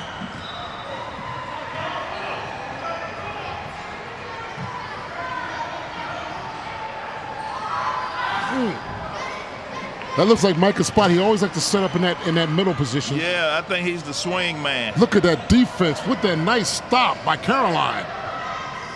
They are a defensive team that's amazing in cutting off these passes. Yep.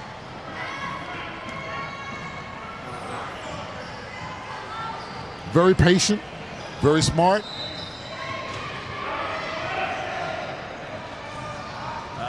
Good idea. Pick and roll. Just didn't convert. The Comets do a good job of really changing sides of the court with the ball, too. As you were saying earlier, how Michael is at the top of the key. He's usually that swing guy on the initial break, but that's what you want to do as an offense, change sides of the court offensively and make the defense move. Comets are doing a good job at that. Well, you coached some in your time, and you can spot all kind of different changes of how the defense and offense is. Well,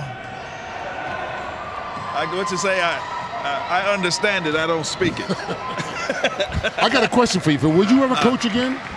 Well, Gene, coaches never say never, But I'm extremely happy with my life right now, what's going on in my life, the things I'm involved with. So, do I miss it every day? No. Do I miss it sometimes? Yeah. So, and Coach Smith always told me if you didn't miss it every day, it's probably something you don't want to do. Yep. And I agree with you. I don't miss it every day. I remember I had my time. Mm-hmm. I enjoy it. I don't have to stick my chest out. We know what we did.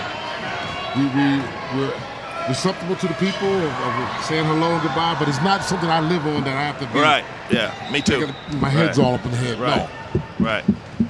I thank God where I am right now in my life every day. Yes. Another screen. But and getting back to the action, it's still 20-15. Who's that, number 30? The Comets of Philadelphia are still ahead. That's Celeste. Celeste is always setting that screen on the low block for someone to get a good look behind her chair. The one thing about the Comets, they're getting a lot of second shots, second rebounds. And what they're trying to do, now they're trying to fast break, but they cut down the fast break every time. Getting back. They were getting back. Deesman would be pick proud. And roll right there. She's got an open shot. She's going to pull up, and it's Michael went up to set a pick for Caroline. There's a foul on Caroline. She just took the shot and missed it, but she came back, committed a foul, but she's good. Look how they're setting up their defense. They are playing a tight man-to-man. Now Michael comes and look. They send somebody right at Michael. Oh my goodness! Nice move, he got crossover, around, and it's good. Agent 00. That was nice. Yeah, man. They were sending a person to triple, to double team him, but he got around the triple team. Yep, and coach got that. So he called a timeout, make adjustments. 12 minutes, 29 seconds. The score is 20-17. The Falcons have cut this lead down to 3. Do you remember those Arkansas teams like under Coach Richardson, like I want to say 91, 92? You know, those, what was it, 40 Minutes of Hell, those teams? Yes, sir. You remember them? Yes, sir. That's what we got right here. The Fairfax Falcons against the Katie's Comets of Philadelphia. And you're right. That's what we got. There's a lot of action. I used to tell Nolan, man, you playing with 8 out there. You got 8 players out there defensively. No lie.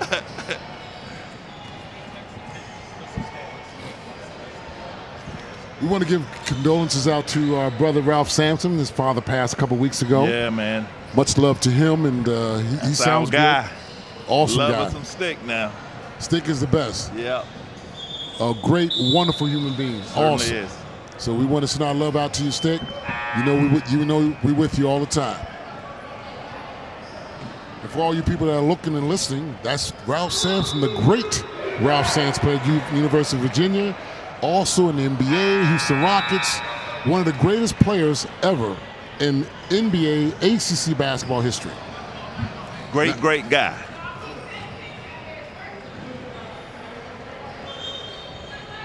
And I'm sitting next to one of the greatest of UNC's, the ACC, the Philip. Yeah, I'm allowed to call him Philip. Phil Ford. And I'm sitting next to Tank, who got it started at Duke. Ding, ding. It's great to be here with you today. You too, man. Especially with this, what's happening, the time and the effort by Ashley Thomas and the Bridge 2 Sports Group. You can't say enough about what they do. But it's not only basketball. They do so many different sports and give That's true. people of all ages an opportunity. Good defense there. Yep. Agent 00 got a hand in there and knocked it out of bounds from Micah. But the opportunities they give so many different people of all ages is just, it's a godsend. Yep. It's great. And Phil, I'm going to tell you what's so interesting. This is just not like a wheelchair basketball. These are tournaments. They're playing these tournaments. They're trying to win these tournaments for championships. Oh, yeah. Oh, yeah. It's for real. Yeah. Well, I think these kids probably see each other a lot in tournaments like this, on the circuit. It's kind of like when we played in the ACC or played in the league. You get to see the guys, pretty often that become friends and recognized. So I'm sure it's very important to win these and have bragging rights to win these. Oh, yes. There is no disability at all here. They are straight up ballers, period. Caroline goes up. Caroline, stops. Wow. Goes again. Michael had a good look at it. He did have a good look. Couldn't get it down. 0. Oh, that's a nice pass. Nice out. pass. All she got to do is flow, and she's going. Nah. She's going. Oh, she got a little stop. Nice. Oh, he was cutting down the middle. Great defense. Zoe got back defensively pretty good to cut her off, but she hadn't done that. She could have had a layup. Yeah, all the way to the basket. Layup. Number 24, Henry, gets the ball in, gives it back to Nuri, I'm sorry. Agent 00. Oh, nice pass. Indigo with a pass. Oh, he's under the basket. That was a nice find right there. Awesome pass. I didn't see Double A's Debo cutting to the basket on that side, but Zoe did. Now, that's number 14 from the Fairfax Falcons. They're from Fairfax, Virginia. Her nickname is Indy 500, age 14. She's a freshman, her first year playing varsity, and been with the Falcons program for 4 years. Look at that pick and roll right there, Jay. Unbelievable. Look at that. Amazing. Awesome pick and roll. Swinging the ball from side to side, make the defense shift.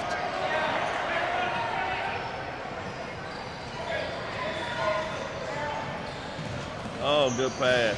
Carolina to Micah. Micah shoots, and it's no good. Good defense there. Agent by 00. And Indigo was in the another defensive stop too. outlet. Another outlet. Indigo sees him again, and it's, what a pass. Indigo shoots, she takes her shot, and it's, ball just will not go down. But some great passing. Sometimes that goal has a top on it. Yeah. And this is what Katie's comments do. They come down, they control, get their offensive set. Right. Make sure everybody's in place. Oh, look at that screen right there. Nice screen and roll. It's up and it's good. That was a great screen by Celeste. Celeste set a great screen, and who was that came off open? Caroline? That was Celeste and Caroline. Caroline, she can score. And there's another steal. The press is on. I've seen that press-o get to a lot of teams. Every time. Caroline hits her. Nice pick, She got a good shot, looks up and it's, Celeste, in and out. What a job. We got, wow. That passes up. Oh, that was sweet. From Agents 00 to Indigo. Indigo did a good job of getting down the court really fast in her chair. She outran the defense that time. The Falcons just cannot get over that hump to try to get that game there. It's 22-17. Every time they get close, they just seem to make a little turnover here and there, but she can cut it down a little bit with making these two.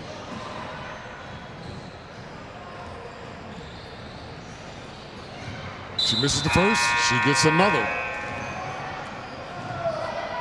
The Fairfax Falcons are substituting. Millie's coming in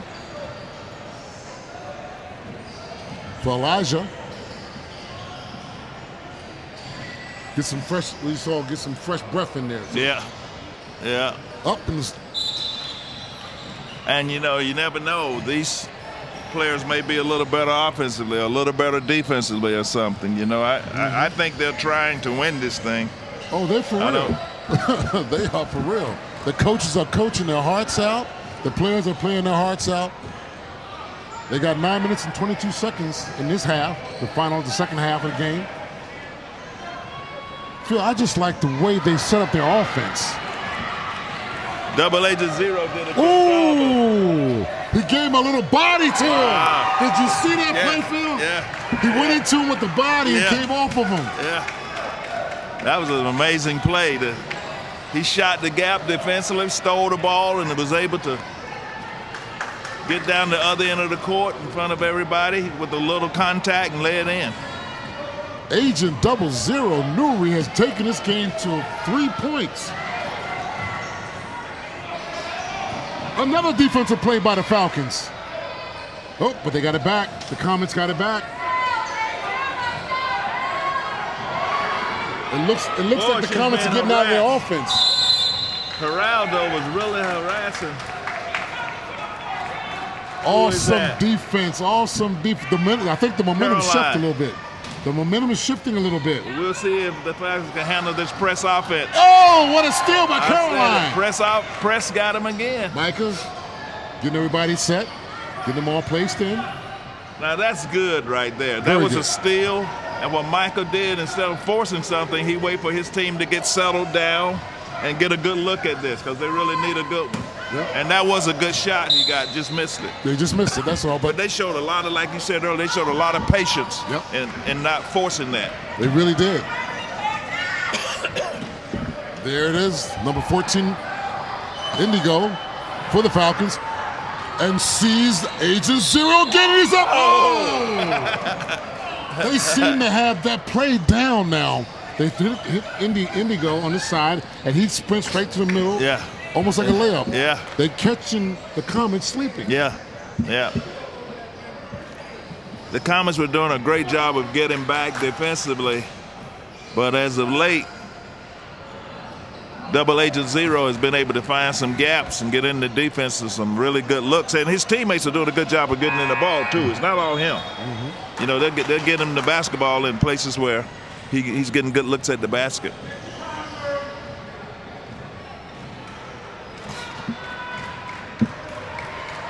Nuri had 2 shots. He missed the first. He gets another. How many times have you ever made a basket in a wheelchair when you played? Seriously? When I played? Yeah, how many times? Never. How many shots? Yeah, okay, I've taken 20 shots. I think I've made 1. Yes. It's very difficult. Yeah. It's very difficult. Great defensive play by the Falcons. Got a backcourt. Even though they didn't make the basket to bring it to 2, it's still at 3 points that they're behind. But they're keeping this straight by playing some great defense. Nuri to Latch, number 13. That's a good defense. Latch looks around. They need to spread the offense a little bit. Nuri's got it at double Celeste zero. is right there on it. Double Agent trying to get a good look, isn't he? Trying to get a good look. But I like the play when he passes it to Indigo, and then Indigo, he slices off. Yeah. Whoa, he kind of forced that one a little bit. He did force that one. He got better. They just cannot get over that hump, Phil. They stay like 3 or 5 points behind. They get a chance to do it, and they're just missing some tough shots. A lot of time to play.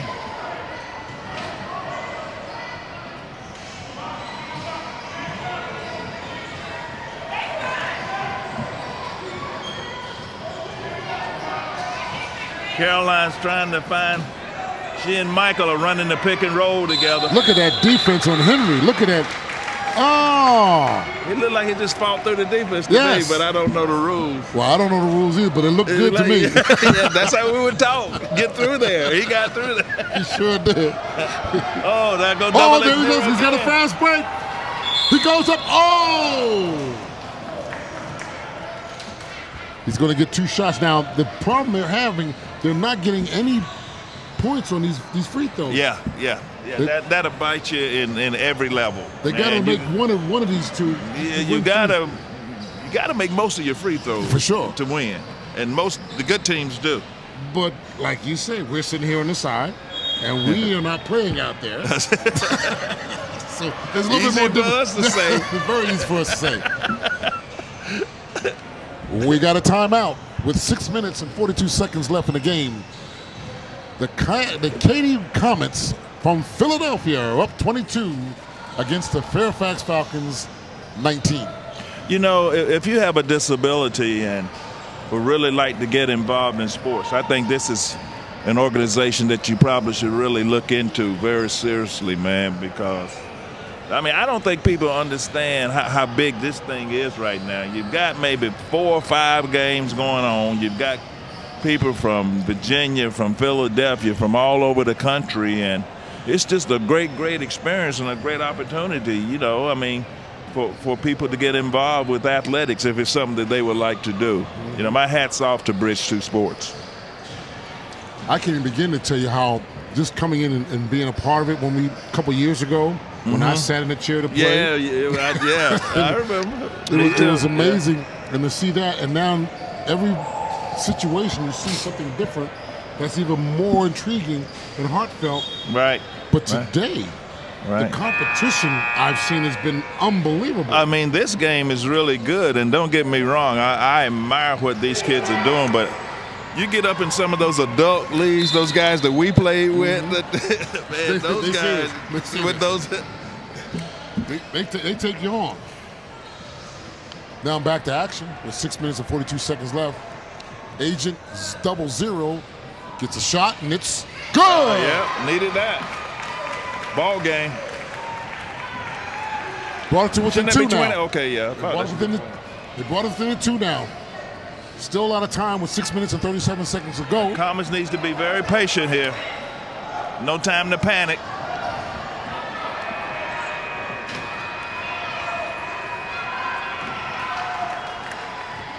Good defense so far. Great defense. Bumped him. Offensive foul. The game has shifted. Illegal screen, I think that was. I don't think you can run up and your chair hit the other chair. I think you have to give some room just like you do. It's almost like giving them a step. I think. I'm it's not like giving sure. them a step. Yeah. Because then you would have a situation where they may call crashes. Yeah, exactly. Agent 00 throws it to Indigo. Now he's going to sprint. Press off. Henry cuts down the middle. He goes up and shoots, and it's no good. Geraldo. Got a good look at it. Oh, and it's a foul.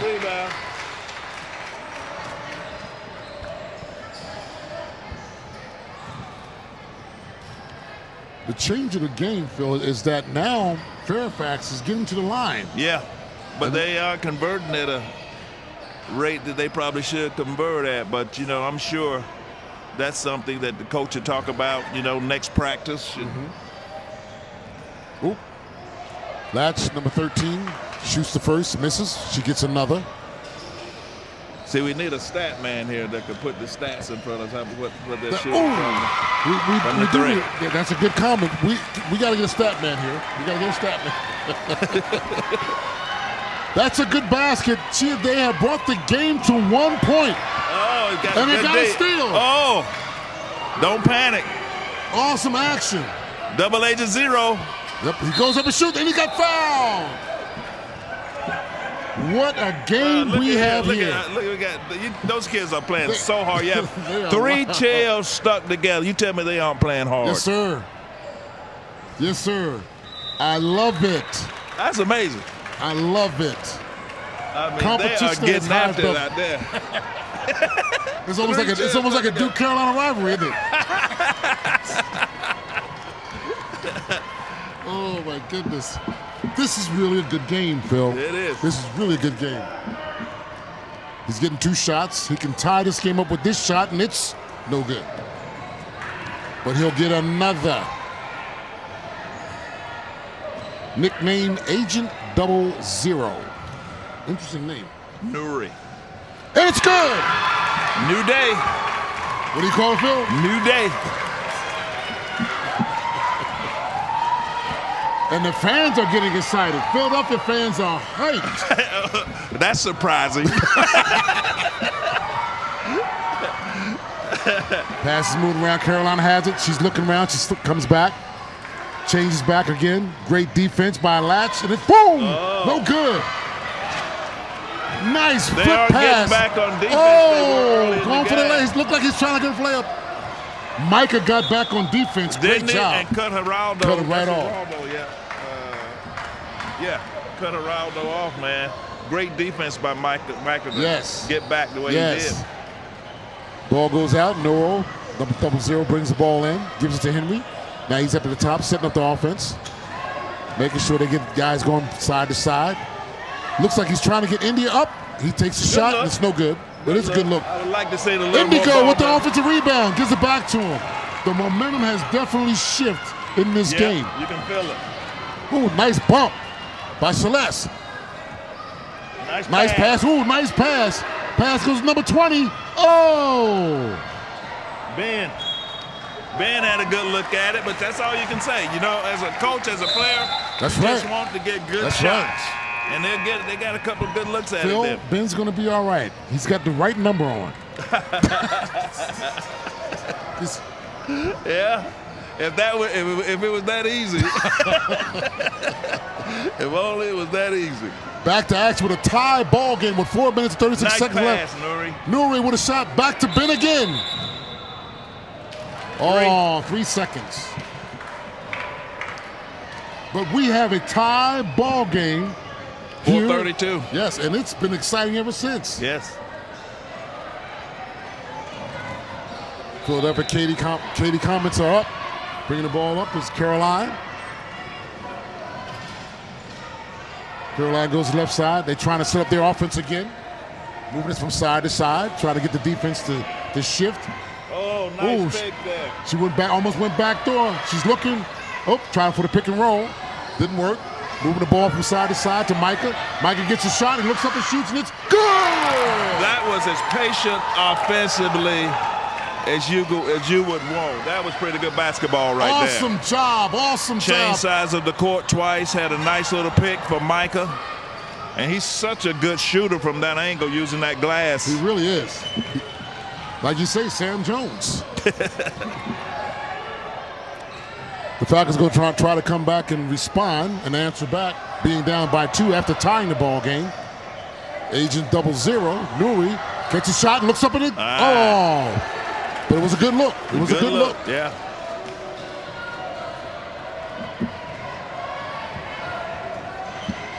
Micah.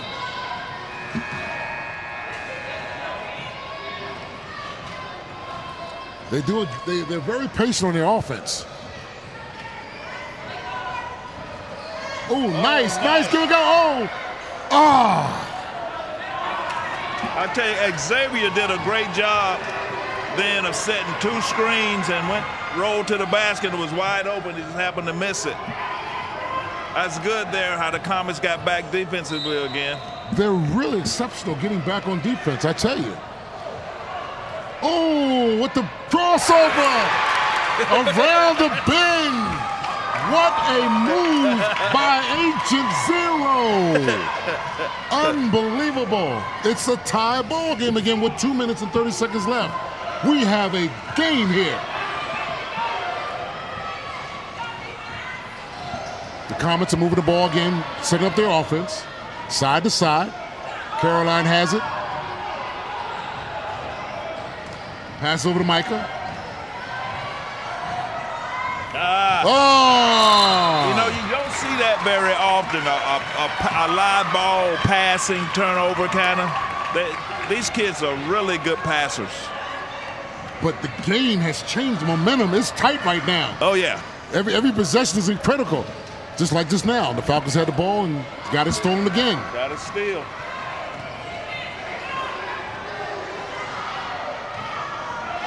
Nice job of pressure. Oh, takes a shot. Oh. Falcons got lucky on that. They didn't get back defensively and pick up as fast as they should have, and the Comets just missed that shot. A good shot. Yep, that was a shot by Kyra. Oh, he goes up and almost like he was trying to throw a floater up there like that. Just didn't fall through. Agent 00 got to the basket, couldn't finish it. 1 minute and 32 seconds, a tie ball game, and the action is strong right now. Xavier with the ball. Xavier's trying to make the move. Pass to Caroline. Caroline takes a shot there. Stops. Indigo puts in front. Stops it. Micah looks up. Micah pulls the shots. A little bit too much. Kind of forced that one a little bit. The Falcons got the ball on the rebound. They throw it out, and it's a race to the basket. Ooh, nice move. This is a big possession right here with 59 seconds. The Falcons have the ball. Agent 0, they kind of discombobulated a little bit. I wonder what a timeout helped at this time. This is going to be a huge basket, and it's up and it's no good. Oh, India with the offensive rebound. They called it. What'd they call? Foul? I'm trying to see. Oh, 2-shot foul. Yeah. This is major. 46 seconds, tie ball game. Agent 00, it's on the line. Oh, he missed the first. It would be good. He needs to make this one. You know, to go to the line at this time of the game, it kind of separates the boys from the men. That's like a. Have you ever had that pressure on you?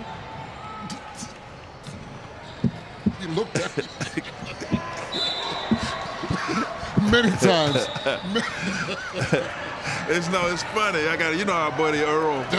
Earl said when he was in college, he played football, and came down to the field goal kicker, and the offense, he played wide receiver. The offense had moved the ball down the field, and he went up to the field goal kicker and said, he called his name and said, "Hey man, we got this right." And Earl said he looked at his eyes, and his eyes weren't blinking. And so he looked at his coach and said, "Coach, we should go for it." That's a good. He said, "I would be the same way. Coach, we right. Go for it." That reminds me of the situation when Coach K called the last play of us. Me and K looked at each other like, "Please." He signed that play up for Chip. That one I hit. Oh yes, hit the shot. The one I hit the shot. I wish Chip would have taken it. Oh my God!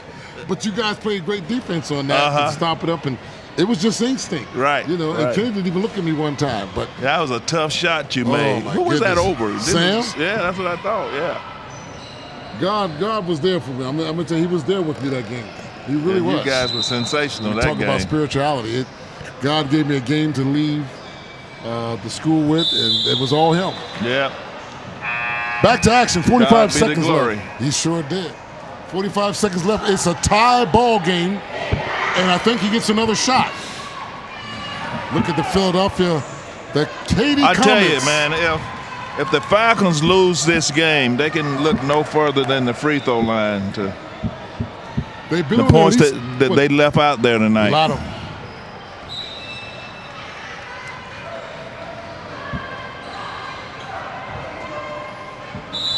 And here we go.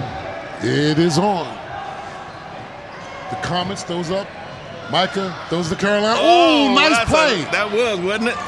They set him up nicely. Yeah. Celeste got the ball, gives it to Caroline. Caroline's looking, setting up the play. 34 seconds left. Nice job. They're trying to set up their offense. So far. Yep, Indio's watching it. She's playing. It's almost like she's playing the lane. That hurt. A big call. 25 seconds. A huge call by the official. And there's a timeout by Fairfax. If you ever had a good press offense, this is a time to run it to perfection. Did you see that last play? Yeah. They set it up nice. Yeah. And who was it, Celeste? It was Celeste. Yeah, was coming down to the basket. They gave it to Caroline. Caroline saw, looked ahead, and gave it to Celeste. Yeah. Just didn't convert. Good idea. Just didn't convert. But I really believe that these Comets are going to be pressing coming out of this timeout right here. So you would hope so. Then maybe get a steal. Yeah, the Falcons going to have to do a good job in their press offense and get the ball down court and get a good shot. Preferably, you want to take the last shot of the game right now. So you probably want to get a shot up. I would say in this sport, maybe 7 seconds, 6 seconds, get the time to get the chance to get an offensive rebound if you can.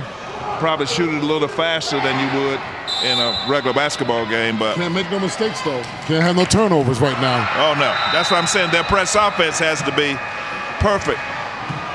And here they come. Like the Comets are coming at them. They're coming at them. And they're hyped too. Yeah. Ball's in play. They set up. Boom. Looking to go. Looking to go. Looking to go. Oh, nice pick. Look at that. Yeah. Nice pick. Yeah. Good recovery. Celeste cut him off.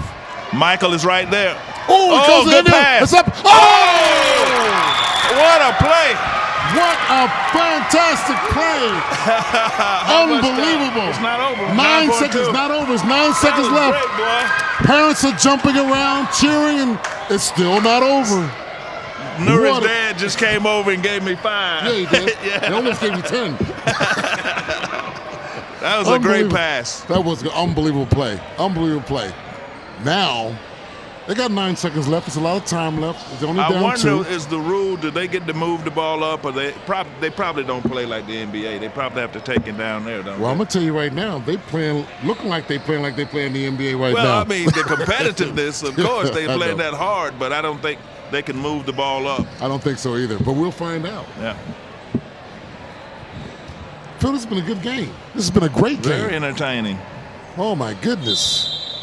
And to think they're from Philadelphia. Oh, now I guess quit and stick and I, we got to hear that the rest of the anytime we do something together. We got to hear that the rest of our lives. Bring me a cheesesteak and a Philly pretzel. Bring it. I'm ready.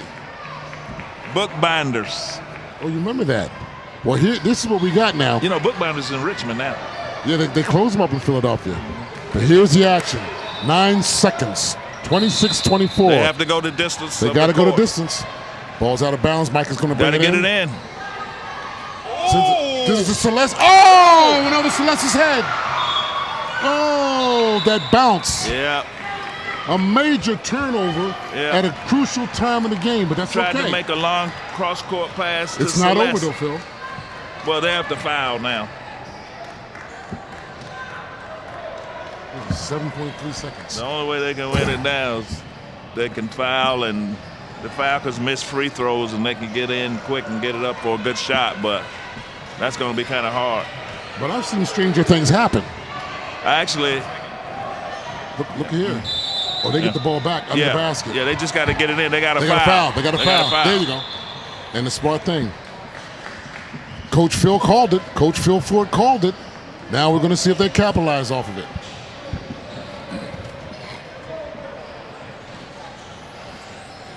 At the line,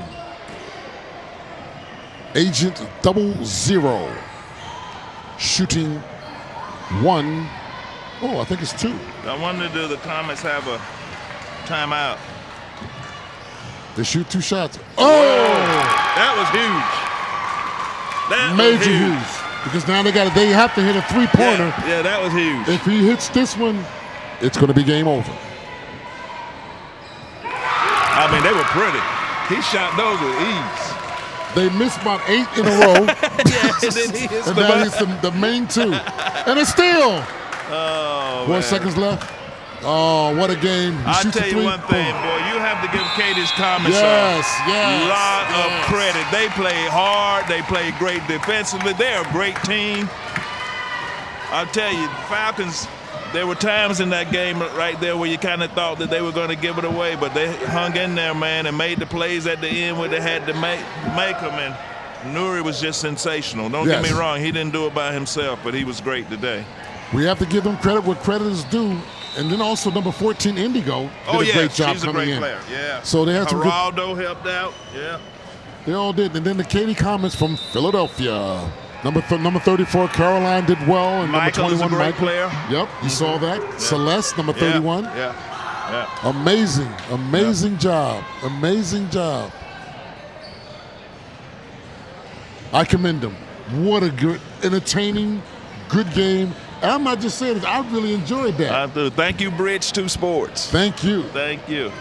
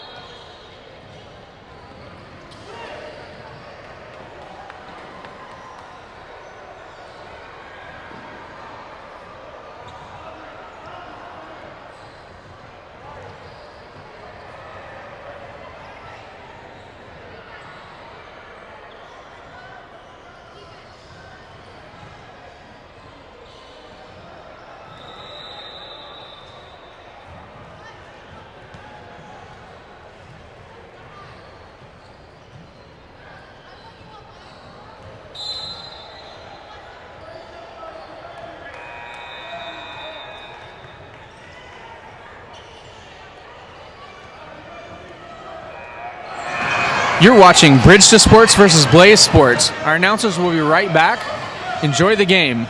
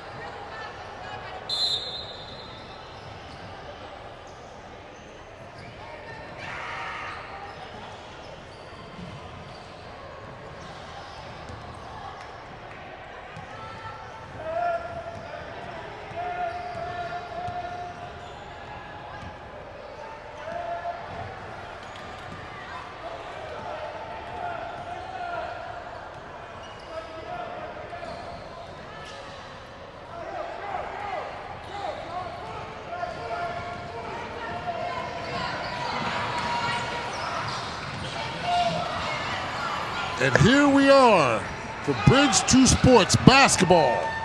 The game has started and it's now 15 minutes into the game. I'm Gene Banks that will be doing your commentating for this game. And it's a great game. We've had just 2 or 3 games already. And looky here, we have the Bridge 2 Sports Pride team from Raleigh, Durham, taking on the BlazeSports Junior Hawks White from Atlanta, Georgia. All into action. The score is 10-0, already ahead. And we are really looking for another grueling, wonderful, exciting game. We just had one before, earlier than this. It was a game against the Komets from Philadelphia, took on the Fairfax Falcons. And that game was a winner by the Fairfax Falcons, coming back winning 28-24. But now we have another game with the Bridge 2 Sports Pride from Raleigh, Durham against the BlazeSports Junior Hawks White.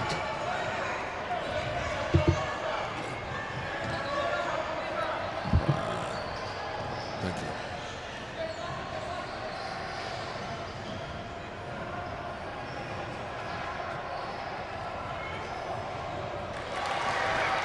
And that was a great basket. We're back into action. That was the first basket by the Bridge 2 Sports Pride. The score is now 12-2. Coming down the court are the Hawks. Handling the ball is number 11, Tanner. Tanner has a great ball handling skills. They have a different type of offense they're setting up. He's forcing the action, but they're playing tight defense, the Bridgeport's team. Possession still the Hawks. It's been a great day today. Game 1, we had our special guest from UNC Tar Heels, Phil Ford, All-American, great player. Oh, there's a pass in. Shot goes up, and it's no good.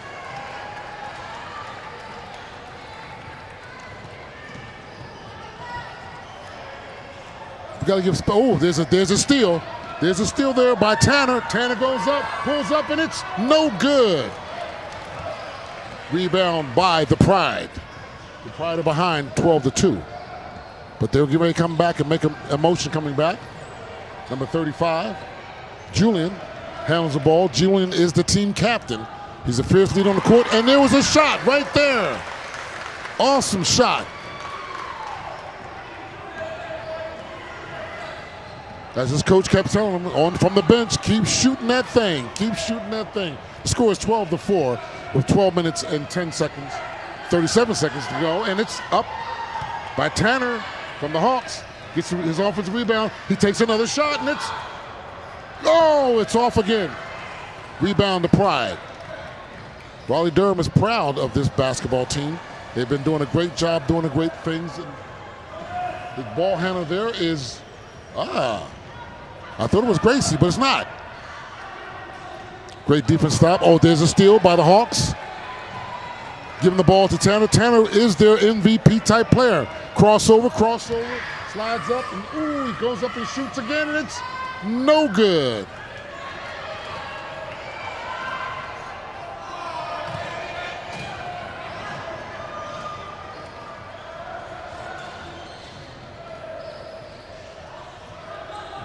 We got a good field of play. Pass the ball there and getting it going. The Hawks need to be able to get the ball passing from side to side. Nice shot up there, 21, and it's a foul.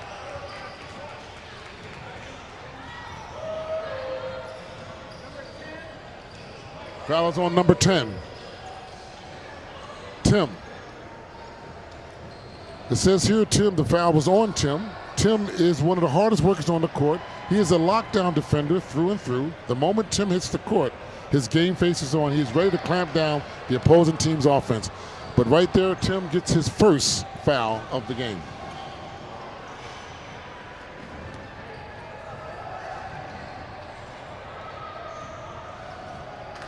First shot is no good.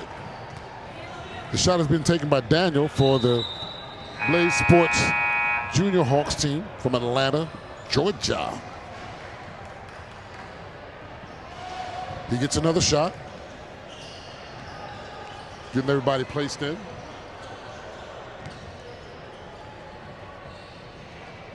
Shots up, and it's no good.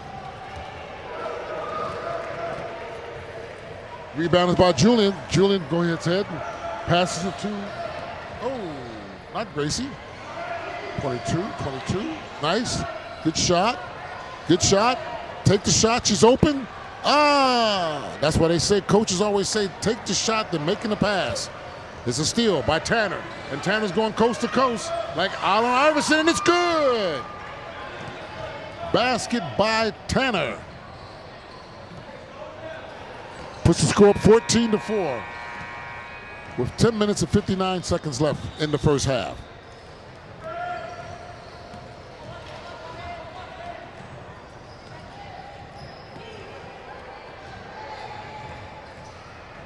Shot goes up. Bridgeport's the Bridge to Sports Pride team is going to have to move the ball from side to side a little bit more because this Hawks team is sliding the ball, just going fast, really fast. Shot is up, and it's no good. Shot is up again by the Hawks, no good. They're not shooting well. And now they hit it. Score is 16-4, led by the BlazeSports Junior Hawks white team from Atlanta, Georgia. Looks like the Bridgeport Sports Pride team from Raleigh, Durham needs to get a new thing going on, moving the ball from side to side, coast to coast. But they'll be fine. Coming in soon, I will be joined by the wonderful Ashley Thomas, one of the directors from the Bridge to Sports programs, and she's the reason why I'm here. I enjoy watching this and being a part of this, and a great broadcast of people, and we got some great games here at North Carolina State's campus. How are you? I'm great. Thank you for being here. Well, it's good to be here. It was great to do my first game with Phil Ford. Yes. And we play off each other very well. Your energy. I said, wait, I have to go and talk with Gene now? I will not have the energy. I'm going to try to keep up with Phil, but I don't think I can. You're fast. Phil's a little more laid back, but the games, the energy with the games. Let me just ask you a question while we're doing this. Yes. What got you so involved with Bridge to Sports, this type of competition play? Because two things. I mean, I didn't grow up with sport because I was born with spina bifida. And when I discovered sport in my 40s, I thought every kid needs to have this because it changed me in such a dynamic way that I no longer identified as disabled, but there was a way to play sport. And all my kids played sport. So it was an area that I could not engage with. And I loved it. And I was doing a lot at the Duke Children's Hospital and the Milo Clinic for spina bifida, and I just said I'm going to try something because kids need an opportunity. And what we began learning when we went to competitions is that's where the real growth came. You can do practices, you can run drills, and then the kids are energized because they want to challenge themselves. So now they begin owning it, and it's not you being the coach saying, do this, do this, do this. So and then people weren't hosting, and we, as you know, where we are in the triangle with the universities, we do stuff at all the universities. So that was the privilege we had in our section of the world. And I'm very proud to say the community here supports trying to create that equity. So we work with everybody in the triangle. I mean, that's where we are, and I'm so grateful because we couldn't do it without it. And I tell you what's really interesting is that there was a team from Philadelphia here. Yes, there was. There was a team from Philadelphia here. Two of the parents remember me, and I got a chance to talk with them. And I'm also going to get involved when I go up to Philadelphia to help them raise money and do some competition things. That's awesome. It brings people together, this type of situation, and I love it. And the games are amazing. They really are good. They are, and I think when you see it, and that's why we wanted to live stream it, for families that are coming. We have a group coming in from Minnesota. Their family can't travel. Yes. And so it's so unique to be able to see kids playing. And up here at this varsity level, it's a whole another game from the prep. And you do. And I knew with you and Phil sitting here, you go, oh, that was a pick and roll. Oh, that was a this. I said to Phil, the only thing we can't do is we can't tip it in when it's running around the ring. That's the only thing we can't do. Well, you were definitely correct on that one, I tell you. But I mean, Phil and I, we both were not so much amazed, but I guess we were. They set picks, yes. and they double team. Yes. It's just amazing. You have to really be here. I mean, people watch on TV, they feel the energy and watch these games up close. They really are amazing athletes. And running screens. Did you see the screens? Yes. Because when you've got that much metal and you're trying to get somewhere, you got to have someone running a screen if you're going to come in around. And so I think in wheelchair basketball, even more so, you see that. And it's cool when you see two athletes, they know how to work together, and they begin working that floor. So, and this helps them with team building, team camaraderie, yes, working together and all this. And I love it. I just love watching this. And some people are probably sitting at home relaxing the day and thinking something they should do or could do. This is something they can get themselves involved in any capacity. Yes. And just come and see it, and you make your own decision. That's what I look at. I appreciate that. And you're right. That's exactly right. I mean, today, thank goodness, we're here at the beautiful renovated Carmichael Gym, and we have a lot of NC State students volunteering. Mm-hmm. But, when you start looking at all the volunteers you need to make an event like this happen, you're looking at a minimum of 50 to 75 people. Wow. Because you've got the scorekeeper, you've got the shot clock keeper, you've got the timer, you've got the, making sure everyone has water and food and loading up the chairs. We had a whole team here last night when the teams came in to drop off chairs. We had NC State, was a football team last night. That's awesome. Helping them unload and bring in the chairs in because they've traveled so long and they're tired. And that's a great thing that they have the student athletes from the university being a part of this and helping in any way they can. Yes, absolutely. Well, the game is going on. We got 16-4. The BlazeSports team of Atlanta is playing pretty well. Yes, they are. And they're coming against the Bridge to Sports Pride team. And this is a younger group. This group moved up from prep last year, and now they're into the first year playing in the JV team. Well, that happens. It's like Duke with John Shire taking over Coach K. Yes. They got to get themselves weeded in and worked out, and they'll get it. They'll get it. They'll be okay. Oh, I know. Because it's a faster game. When you see the prep and then you come up here, this is a much faster game. Very fast. So it's like deer in the headlights. What are we doing? But it's good because they grow after each one of these. That's what I love about sport, is they grow and they learn something more about themselves mentally. Like, I can get through it. That's what sport teaches, doesn't it? Yep. I just love seeing the people that are here. There are grandparents that are here. Yes. There are the parents that are here, and they're cheering and they're supporting. You feel the energy and the love that they have with the way the world is today. This is a great place to be. Yes. Right here, feeling loved. And that's all I can say. I mean, I'm free right now. It's wonderful. And I will say, the first year we went to our first tournament, we didn't have equipment. And Charlotte said, "Come on, Ashley, come over. We'll bring our extra chairs so you have the right chairs." But it's what got the parents involved. Yes. Good shot. It's what got the parents involved. And I had parents crying, thinking, I never thought my child would be able to play on a team. And depending on your position and what you were involved in life, I think when you have a child, you look at them, you want to see them do this, that, or the other. Mm-hmm. And that made a big difference. And a lot of the fathers to go, I can play basketball with my son. Yep. Or my daughter. But it kind of equals the playing field. Make the impossible possible. Yes. That's what I love about this. Yes. All right. Well, one thing about this BlazeSports Junior Hawks team from Atlanta, they're pretty good. Yes, they are. And it's not so much that they have such a player named Tanner, number 11, that he's like a little Allen Iverson. He's really good, but there's going to be some growing pains, but the Pride will be okay. They will be. Still a lot of time to go. The beauty is we've been around this enough, and that's what sport is. You just keep So we want to give the Bridge to Sports Pride team, number 1 is Bryson, number 2 is Gracie, number 10 is Timothy. And so we got the whole list of some other players down. They took that list off me, but they brought it back. Thank you guys. Yeah, you guys are awesome. You guys are awesome. Number 12 is Kamari, and number 21 is Julian. Number 24 is Josiah. Number 32 is Aubrey.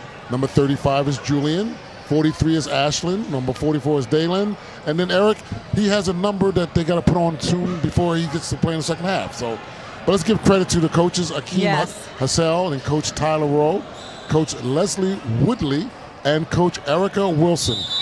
Kudos to the coaches and their time and their efforts that they put into this team. And we're really excited. So Akeem came up through Pride, so he's now given back. Well, before we go back to it, I got to get the rundown of the Blazers Junior Hawks. Absolutely. We got to give love to them too from Atlanta, Georgia. Number 2 is Mike. Number 3 is Zachary. Number 4 is Nelly. Number 5 is Braxton. Number 11 is Cameron. Number 12, McCadens. Number 12, June. 14, Khalil. I guess I'll say that right. Callie. Let's try that. Callie Talent. And then there's Tanner. Then there's also number 15, Dalen. 21, Daniel. 22, Keegan. 33, Najee. 33, another two. They have 2 number 33s on the team, which is Darren. And then number 34, Hannah. Number 40, Jonathan. 41, Samantha. And 55, Maggie. That is your lineup for the BlazeSports Junior Hawks from Atlanta, Georgia. Thank you. Well, we're excited because Akeem he came up through our program, and then Stephanie is she's here at NC State, but she said, let me come and help coach. But she played on the University of Illinois wheelchair basketball team. So we got some new people that play that also know how to empower. Now there's a basket by our Pride. All right.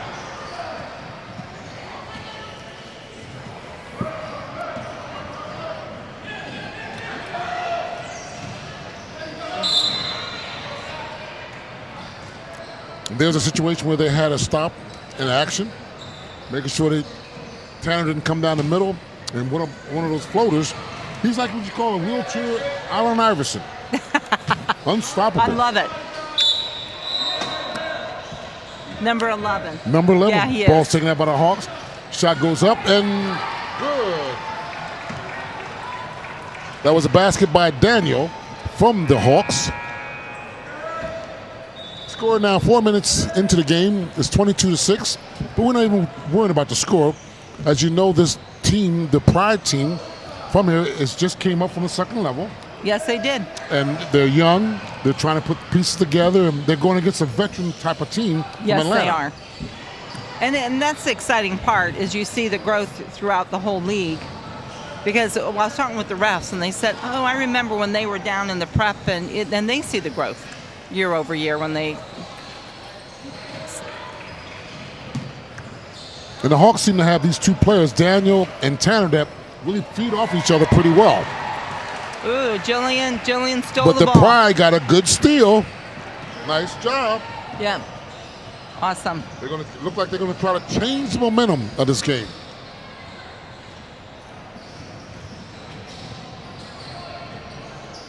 So Jillian played prep and varsity. She's also plays on the men's basketball team. Okay.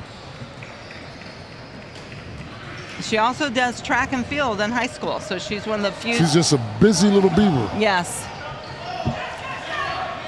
Nice pass, up and go, it's good. Yes, it is. Good job. That was a nice setup. With 2 minutes and 50 seconds in the game, the score is 24-6. A veteran BlazeSports Junior Hawks team is going against a junior young freshman Bridge to Sports Pride team from Raleigh, Durham. But they're holding their own. Let's keep it going. But actually, the parents are not discouraged. They're cheering them on no matter what the circumstances. That I love it. And there it is. There's another shot. They keep plugging on. Great basket. Who made that shot? Were you able to see it? I was able to see it. It was number 35. Number 35. All right. Oh, that was Jillian. And that was Jillian. That was Jillian. So for those at home, we've got a lot of stuff going on, and we're not up high, so sometimes you can't see what's going on at the other end. That's right.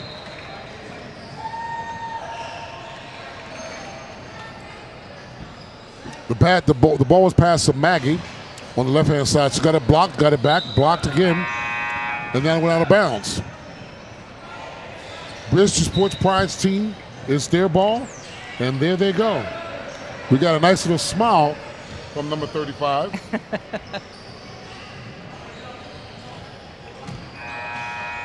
Miss, is that Jillian? That's yes. Jillian. She's She's trying to get she's having a her little, guard. little malfunction there before she gets ready to go down and go to work. Very confident player. She's been playing for 8 years. Yes. She knows her role. She's our team captain. Awesome. Good shot, but this didn't go in. 1 minute 43 seconds with 24 to 8. The team from Atlanta Yes. are blazing ahead. Ooh. And the Pride, great stop on defense. Comes over the side, throws up a 40. Oh, good. And Jillian, number 35, with the rebound. Worked the rebound. She did. Ooh. Number Nice 40 is crossover, coming yeah. across. Nice He's coming cross. across. Yep, yeah. he sure is. Says no. I'm He's going to got make some it. length on him too as well. He does. And in wheelchair basketball, long arms are an advantage. They really are. So Ashley, how would people try to get in contact with you if they have a child that wants to get involved, or if they want to make a donation or whatever? Well, how do they reach you? Bridge2sports.org. Okay. Our website has a lot of detail on it.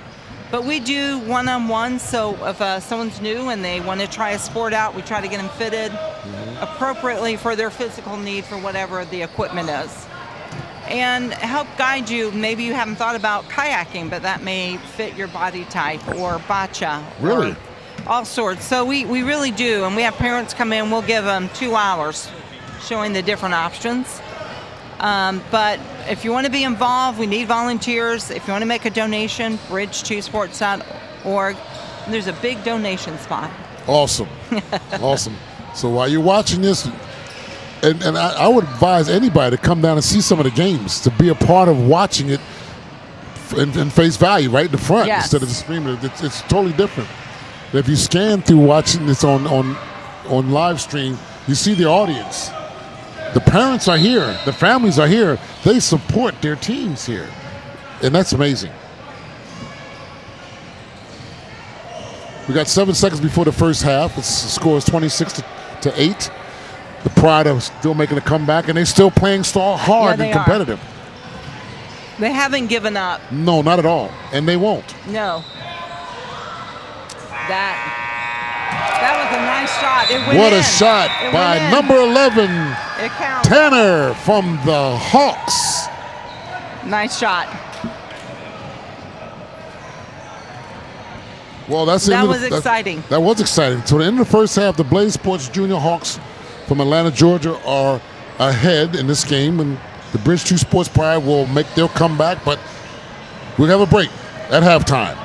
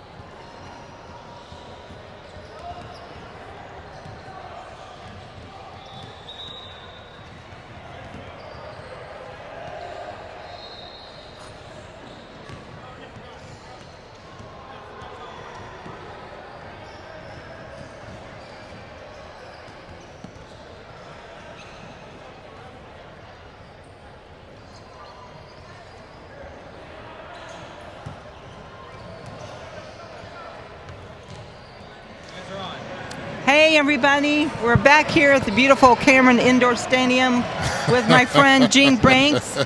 I'm Ashley Thomas, and we are getting ready to start up again. Yes, Ashley, I'm going to tell you, it's really interesting. The first half is not indicative of the play. It's a 28-8, and like you say, the Pride team here from Raleigh-Durham, they come up from the second division, and they're getting experience against a veteranized team. So this is going to be good for them, for the future. And the coaches are doing a fantastic job with them. But before we get going, let's go with our sponsors. Without generous sponsorship to this tournament, would not be possible. Big thank you to our 2022 sponsors who have dedicated their resources to make this event possible for these young athletes.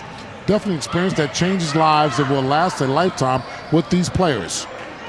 Tournament sponsors and sponsors for special kids, helping kids with disabilities experience the physical and social benefit of sports. You got the backboard sponsors, Fan Products, specializing in bringing freedom of mobility to families and individuals faced with the mobility challenges with a wide selection of mobility vehicles and products. My personal choice, Gene.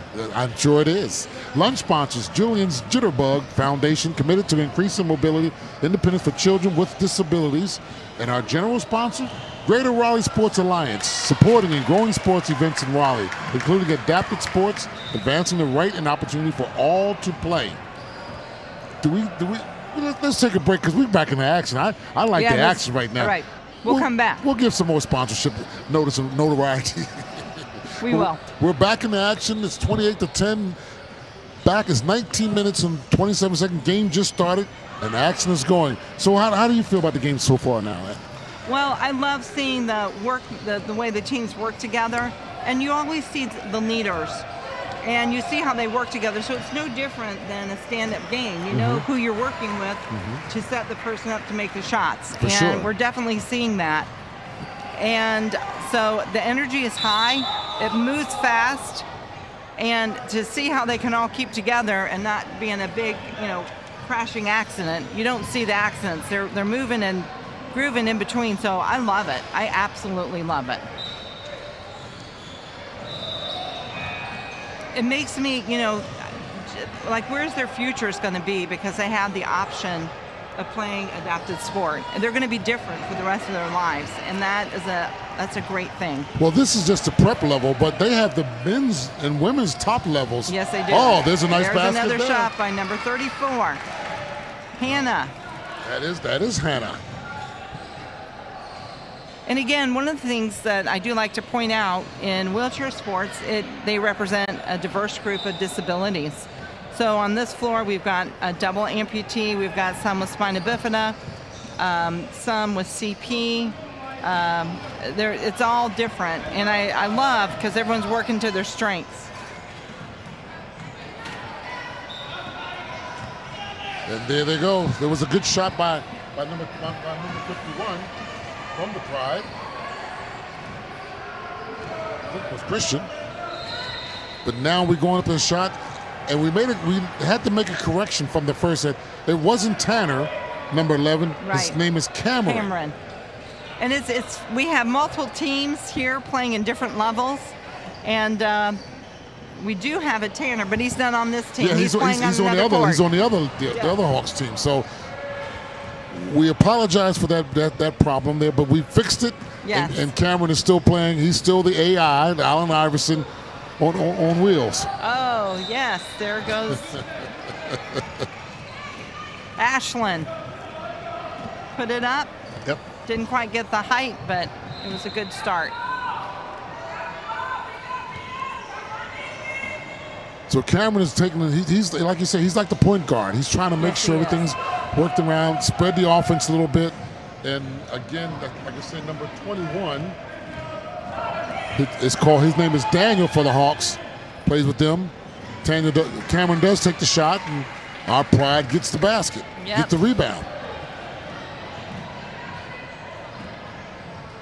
It's always a process when you get a new team coming up, and they seem to start. They're starting to flow a little bit better, and they're getting some shots. That was a nice arc on that ball. It was a nice arc. Height. Just a little short. Just a little short.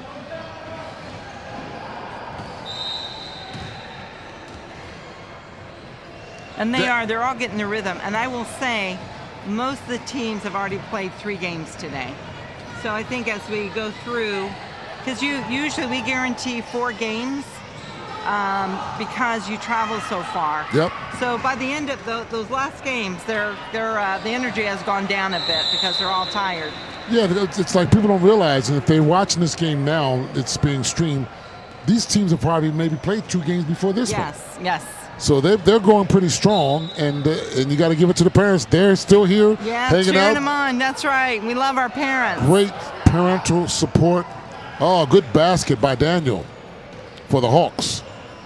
And what's fun, a lot of the teams, if the siblings and they have equipment, they let the siblings play at practices. So what I love is seeing all the siblings sitting there watching too. They know what's going on. It's a family They're not affair. running around. It's a family affair. Yes. I didn't know you could sing too, Gene. You can do everything. I'm going to keep my day job, okay? Tough shot. Yeah, get no respect, I tell you. Well, I'm not singing. They'll shut down the airways. Well, I heard you had a little Barbra Streisand in you. Oh, no, that's a lie. Oh, somebody's telling It's a a story. rumor. I'd like to hear that. It's a rumor. Maybe you'll do the national anthem tomorrow. No. We did have a young man who does a beautiful harmonica. He is a wheelchair user. He played years ago.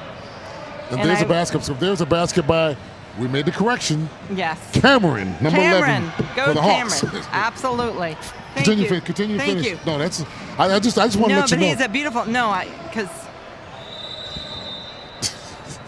I'm still trying to get you to do the national anthem tomorrow. no, I don't You're do Bridge it. to Sports. I mean, you representing. Akeem does it. Oh, All right. what a There's a shot for the basket Pride. by the Pride. All right.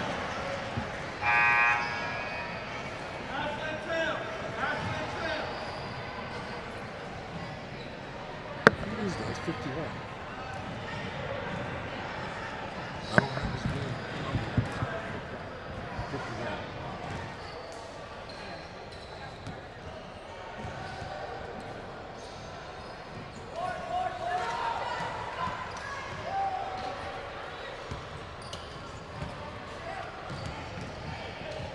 He made a great basket, but he missed the 1-and-1. But that the and one. But it's all good. And there's a violation. Great defense by the Pride. Wyatt, 51. Wyatt is our number 51 who made that shot for wheelchair for the Pride team. Okay. Well, now we know it's Wyatt. He made a Wyatt. great basket. He didn't finish it with the and one, but he's got a lot of basketball left in him to go. He is guest playing from the Sportable Spokes in Richmond. Wyatt joins Team Pride, ready to push and play his heart out. One thing I got to give pride to this Pride team is that they're getting back defensively and they're stopping the fast breaks. I'm telling you, it's they've made some adjustments here, and the coaches have done a good job talking to them and making adjustments.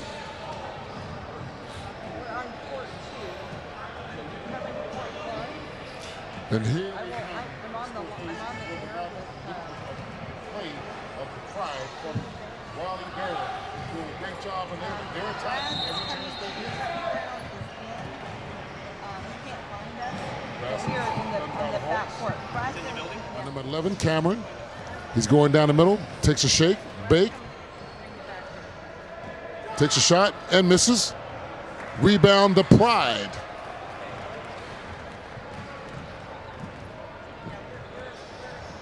Rebound is by Julian, who is the team captain. He's bringing the ball up, trying to set up the play. She looks up, she's got a good shot, a good look at it, and it's good! The team captain, Julia, 35, hits the basket. Nice. I heard rumors that Chucky Brown is in the house. Chucky Brown is in the house. Chucky Brown is in the house.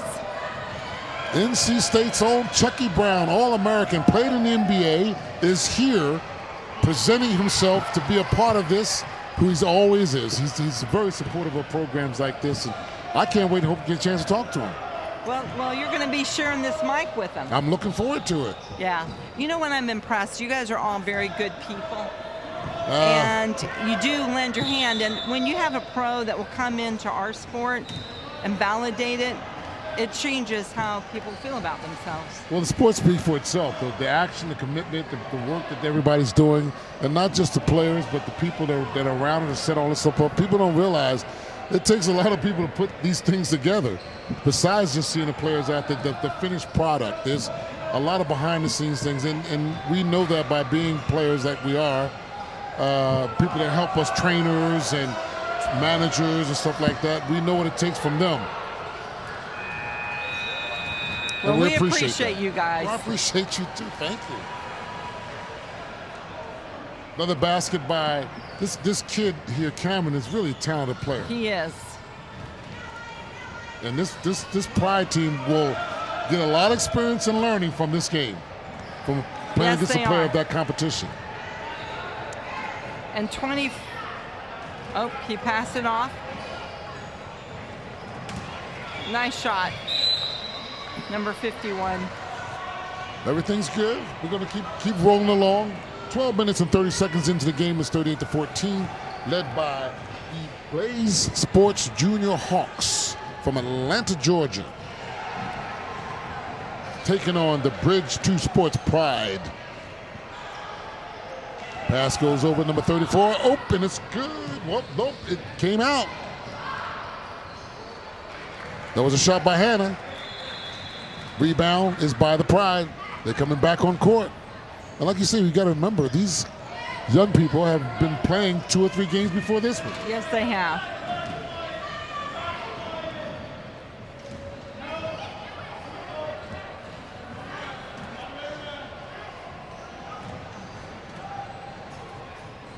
Nice shot. Nice basket by the Pride.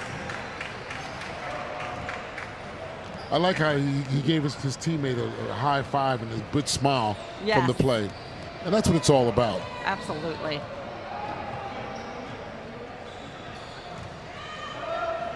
Hannah again. She's got a good arm.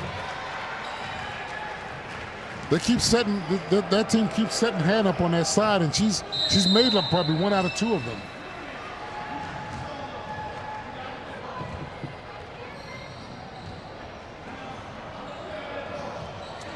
I think you went out of bounds. He has tie or hit the outside sideline. Well, I think the referee was signaling that he that you got a dribble, yes. And I'm learning the rules, actually, as much as you can. There are different type of rule things going on here that are a little bit different. But is the double dribble call is the same one? You saw it that they use in... That's right. Yes, that's right. you saw it. Amazing. Bring up the court is team captain Julia. Trying to set up the team. Looks like she's got the spot open, and looks like she's going to pull the trigger, and it's no good. Is.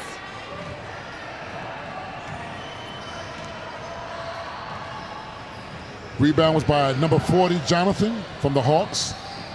Ball's being brought up by Cameron, number 11. He's got a free shot to go up, and it's, in and out. Jonathan goes up, rebound. Jonathan shoots again, rebound. I'm gonna get it in. And a rebound by the team captain. Yeah. Julian bringing up the court. There's a steal by Cameron from the Hawks. Possession's been changed. He's gonna go up to the basket.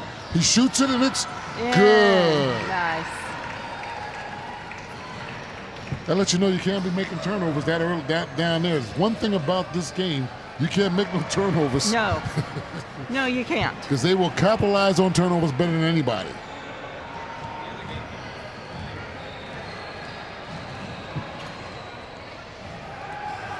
One thing I see about when it comes to this game, they'll clamp and make sure that they can't get down the middle. They do it better than any NBA team I've ever seen. So you're just not going to just come down the middle for a layup. No, you're not. And the chairs take up a certain amount of room. So you're right. You've got to do more. Chair maneuverability is a great skill to have in this game. So now the ruling is, the people that are just first watching this, is that when you bring the ball up, nice shot, number 4. I had to stop in my Kristen. commentating. That was Christian? I believe that was Kristen. That was Christian. That was a great shot. It was an excellent shot. She stopped me in mid-form when I was going to say what I was going to say. Yes. So what we've done is we have 2 guests playing with our team, which one can do. You can ask others to play up. In the early years, that's what we had to do. We didn't have enough players. And so we've got Wyatt and Kristen are joining So she's the from the Bridge to Sportable Sport. Spokes from Yes. Richmond, Virginia. Okay. As is Wyatt. But Charlotte used to help field our team in the early years, and we didn't have enough people. Sounds good. Sounds good. I love it.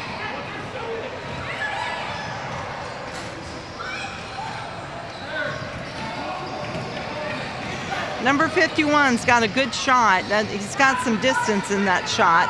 Given a little more maturity, he's going to hit those baskets at a distance. He's got to get those muscles like The Rock. Yes.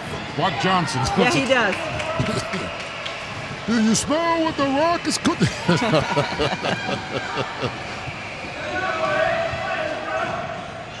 Number 14, Jonathan, misses. Great rebound by the Pride, by Julian. Yeah. They're getting all the loose rebounds, that's for sure. That's a good thing. Just got to capitalize here back, making the baskets on this end. They're playing really well. Yes, they are. And it's a great group of young people. They really are. Shot by Julian, but it's off, just about a smidge. So we should do a little shout out to Jillian because she's playing on the local adult team and she's playing on the Charlotte's women's team. She's doing double duty. Yes. Wow, she's a Wonder Woman. Can we call her that? She loves it. Okay. Yes, you can call her that. She is a Wonder Woman. So Julian is a team captain, fiercely on the court. She plays with the local adult team at the Division III level, as well as Charlotte's women's team with one of her coaches, Erica. She gives all that she has on the court every time. Now, Julian is a current North Carolina State champ for wheelchair track in the 100-meter and 200-meter. Yes. She's looking to conquer the state record next year, only missing it by a half of a second this year. She's going to take down Jill Moore. Ooh, wow. Jill has the record currently. That's serious. Yes. She's going after her. No, she said, do you have Jill's email? I'd like to tell her I'm going to break her score next year. I said, wow, yes. That's gutsy. Yeah, it is gutsy, but Jill was happy because she kind of set the pace. Nice shot. Well, we just had an off shot there. The score is 44-18 and 6 minutes and 6 minutes and 49 seconds still in the second half of this game. It's kind of slowed down. The pace has slowed down a little bit more than it has earlier. I think what's happening, the Hawks don't need to feel they need to be rushing anything. And then the Pride has to bring the ball back and try to set up something really good because both teams are playing really good defense. Yes, absolutely. And again, team captain, she's all over the place. She has the ball, bring it up, going to set up the play. Maneuvers her way into where she needs to take a shot, and it's it was almost. in, and it came out. I hate those shots. You have hope, and then it comes right on out.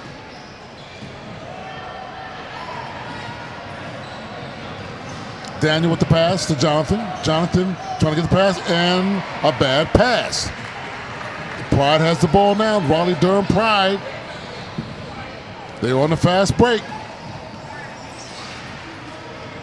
We got a good stop. Hannah made a stop from the Hawks. And now everybody's taking a shot. Ready to go up. Take the shot, and it's no good. There's some good height. I always think when you're learning to shoot, the trick is getting height to get it up to the basket. Oh, for sure. And these guys are playing on a 10-foot basket. So, yes, they are. You know, that takes a lot of arm strength to get it up there. So whenever you see those shots getting up, it's like, good, you're on the right track. You're going to get it to the basket. But that's a big difference when you're sitting down to get it up to a 10-foot basket. That's for sure.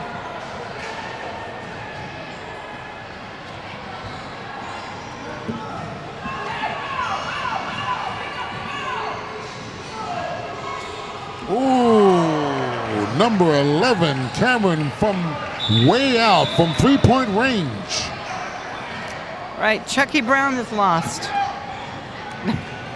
Well, Chucky Brown will be here very, very soon. We're looking for the great NC State All-American that played here back in the times with basketball, what I call basketball, the ACC is being represented here at the tournament. Earlier we had Phil Ford from UNC. Now you're going to have Chucky Brown coming in. And I'm glad to be here to be a part of this as Gene Banks from the Duke Blue Devils. We got all the schools, didn't we? We got all the schools. Oh, we forgot Wake Forest. Well, aren't you kind of quasi-representing? Don't you live in that? I do. I guess you can say that. Quasi. I guess you can say quasi. He's like, but I never wore those colors. No, I'm not representing them. No, we don't have Wake Forest here.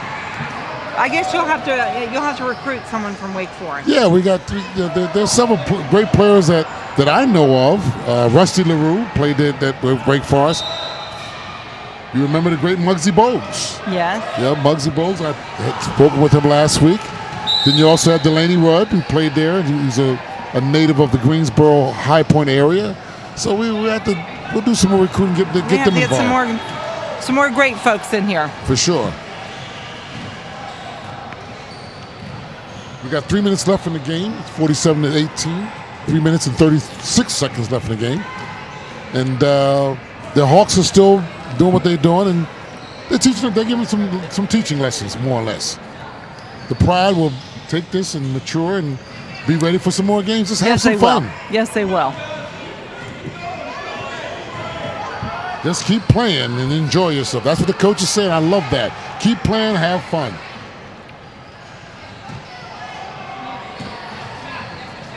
They set up a double pick for her to take the shot. There they go. They're off to the races. This is unbelievable exercise, too. You know that. It's oh, phenomenal. Absolutely. Jillian's trying to direct people where to go on the floor. Yes, they are. Looks like they're trying to set up Hannah on the side there, but they got Hannah and they got Daniel on one side, so they're switching side to side with the passing of the offense. There's a violation. Ball goes to the Pride from Raleigh, Durham. Ball comes in. I'm going to do a shout out to these refs because they've been working hard all day long. Yeah, back-to-back games. Back-to-back games. It's pretty good. You got to be in some kind of shape being one of these refs too as well. Yes. They're setting up Julian, and boom. You're right. That was a setup. Yep.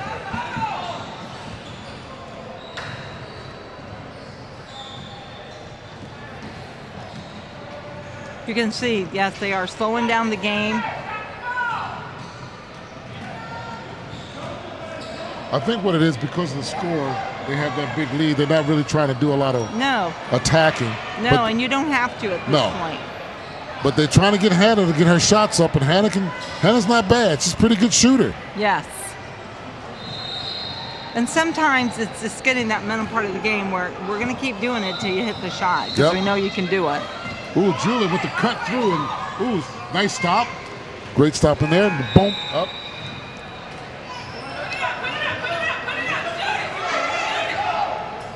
There you go. Team captain Julian hits a basket. Yes, she did. The thing they just need to just go ahead and attack. When they get that shot and they open, they need to take those shots and just let it go. I love hearing the folks on the sidelines going, put it up, do it again. Lots of great coaching going on here. Yeah, because when you pass too many times, they're fast enough to get into these lanes and pick off those passes. So it's better just shoot the ball. And this kid, Cameron, number 11 for the Hawks, he's just really talented. Yes, he is. Julian's got to have at least close to 20 rebounds. I'm telling you. She's getting every rebound that comes down there, I tell you. They're setting up the pick for her, and boom. Twenty 22 seconds.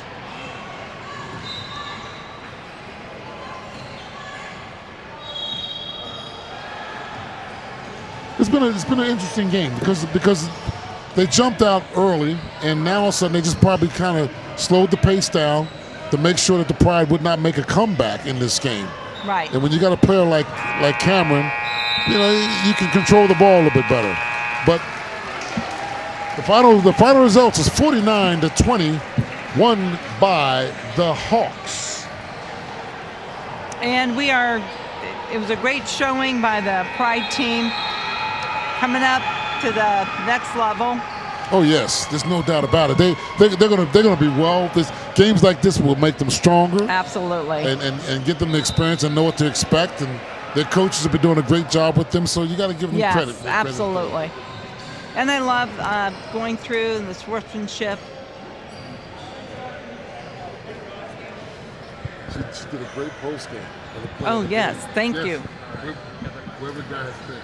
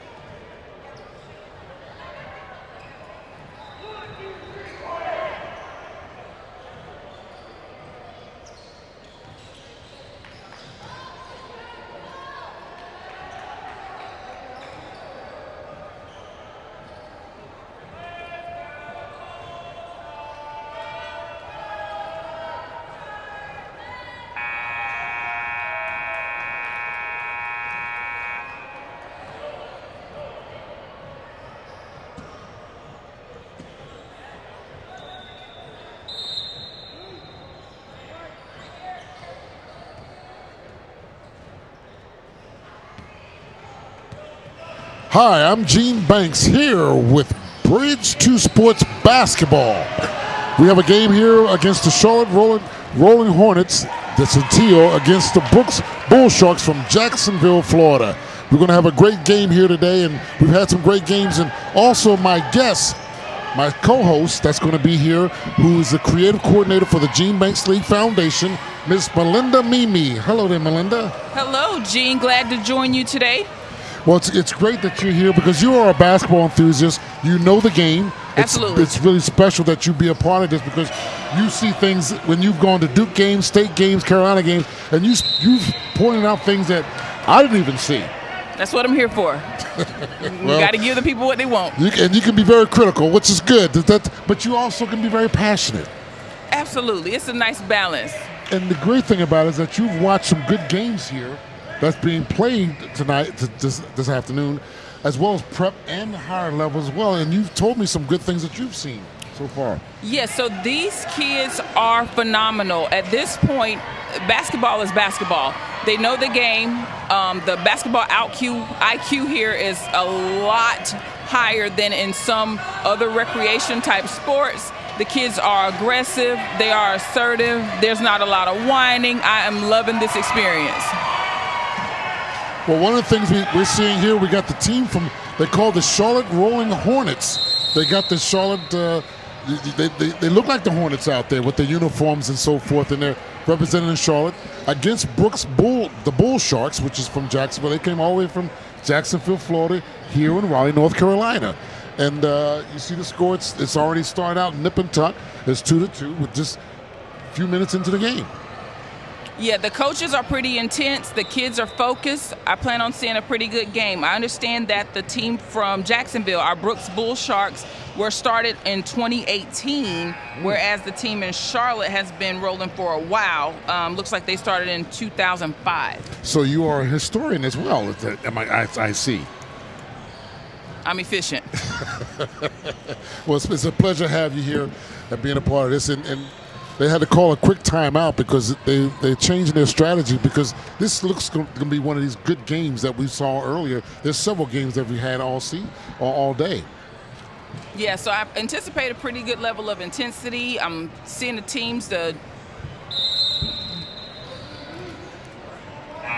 Well, what is the thing that you see most about when you watch wheelchair basketball? What excites you mostly about it? The physicality of it. These kids are hoopers.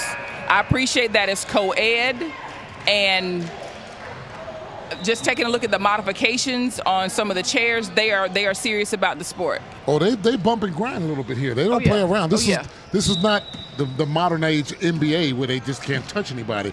They play basketball. They play basketball. I have seen several flip chairs, and the kids flip them back over and keep rolling. And that's gutsy. Here it is, a shot that went up by number 33, Daniel, for the Brooks Bull Sharks, and the ball goes out to the Ravens. I want to say Hornets. I see them, but they are the Hornets. They're rolling Hornets. So it's okay if I say Hornets. So I think Jacksonville, Florida, and a team from Minnesota has been the farthest team so far that I've seen that have traveled for this here event. Here we go. Oh, nice basket. And that basket was by number 11, Mr. Austin. And there's a turnover. It seems like we had a little bit of confusion from the Hornets, so it's coming back the other way. Well, the Hornets, even the NBA teams had a little confusion this year. So, I would agree.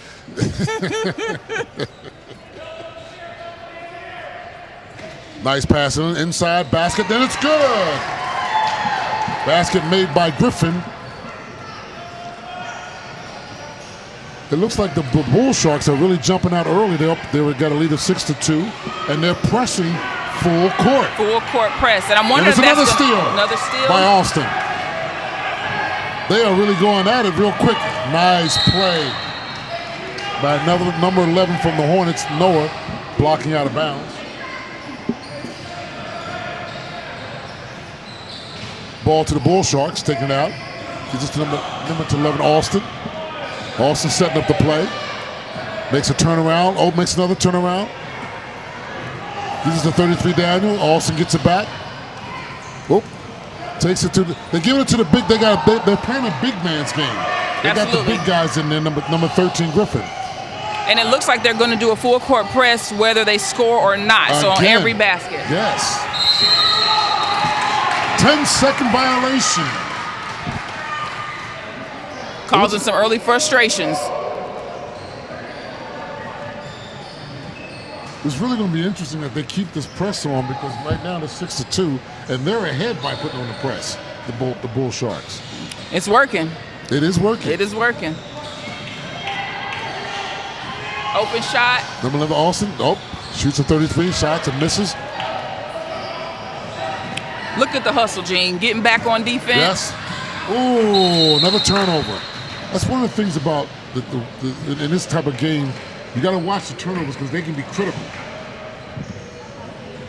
And the press is working. They are not cutting them any slack, and they are cutting off all the lanes. So if the pass is going up and it's not crisp, it's going to get intercepted or thrown away and lead back to the possession for the Bull Sharks. That is true.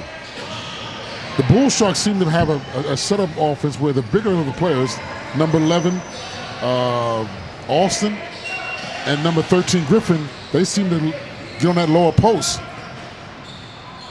But their shooting has not been, it's been lucky for the Hornets. Oh, nice play. He's got the breakaway. He's going for the layup. And it's, Tucker had a good beat on it, but he just couldn't get it to go down. Speaking of Tucker, he's a soft-spoken giant, endless energy, and the passion to improve his game. And there is number 11 Alston, who has scored again. And the press is on. The press is on strong. They're going to take it out and bring it up. They got 10 seconds to get it up. And counting. Yep. And they're attacking quickly. Tip. So it's going to stay with the Hornets. Yep. Still possession with the Hornets.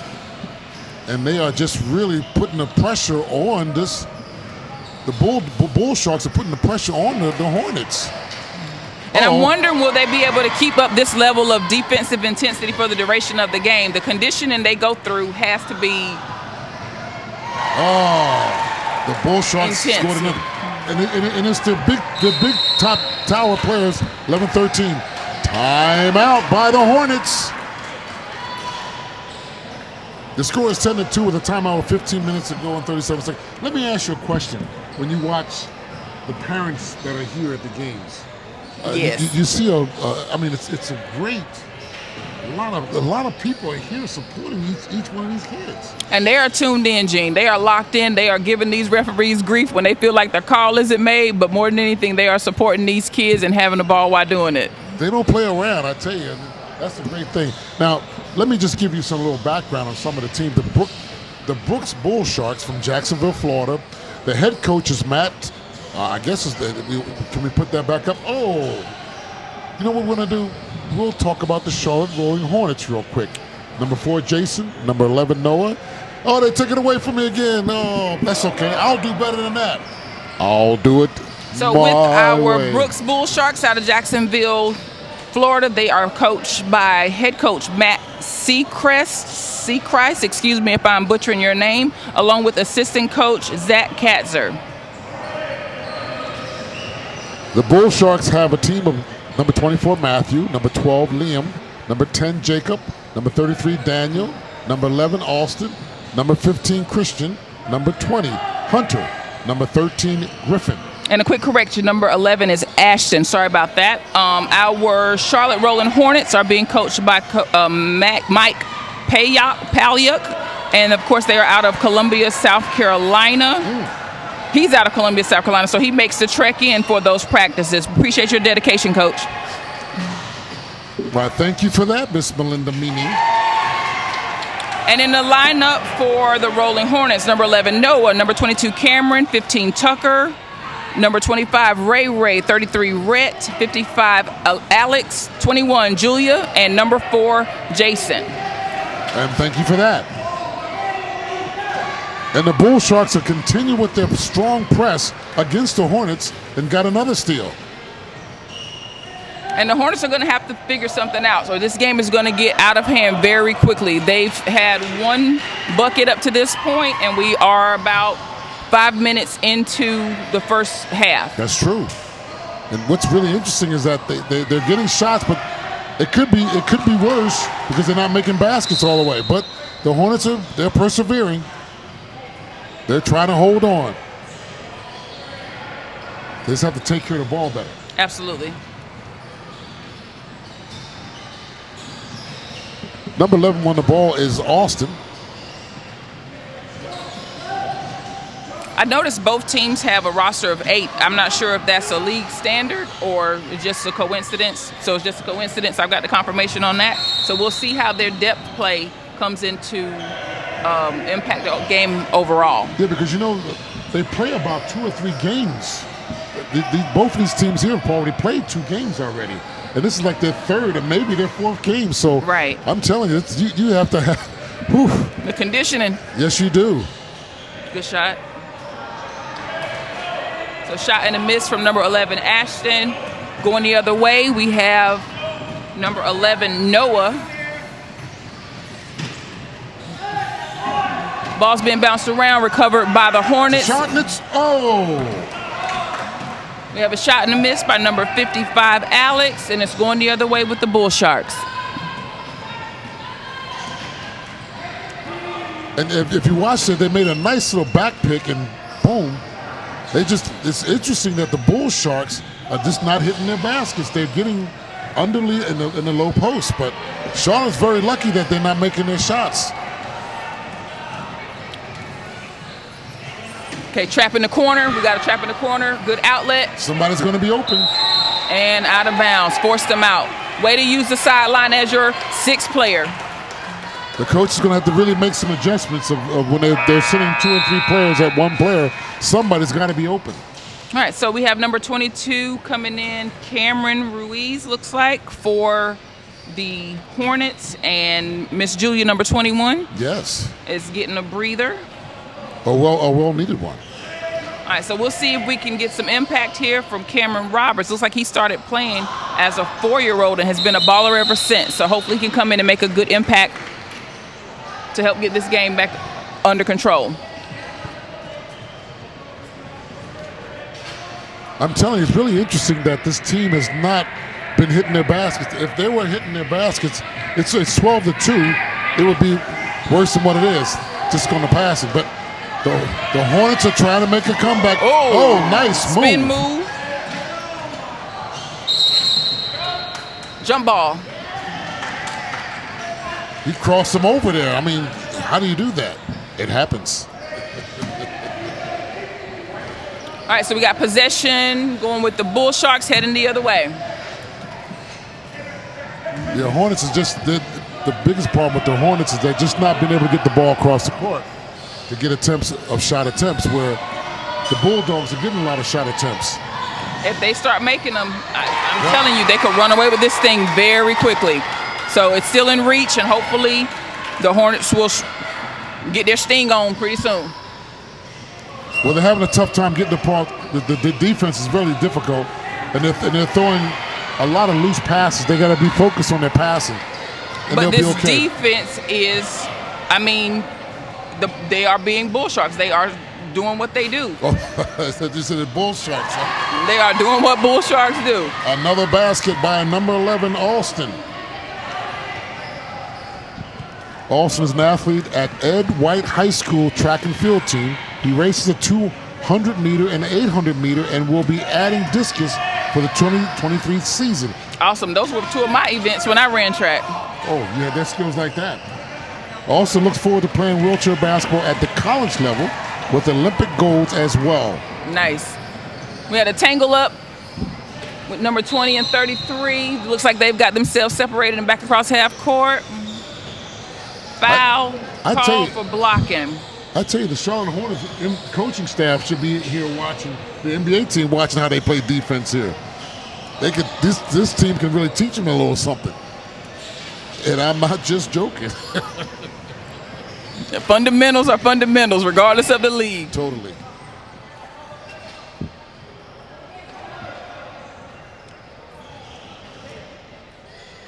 It looks like they take control.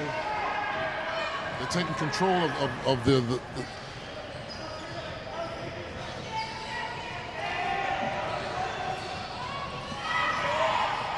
So we had a moment, and I'm back. I got distracted there for a minute because I'm sitting up here watching the changing of the guard here. And this team is the Bull Sharks are really playing. Nice pass by the Hornets. Oh!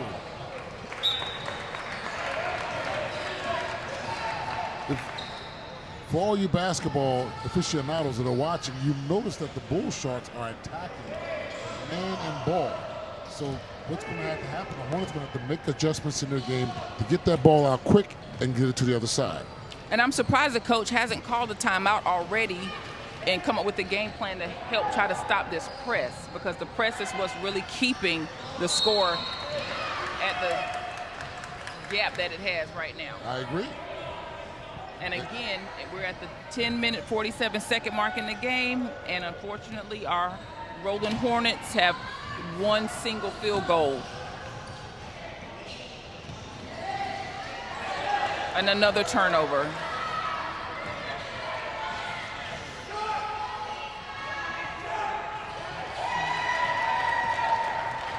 For any viewers or listeners who are new to the game, for wheelchair basketball, when fouls are called, you have to know that the chair is considered part of the player's body and fouls are called accordingly.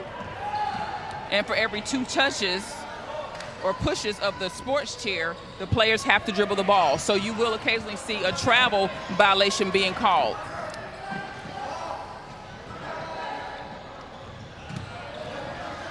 If a player chair is upsided, the referees are free to help assist them get back up. And if it takes quite a while, they may actually stop the clock.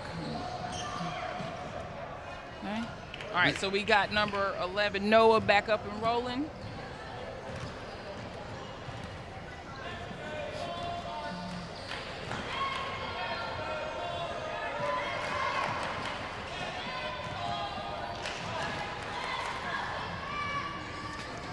Great ball movement. Let's see if it results in a basket. Rebound. Number 33.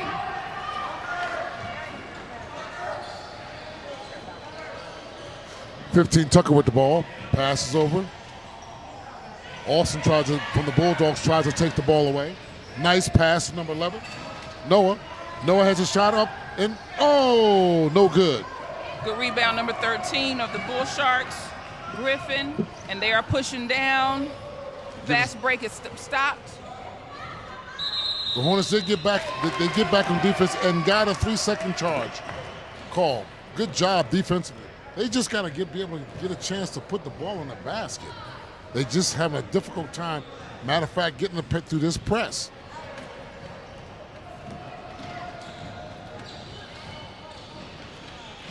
And look at the aggression. Look at the aggression. Nice pass. Ooh, oh.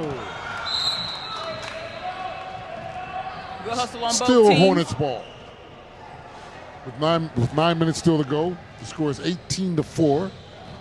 You have to understand that the Hornets are having a difficult time in this press, and they've had opportunities. They just made some turnovers, and it's a foul on number 11, Austin. Shooting foul, so he'll be up for Correction. 2.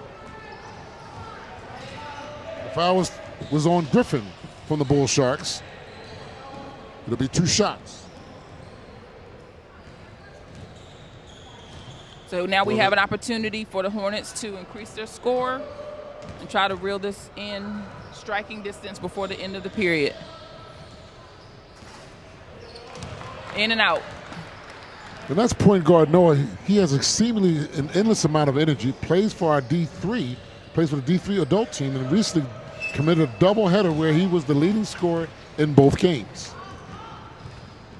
We need him to make both of those last free throws, but he'll try again. Austin goes to the basket, and it's good! Coast to coast. From the Bull Sharks. Tallying on more points for their lead. And 1, so we'll see if he's able to connect to make this a 3-point play.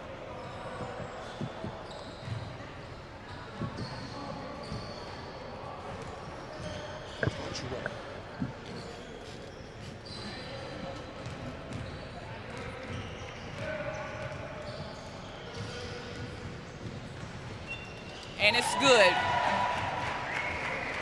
The score now, 53 seconds, 8 minutes and 53 seconds. The score is 21, led by the Bull Sharks, to 4 by the Hornets. But the Hornets are resilient and trying to come back. Nice move. Good block shot.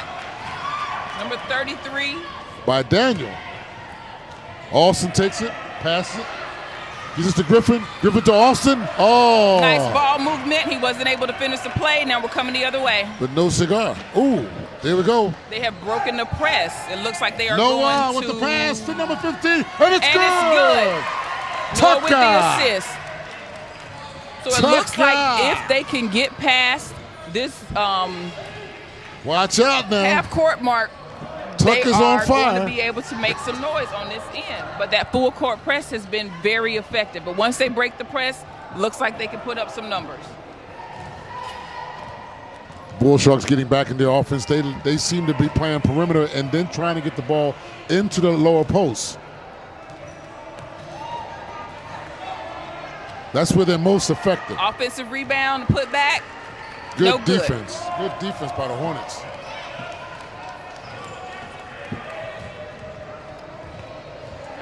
There's Noah with the ball, looking to make the pass. It seems like we got the personnel in there to break the press.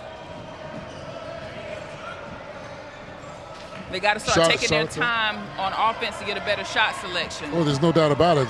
That was not a really, we consider not really a good shot. You got a turnover. Looks like a turnover. It was tipped. Hornets ball. And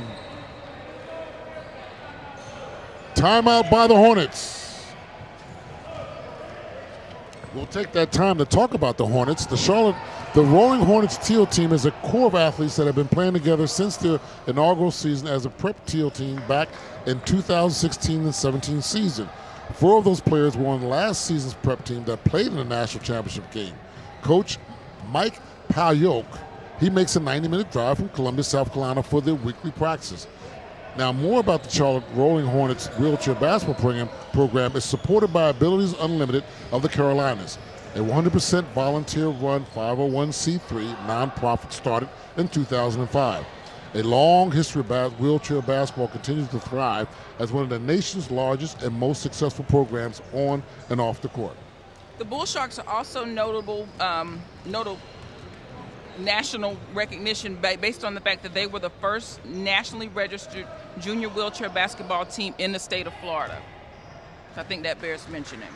And again, they were started in 2018 by Brooks Pediatric Recreation Program at the Brooks Rehabilitation Center in Jacksonville, Florida.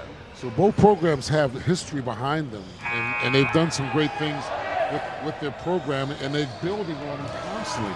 So the great thing I like to say, any of you all watching these games, and you have to be here, you would love to be supportive of what they're doing. It's just amazing of the coaching and the teaching and the resilience of the young people, how they're playing. Back to play, the Hornets have the ball. They're down a substantial amount, but they're still trying to get their offense going. Starting to communicate on offense and defense. Yes! And there we go.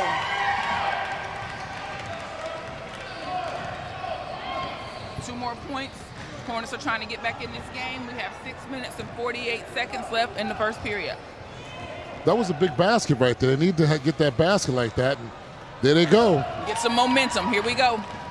And they figured out how to break the press.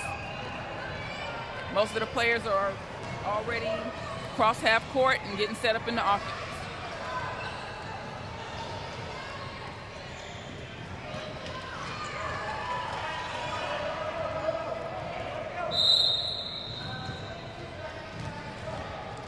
Looks like trying to figure out what possession. I think it's Hornets possession. Still Hornets ball.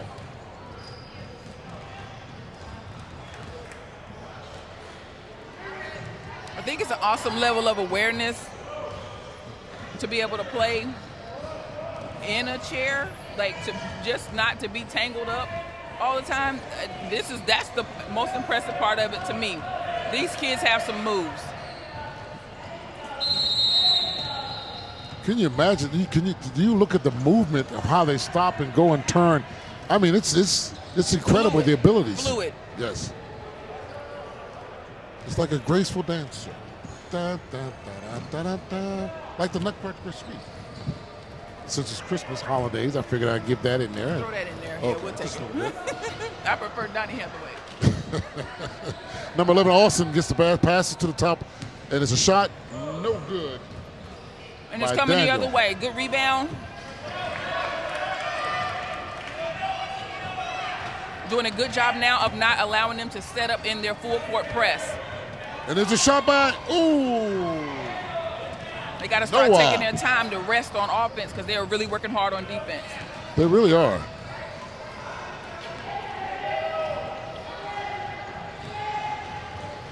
But it looks like they made some good adjustments and are able to, like I said, break the press to give themselves an opportunity to make the basket. Yeah, I'm telling you, this 1 or 2 baskets, they're really back in the game. You know, it's 21-8, but with 5 minutes to go, and the Bull Sharks are not really hitting baskets right now. Yeah, they jumped out to that early Oh, lead. nice steal by the Hornets. They got a chance. Good pass. Noah with the shot, and it's, off the rim. Okay, good offensive rebound, so they're still in it. Ruiz for 2. And it's a foul. Shooting foul, so he's going to the line. It's a foul by the Bull Sharks. The Hornets will get 2 shots at the free throw line.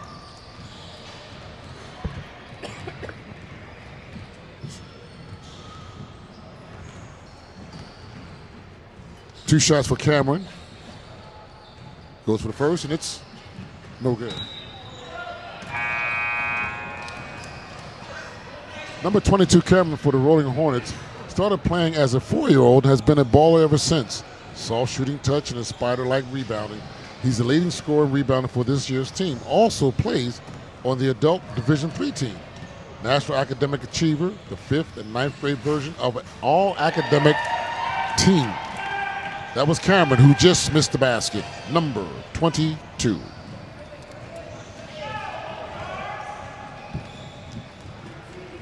Fundamental rules of broadcasting being broken.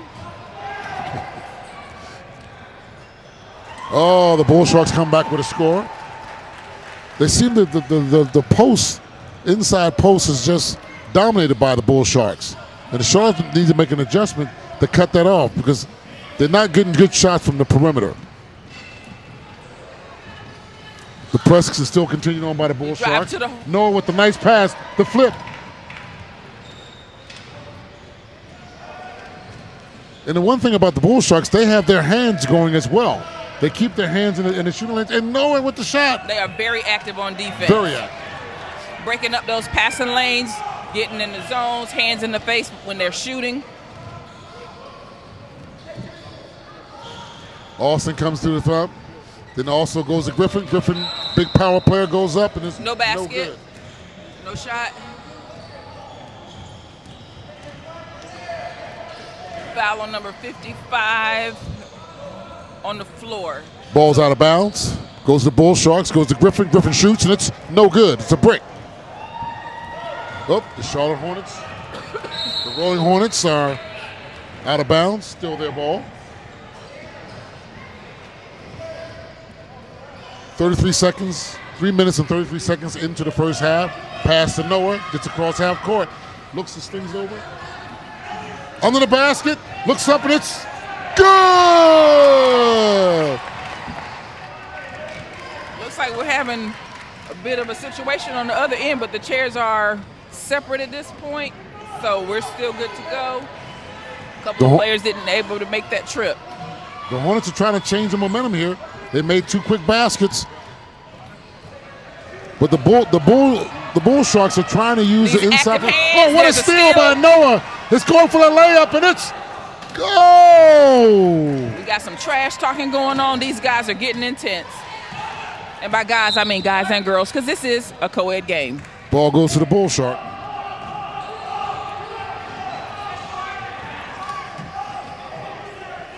I love the play of the Hornets. They really stepped it up a little bit. Looks like they're picking up on defense and doing their own press.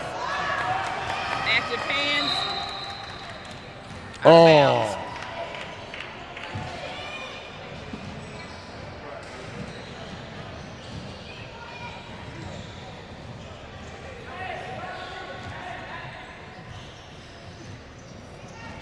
Ball to the Bull Sharks, taking it out. Ball goes number 11, Alston. He's got the one hand going up to Griffin. It's like the big duo, boom, but they're not making baskets. It's amazing that they have the low post dominated, but they cannot finish the play. So either they're going to have to start making some of these shots under the basket or do a little bit better job of offensive rebounds. Oh, there was a charge. What was that call? And these refs aren't cutting these kids any slack. They're calling 3 seconds. They're calling traveling. If any part of the... And the coach is not happy. The coach is not happy for the Hornets. Coach Mike Palyok is not happy.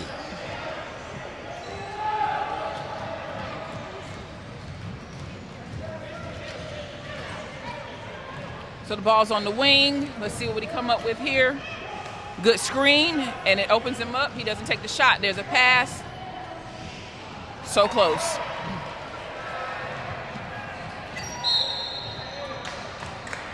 Foul away from the basket. Blocking. A couple more baskets, the Hornets will be right back into this game. They're not far away. It's 23-11, but a basket or two here and there will change the whole complexity. So, yeah, it seems like they've outscored them in the last few minutes, but because they were able to jump out to such an early lead that they're just going to have to find a way to recover. Ooh, long shot.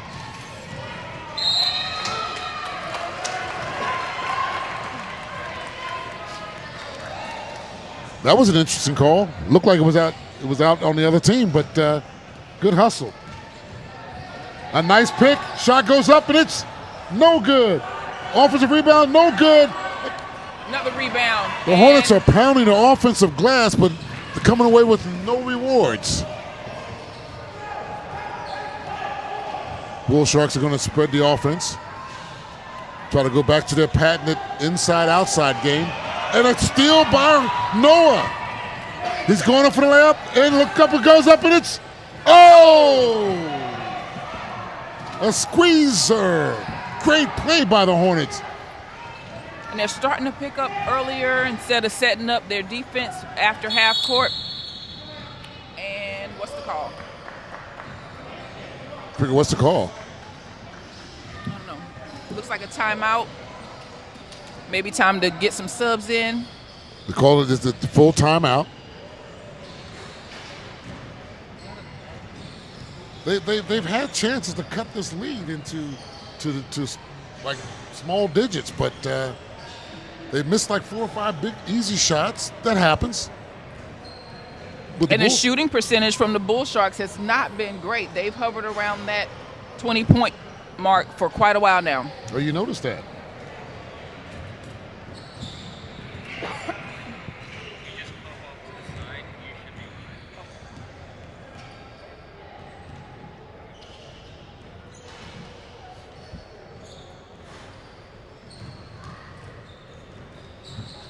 I want to give some more facts about the Hornets. Prior to their non-profit starting, Charlotte won 5 national championships in the 90s, another in 2018, and 2 more in the recently completed 2021-22 season, the varsity and adult D2, bringing the total to about 8-time national champions. Additionally, the program has been sent 27 different student athletes on to play intercollegiate adaptive sports. The Rollin Hornets also excel in the classroom, with athletes being recognized on 57 different occasions for national academic achievement. Nothing like recognizing and honoring your student athletes. Excellence on and off the court. And that's a good thing. That's a real good thing. Ball goes out to the Bull Sharks. Got 1 minute and 45 seconds left. They're leading 23-11. See if they can continue their attack.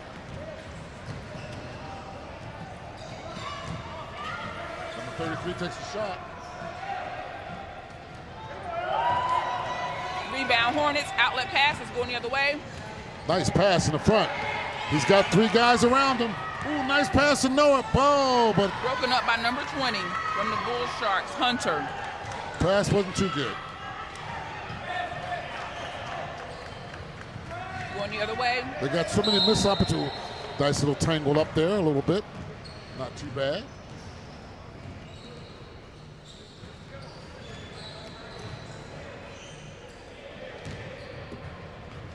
One minute and 11 seconds. 20.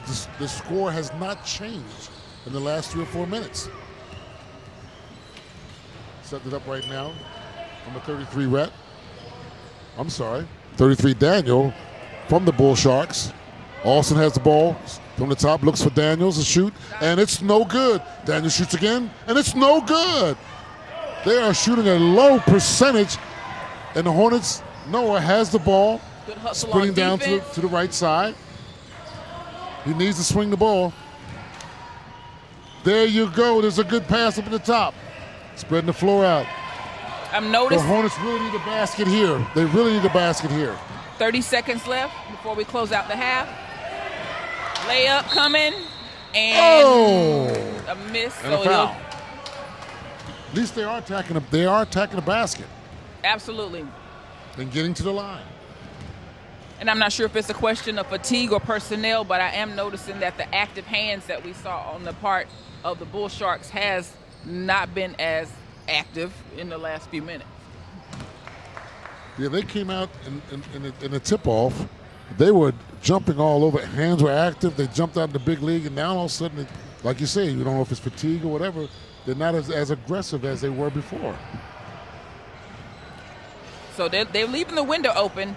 The Hornets just have to capitalize on this opportunity. There's another miss from the free throw line, and it's going the other way. We got a wide open layup, number 33. Oh! Way to finish.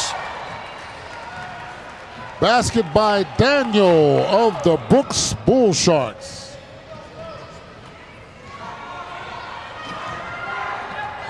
And there's another steal by the Bull Sharks. Oh, way to break it up. Nice steal. And that brings us to the end of the half with the score 25-11 in favor of the Brooks Bull Sharks.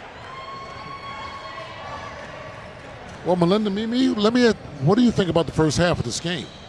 I'm surprised that the game is not out of control with the number of opportunities that the Bull Sharks have had to take away and just run off with the lead. I'm also surprised that with those given opportunities that the Hornets haven't been able to close in a little bit more. Yeah, both teams have had an opportunity, a chance to really close the gap or widen the gap, and they just haven't done that. So what do you think is going to be the adjustment for both teams for the Hornets the second half? I think for the Hornets, now that they have figured out how to beat the press, they're going to have to take their time on offense and have a better shot selection. What do you think about the Bull Sharks? The Bull Sharks just got to finish. Like, they're getting open looks under the baskets. They just got to finish. And there you have it from Melinda Mimi, a sports enthusiast, one that has worked and coordinated many things for young people and my foundation. But she's a sports person that knows the game. And it's beautiful to watch. So regardless of the league, when I say the basketball IQ here is very impressive, so these kids know zone. They know full court press. They know man-to-man. They're setting the pick and rolls. They are doing all the things. Well, let's do this real quick. For our sponsor, CBS 17, Greater Raleigh Sports Alliance, Julian's Jitterbug Foundation, Sports for Special Kids, UNC Rex Health, and Van Products, and especially Old North State Classic, Bridge 2 Sports. Those are our sponsors, and thank you for your support. And for anyone who is interested in becoming a sponsor, feel free to reach out, bridge2sports.org. Bridge, the number 2, sports.org. You can also email them at admin@bridge, the number 2, sports.org, or programs@bridge2sports.org. Thank you in advance for your consideration and your contributions. And there we have it. A good first half. It's been wonderful. I'm looking for some big changes in the second half, that at least some shots will fall. Yeah, so the coach didn't hold them long in the huddle, so we'll see if they're just going to work on their shot selection or if they're going to change their game plan at all. Well, you saw some games earlier. What is your take on some of the bigger boys? I guess it's the high school. We're doing prep games here, but the high school games have been really serious. The varsity game that I was able to watch, it was also very intense. It went down to like the last possession. I didn't know if they were going to end up going into overtime, but there was like a miss and a steal and a three-pointer. Like it was happening. So I think as the kids get bigger and stronger, they're able to do more. But I know this can be very taxing physically because these kids get it in. They are not afraid. They really are not, and I'm looking forward. I like to see the Hornets close the gap, and it'll get really more exciting as well. All the games are exciting, but when those games get tight, 2 points, 3 points, 4 points, it's crazy. I mean, I love it. Character building. Oh, yeah. I want to go on and talk about Bridge 2 Sports. The challenging perceptions of disability one game at a time, serving people with disabilities since 2007. Bridge 2 Sports is a North Carolina nonprofit organization right here in North Carolina dedicated to creating opportunities for youth, adults, and veterans with physical disabilities since 2007 to discover confidence, tenacity, self-esteem, and find the prayer within through sports participation. To support the mission of Bridge 2 Sports and make sure all people have access to recreation and sports, check out www.bridge2sports.org. For all of you new to the sport, wheelchair basketball is very similar to able-bodied basketball, fast, competitive, and requires some serious skill. In wheelchair basketball, the athletes play in specialized sports chairs that allow for greater mobility. Players are required to dribble, pass, or shoot after 2 pushes or touches to their wheelchair. If you have a physical disability or know anyone that does, connect with Bridge 2 Sports at www.bridge2sports.org. They have a sport for everybody. So that includes kayaking, cycling, archery, air rifle, golf, goalball, and many more. And this includes youth, adults, and veterans with disabilities. So be a part of the impact and follow Bridge 2 Sports on Facebook or IG at Bridge2 Sports.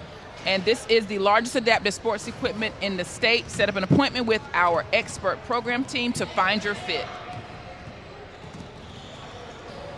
The action continues tomorrow, and they have a live stream schedule starting as early as 8:15 a.m.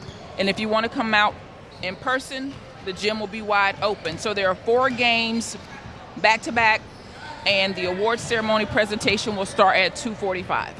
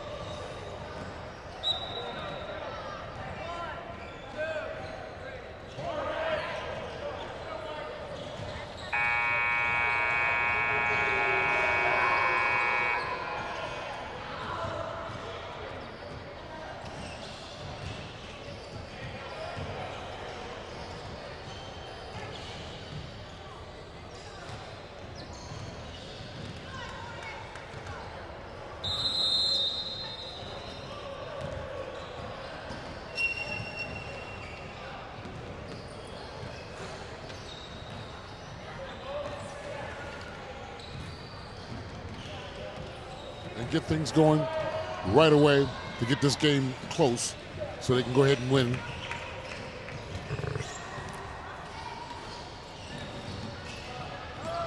Handling the ball is number 11, Noah, from the Hornets. Good shot, partially blocked. Great outlet pass. Let's see if we're able to finish. They're coming in hot. 2 points. That's a bucket. Good job, number 11, Ashton of the Brooks Bull Sharks. I wasn't able to see who had the assist, but that was a great outlet pass. That was a good assist, and they attacked it.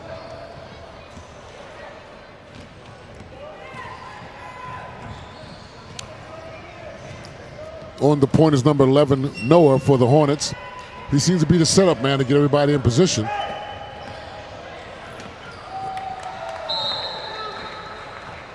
And I do want to take a moment to highlight Miss Julia, number 21. She is the only young lady out here representing, but she is chopping it up and causing some frustration on defense.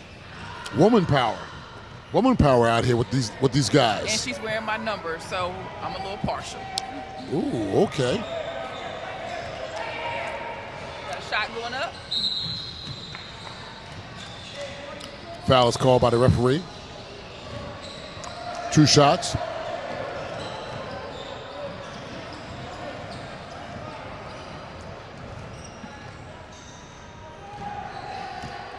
On the line for the Hornets is Cameron, number 22. First one's in and out, but he gets another.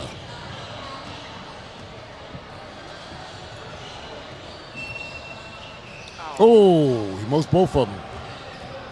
Just got to keep shooting, get his confidence up. Bulldogs are coming back with their attack. Most likely what's going to happen, they're going to go with, ooh, nice pick and a nice roll, and it's a shot's up and it's no good. Too strong, too strong. It's going the other way. The rebound. Cameron Ruiz bringing it up.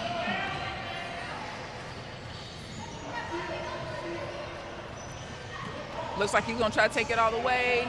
Good pass. 2 points. Nice bucket, nice assist.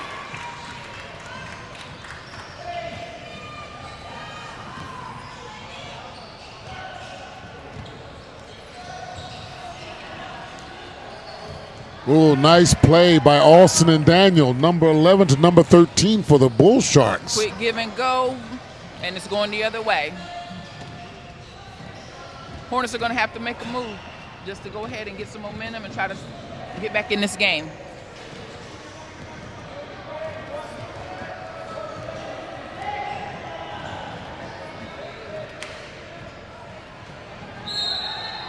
And one.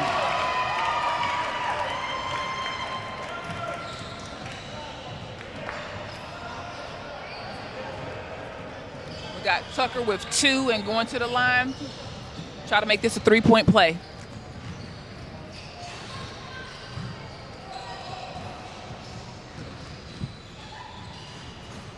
In and out. It's like that rim at the fair. Yeah, I guess, some of us go to those fairs and some of those things don't even work. Ooh. Look at Austin. Offensive rebound. Another offensive rebound. Yep. And the finish. They've got 3 shots at that basket. If you get that many shots, one of them's going to go in eventually. And that was a good shot by number 3, Daniel. He's a freshman in high school, and he is the first amputee to join ROTC at his high school. Interested in cybersecurity, so he has a good future ahead of him if he doesn't even consider continuing with basketball.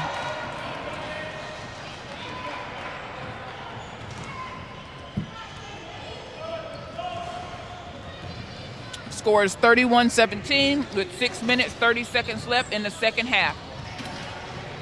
Good defense. Shot is up. And there was a miss by Griffin, a little bit frustrated, but the big guys putting in some good work on the boards.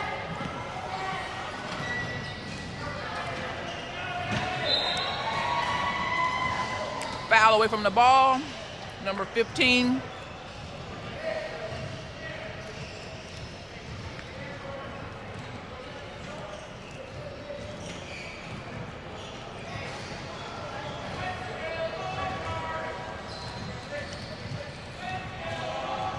inbounds.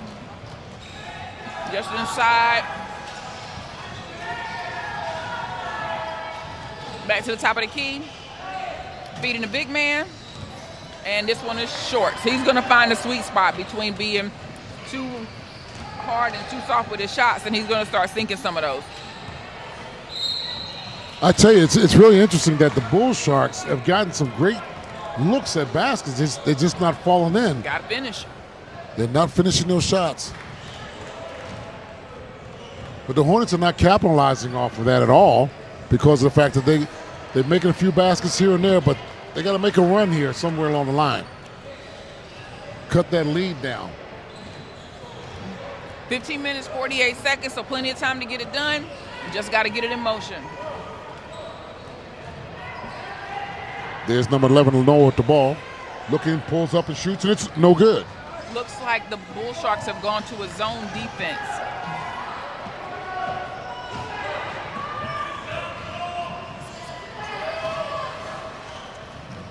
Ooh, nice pass. And nice basket. Number 33, Daniel, again with the basket. From Austin to Daniel combo.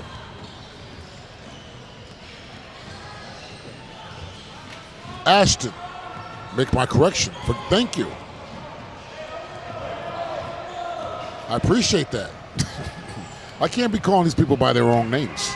If I do that, then they'll be calling me all kind of names. You got Gene Dunks in the building. Good defense. Oh, coming back wow. Up. Attempt at a three goes over the backboard. Not sure about the shot selection, but hey, you miss every shot you don't take.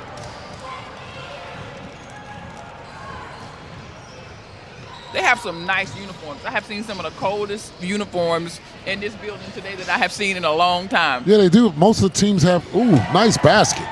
All net, going the other way. Nothing but. But as you were saying, that a lot of these teams have some really nice uniforms that they put on, and it looks good. Nice.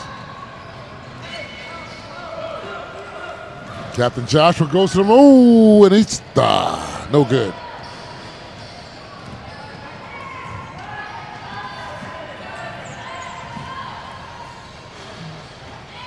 Ooh, there's Daniel.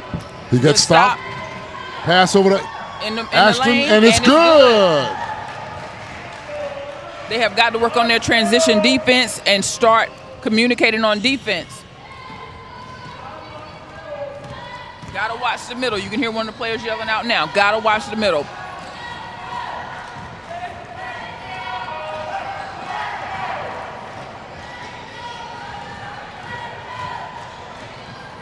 Ooh, comes back with a crossover back and a mix-up. Oh, nice pass, and it's a good. Get in there. Oh!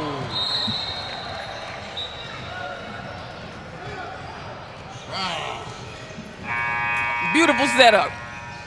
That was some good play there. I like that. I Ball enjoyed that movement, one. absolutely. They're taking our girl out. Making a couple subs on both sides. And for the Bull Sharks, number 10, Jacob, and number 12, Liam. Giving a break to numbers 33 and 20, Daniel and Hunter, respectively.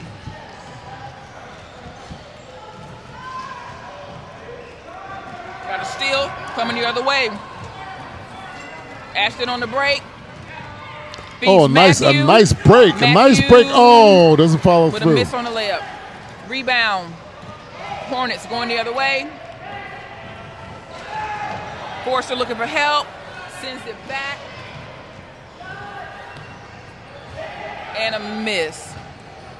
Offensive rebound, another miss. Offensive rebound. Oh! Miss. Offensive rebound. Man. Basket. Way to Finally. persevere.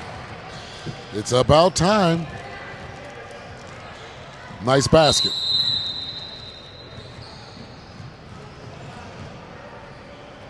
Then we have a timeout call by the Hornets. A full timeout. So, Gene, what do you think is going to be the advice coming from the coach during this timeout? Well, he's going to realize that they got to stop turning the ball over. There's number one. Number two, they got to start taking advantage. The team looks like, the Bull Sharks look like they're getting a little bit tired. Because before they were getting back on defense, now the Hornets seem like they're getting down and getting the shots they want, getting second, third, and fourth shots. So I just tell them to keep attacking. You know, they got to watch this Ashton. Did I say that right? Ashton? Yes. They got to watch him. He's creating a lot of stuff that's happening. So you got to put some pressure on him.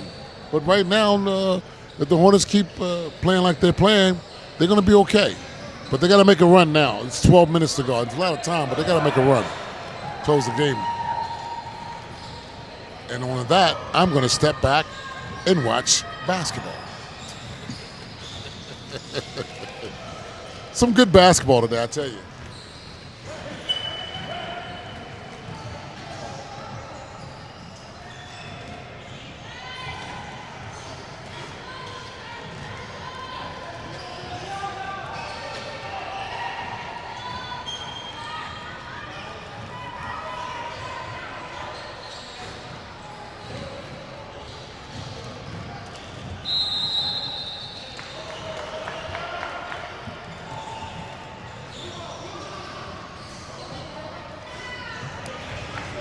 There was a violation. Ball goes to the Hornets.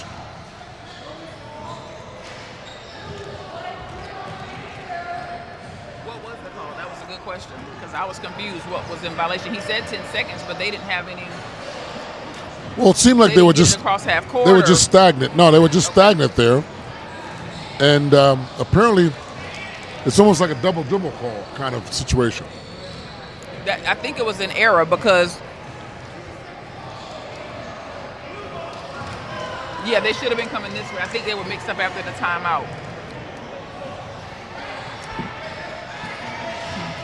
The Bulldogs.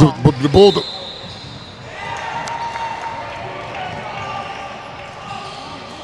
Did you see how the Bulldog? They kind of got it mixed up, and they were more at half court than they were in the front court. They're trying to get it, fix it all together. Something's going on, or you got fouled.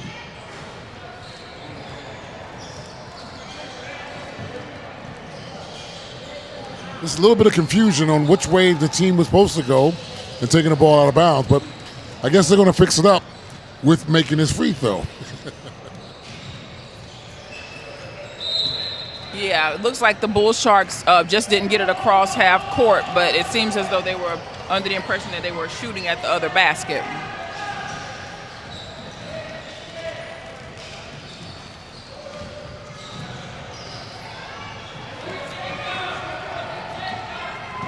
Get it over this time. Number 10 in. Jacob, haven't seen much from him tonight. And there's a turnover going the other way. Chance for the Hornets to try to score and get this game in striking distance.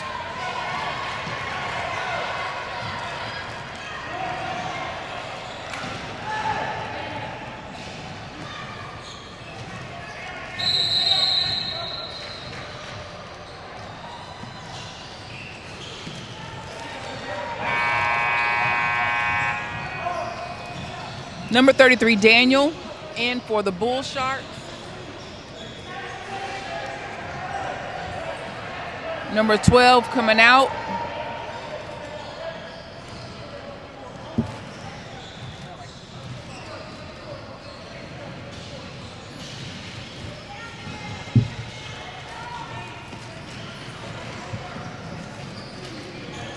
Looks like the Hornets have pulled one from the Bull Sharks and tried to do a full court press. Open layup. We got a miss, and it's going the other way. And surprisingly enough, the Bull Sharks have abandoned the press that worked so well in the first half. Yeah, they really have. But the Hornets are not making them pay for it. They got to start making baskets. Fast break broken up. Everybody's back on defense. Coming down the middle.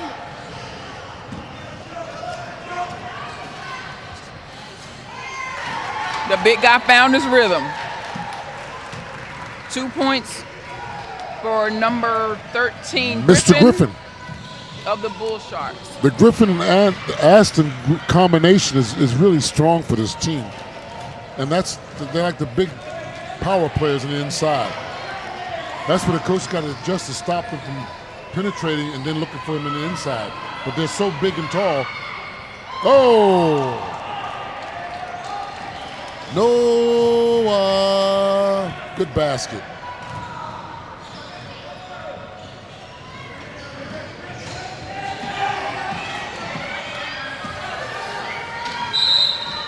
Charge, charge, charge. What a call. What a call. And of course, the player that gets the charge always disagrees.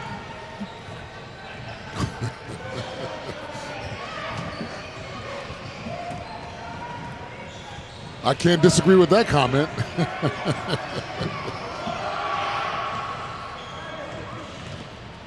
There he is, Noah setting up for the Hornets. Here's the pass over to the inside. Broken up. How many times have we said that name? Number 11, Ashton, very active. We got a lead pass coming out. He's got fast lane. break. Good. 2 points. Number 24, Matthew. In addition to basketball, Matthew enjoys swimming and camping along with spending time with his family. I wonder if he's a competitive swimmer.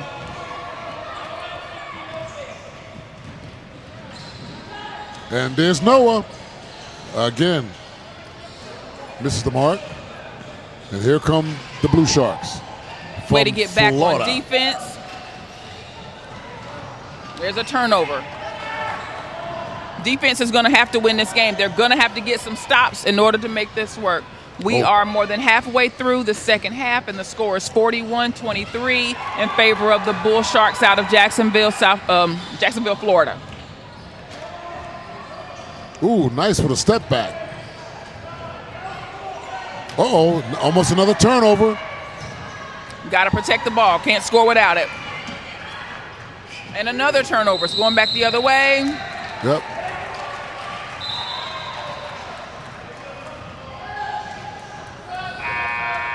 Backcourt violation.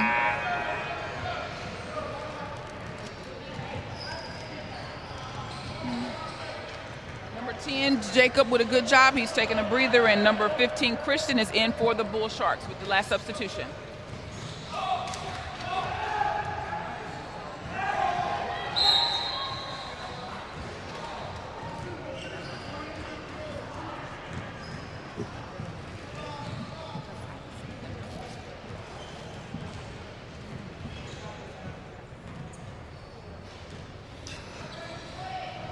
If you're watching streaming and you see there in your top corner, there in maroon with gold, while the player is shooting, is one of our ACC greats, Chucky Brown.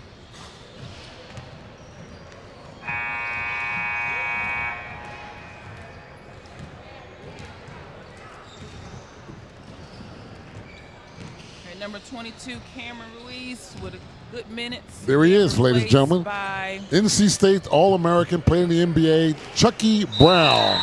He's here supporting Bridge to Sports and wheelchair basketball. It's great to have guys like from the ACC to be a part of this and help out. What do you think? Absolutely. Have our own ACC legends volunteering and making their presence known. I'm sure the kids appreciate it as well as the parents. Good shot. Noah. Good shot. And if we can connect on a few more of those. He's getting hot. He's starting to warm up now. I'm wondering how fatigue will play, being that they do not have as many subs available on the Hornets roster. Although it's 8 people listed, if you'll notice there's only one person on the sideline.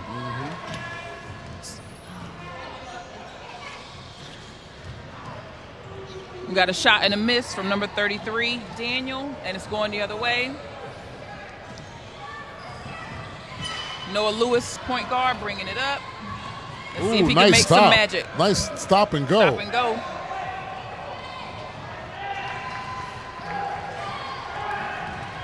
We got a turnover. Good help from the weak side. Oh, nice pick.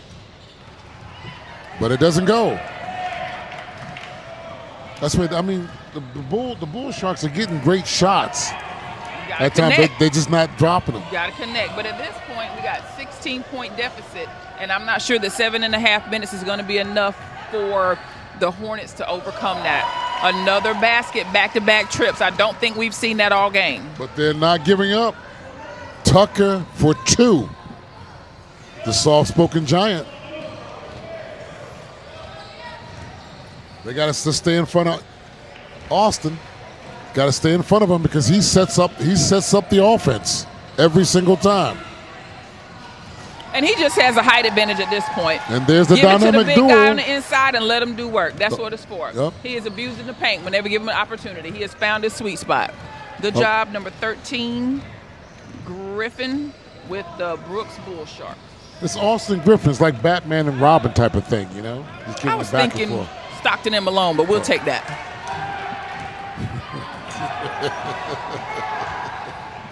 Outlet pass. He's running it down. It's in striking distance. They just got to go for it. If they're going to make a run, now is the time. Otherwise, I start shooting threes. I saw a lot of threes attempted in the varsity league, a lot more so than here. And I think that just has to do with the physical development and upper body strength, you know, as they get older and bigger and stronger, to get more confidence in taking those big shots. Ooh, how astute of you. Well, thank you.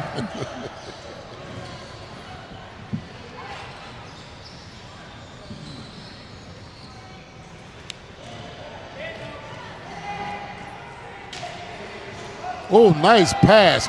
Well, not a nice pass. Way to get in there and break it up. If he'd have reached out, After he might have gotten shot, that. and he's hustling back.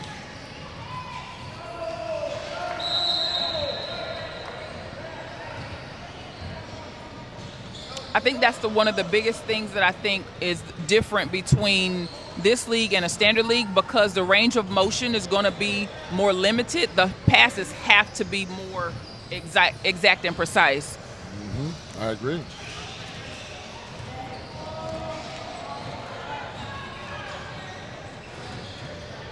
At number 13 for the Bull Sharks, Daniel, he knows where to go in his spots. He's in that low post. He comes to the middle. And Austin and the rest of them know where to hit him at that. Good pick, number 21. Mm-hmm. Got it at the top of the key. Good ball movement. Hornets are setting up. Got it on the inside. And it's tipped. Good block. Active hands on defense.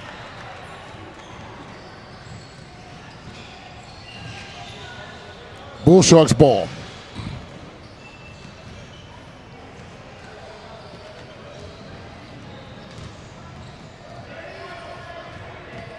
So imagine the amount of strength to wheel yourself back and forth, and still have the energy to finish a shot. Wheeling yourself back and forth, and still have the energy to finish a shot. That's a lot. That is a lot.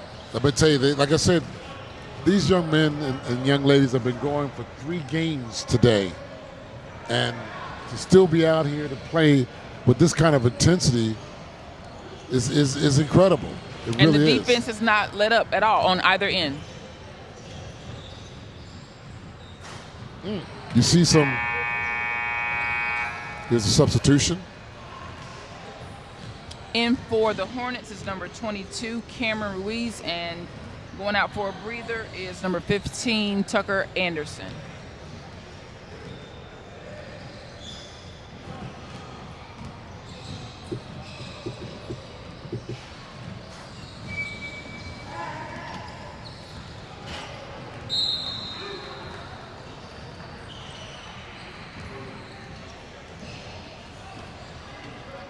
Other than the charge that was called earlier, which is always contested, the refs have done a really good job of keeping the calls clean. Haven't feel like they missed anything that was major or game-changing. Everything's been pretty good from what I've seen. The referees have done a great job of calling the game. They're letting the players play. They're just not hitting the shots that they normally. Thank goodness that they're not hitting the shots, because it would be almost like a 40-point blowout by the Blue Sharks. Or it would be tied up if the guests decided from the Hornets to close point. the gap. Good So point. all or nothing at this point. So at this just over 4.5 minutes remaining in the game. Ooh, he's wheeling. Noah's up there wheeling and dealing, shaking and baking.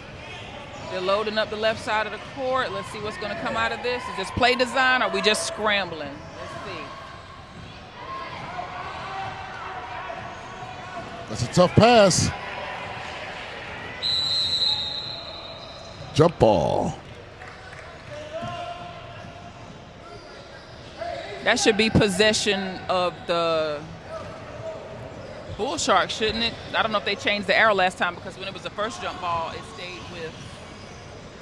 Yeah, it could be debatable. I'm not sure. They have to look at the table up there.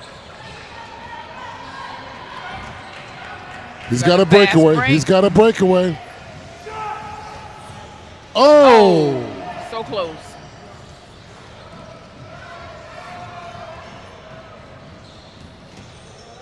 All right, number 55.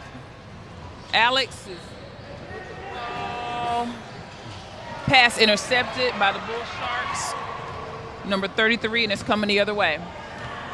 Good hustle. Too much on the outlet pass. Couldn't track it down.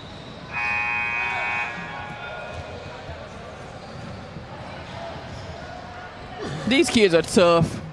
They are banging and clanging and just smiling and rolling off. I love it. Yeah, they are. Running in the walls, running to each other, rolling out the chair, rolling right back in it and keeping going. Gritty, resilient, and strong. That's what this is all about. Character building. Totally. All right, looks like Lewis is going to have an open shot if he can get past one more. Ooh, he he's brings it back out. Across the court. Open shot. Nice play. Set it up, and it's ooh. So close. Offensive rebound, though. Another offensive rebound.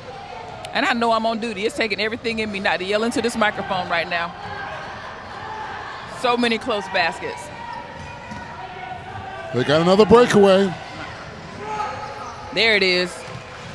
I think the Hornets are wearing down a little bit. This is the second breakaway that they had. I think the fatigue is starting to set in just a little bit. And again, just having that one or two extra person to sub in makes a big difference. Yes, it does.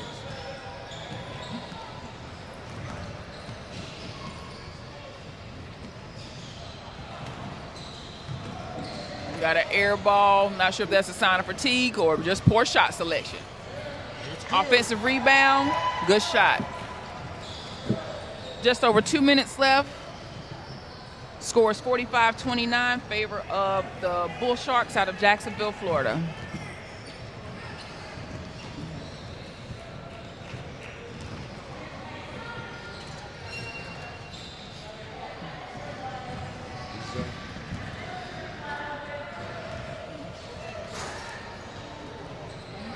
And we do want to remind you tomorrow's games will start at 8:15 a.m. and there's games going throughout the day with the award ceremony capping off this weekend at 2:45 p.m.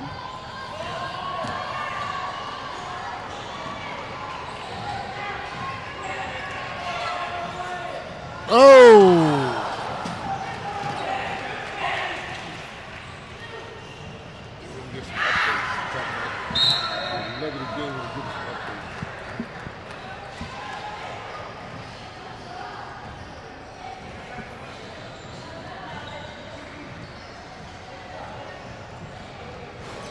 We want to spend a special shout out for NC State Adapted Sports nonprofit Bridge to Sports.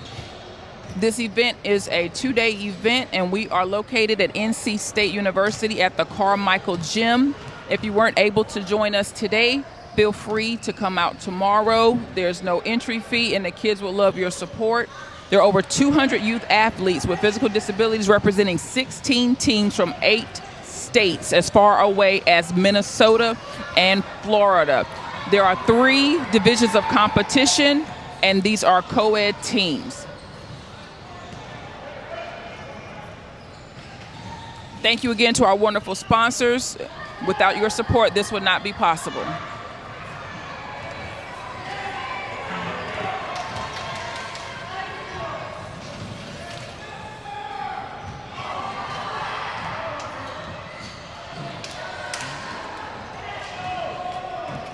All the way down to the last minute, 45, 46 seconds left in this game. And the kids are still hustling, still giving it their all, even though the game is clearly out of reach at this point. It's been a wonderful experience, and again, it's going to continue tomorrow with games starting as early as 8:15 a.m. To support the mission of Bridge to Sports and make sure people of all abilities have access to recreation and sports, be sure to check us out at www.bridge2sports.org.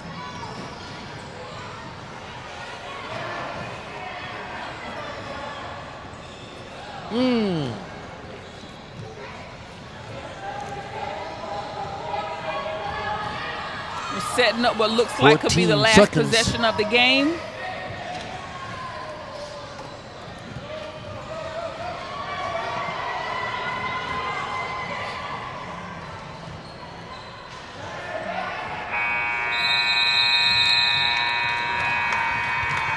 And there you have it. A wonderful game, 45-29 by the Brooks Bull Sharks of Jacksonville, Florida, beating the Charlotte Rollin Hornets of Teal of Charlotte, North Carolina. Great. It was a good game. It was a learning process for both teams, I'm sure, but turned out to be pretty good. I think that press that they did at the beginning of the game was very strategic and effective. They were able to jump out to a great lead, and unfortunately, even with the turnovers and opportunities for easy buckets, the Hornets were just not able to close the gap. Well, one thing about it that we saw some great play. We saw some interesting situations that happened, but we did see a lot of character and a lot of they love what they're doing and they enjoy what they're doing. So that I enjoyed that more than anything else. But you got to remember, they played like 2 or 3 games. Absolutely. This is definitely an experience that's changing lives and will last a lifetime with these players. Again, a special thank you to our sponsors. Without your generous sponsorship, this tournament would not be possible. There are different levels of sponsorship, so we have tournament sponsors, backboard sponsors, lunch, general, media, and the on-site medical, very important for events such as this. Thank you, UNC Rex Health. They have been a longtime supporter of Bridge to Sports. You are amazing. You got all these facts and stuff that you just lay out there. I love that. You're just amazing. And special thanks goes to NC State, the university, and I mean, this just the layout, the facilities. It's really great, and there's a special thank you goes out to them. And this is a Duke guy giving major kudos to the Wolfpack. ACC, baby. We'll stick together. -1, but I'm biased. Well, thank you. You've enjoyed a wonderful game with our sponsor, CBS 17, Greater Raleigh Sports Alliance, Julian's Jitterbug Foundation, Sports for Special Kids, UNC Rex Health, and Van Products. You have been with the Bridge to Sports in basketball. If you're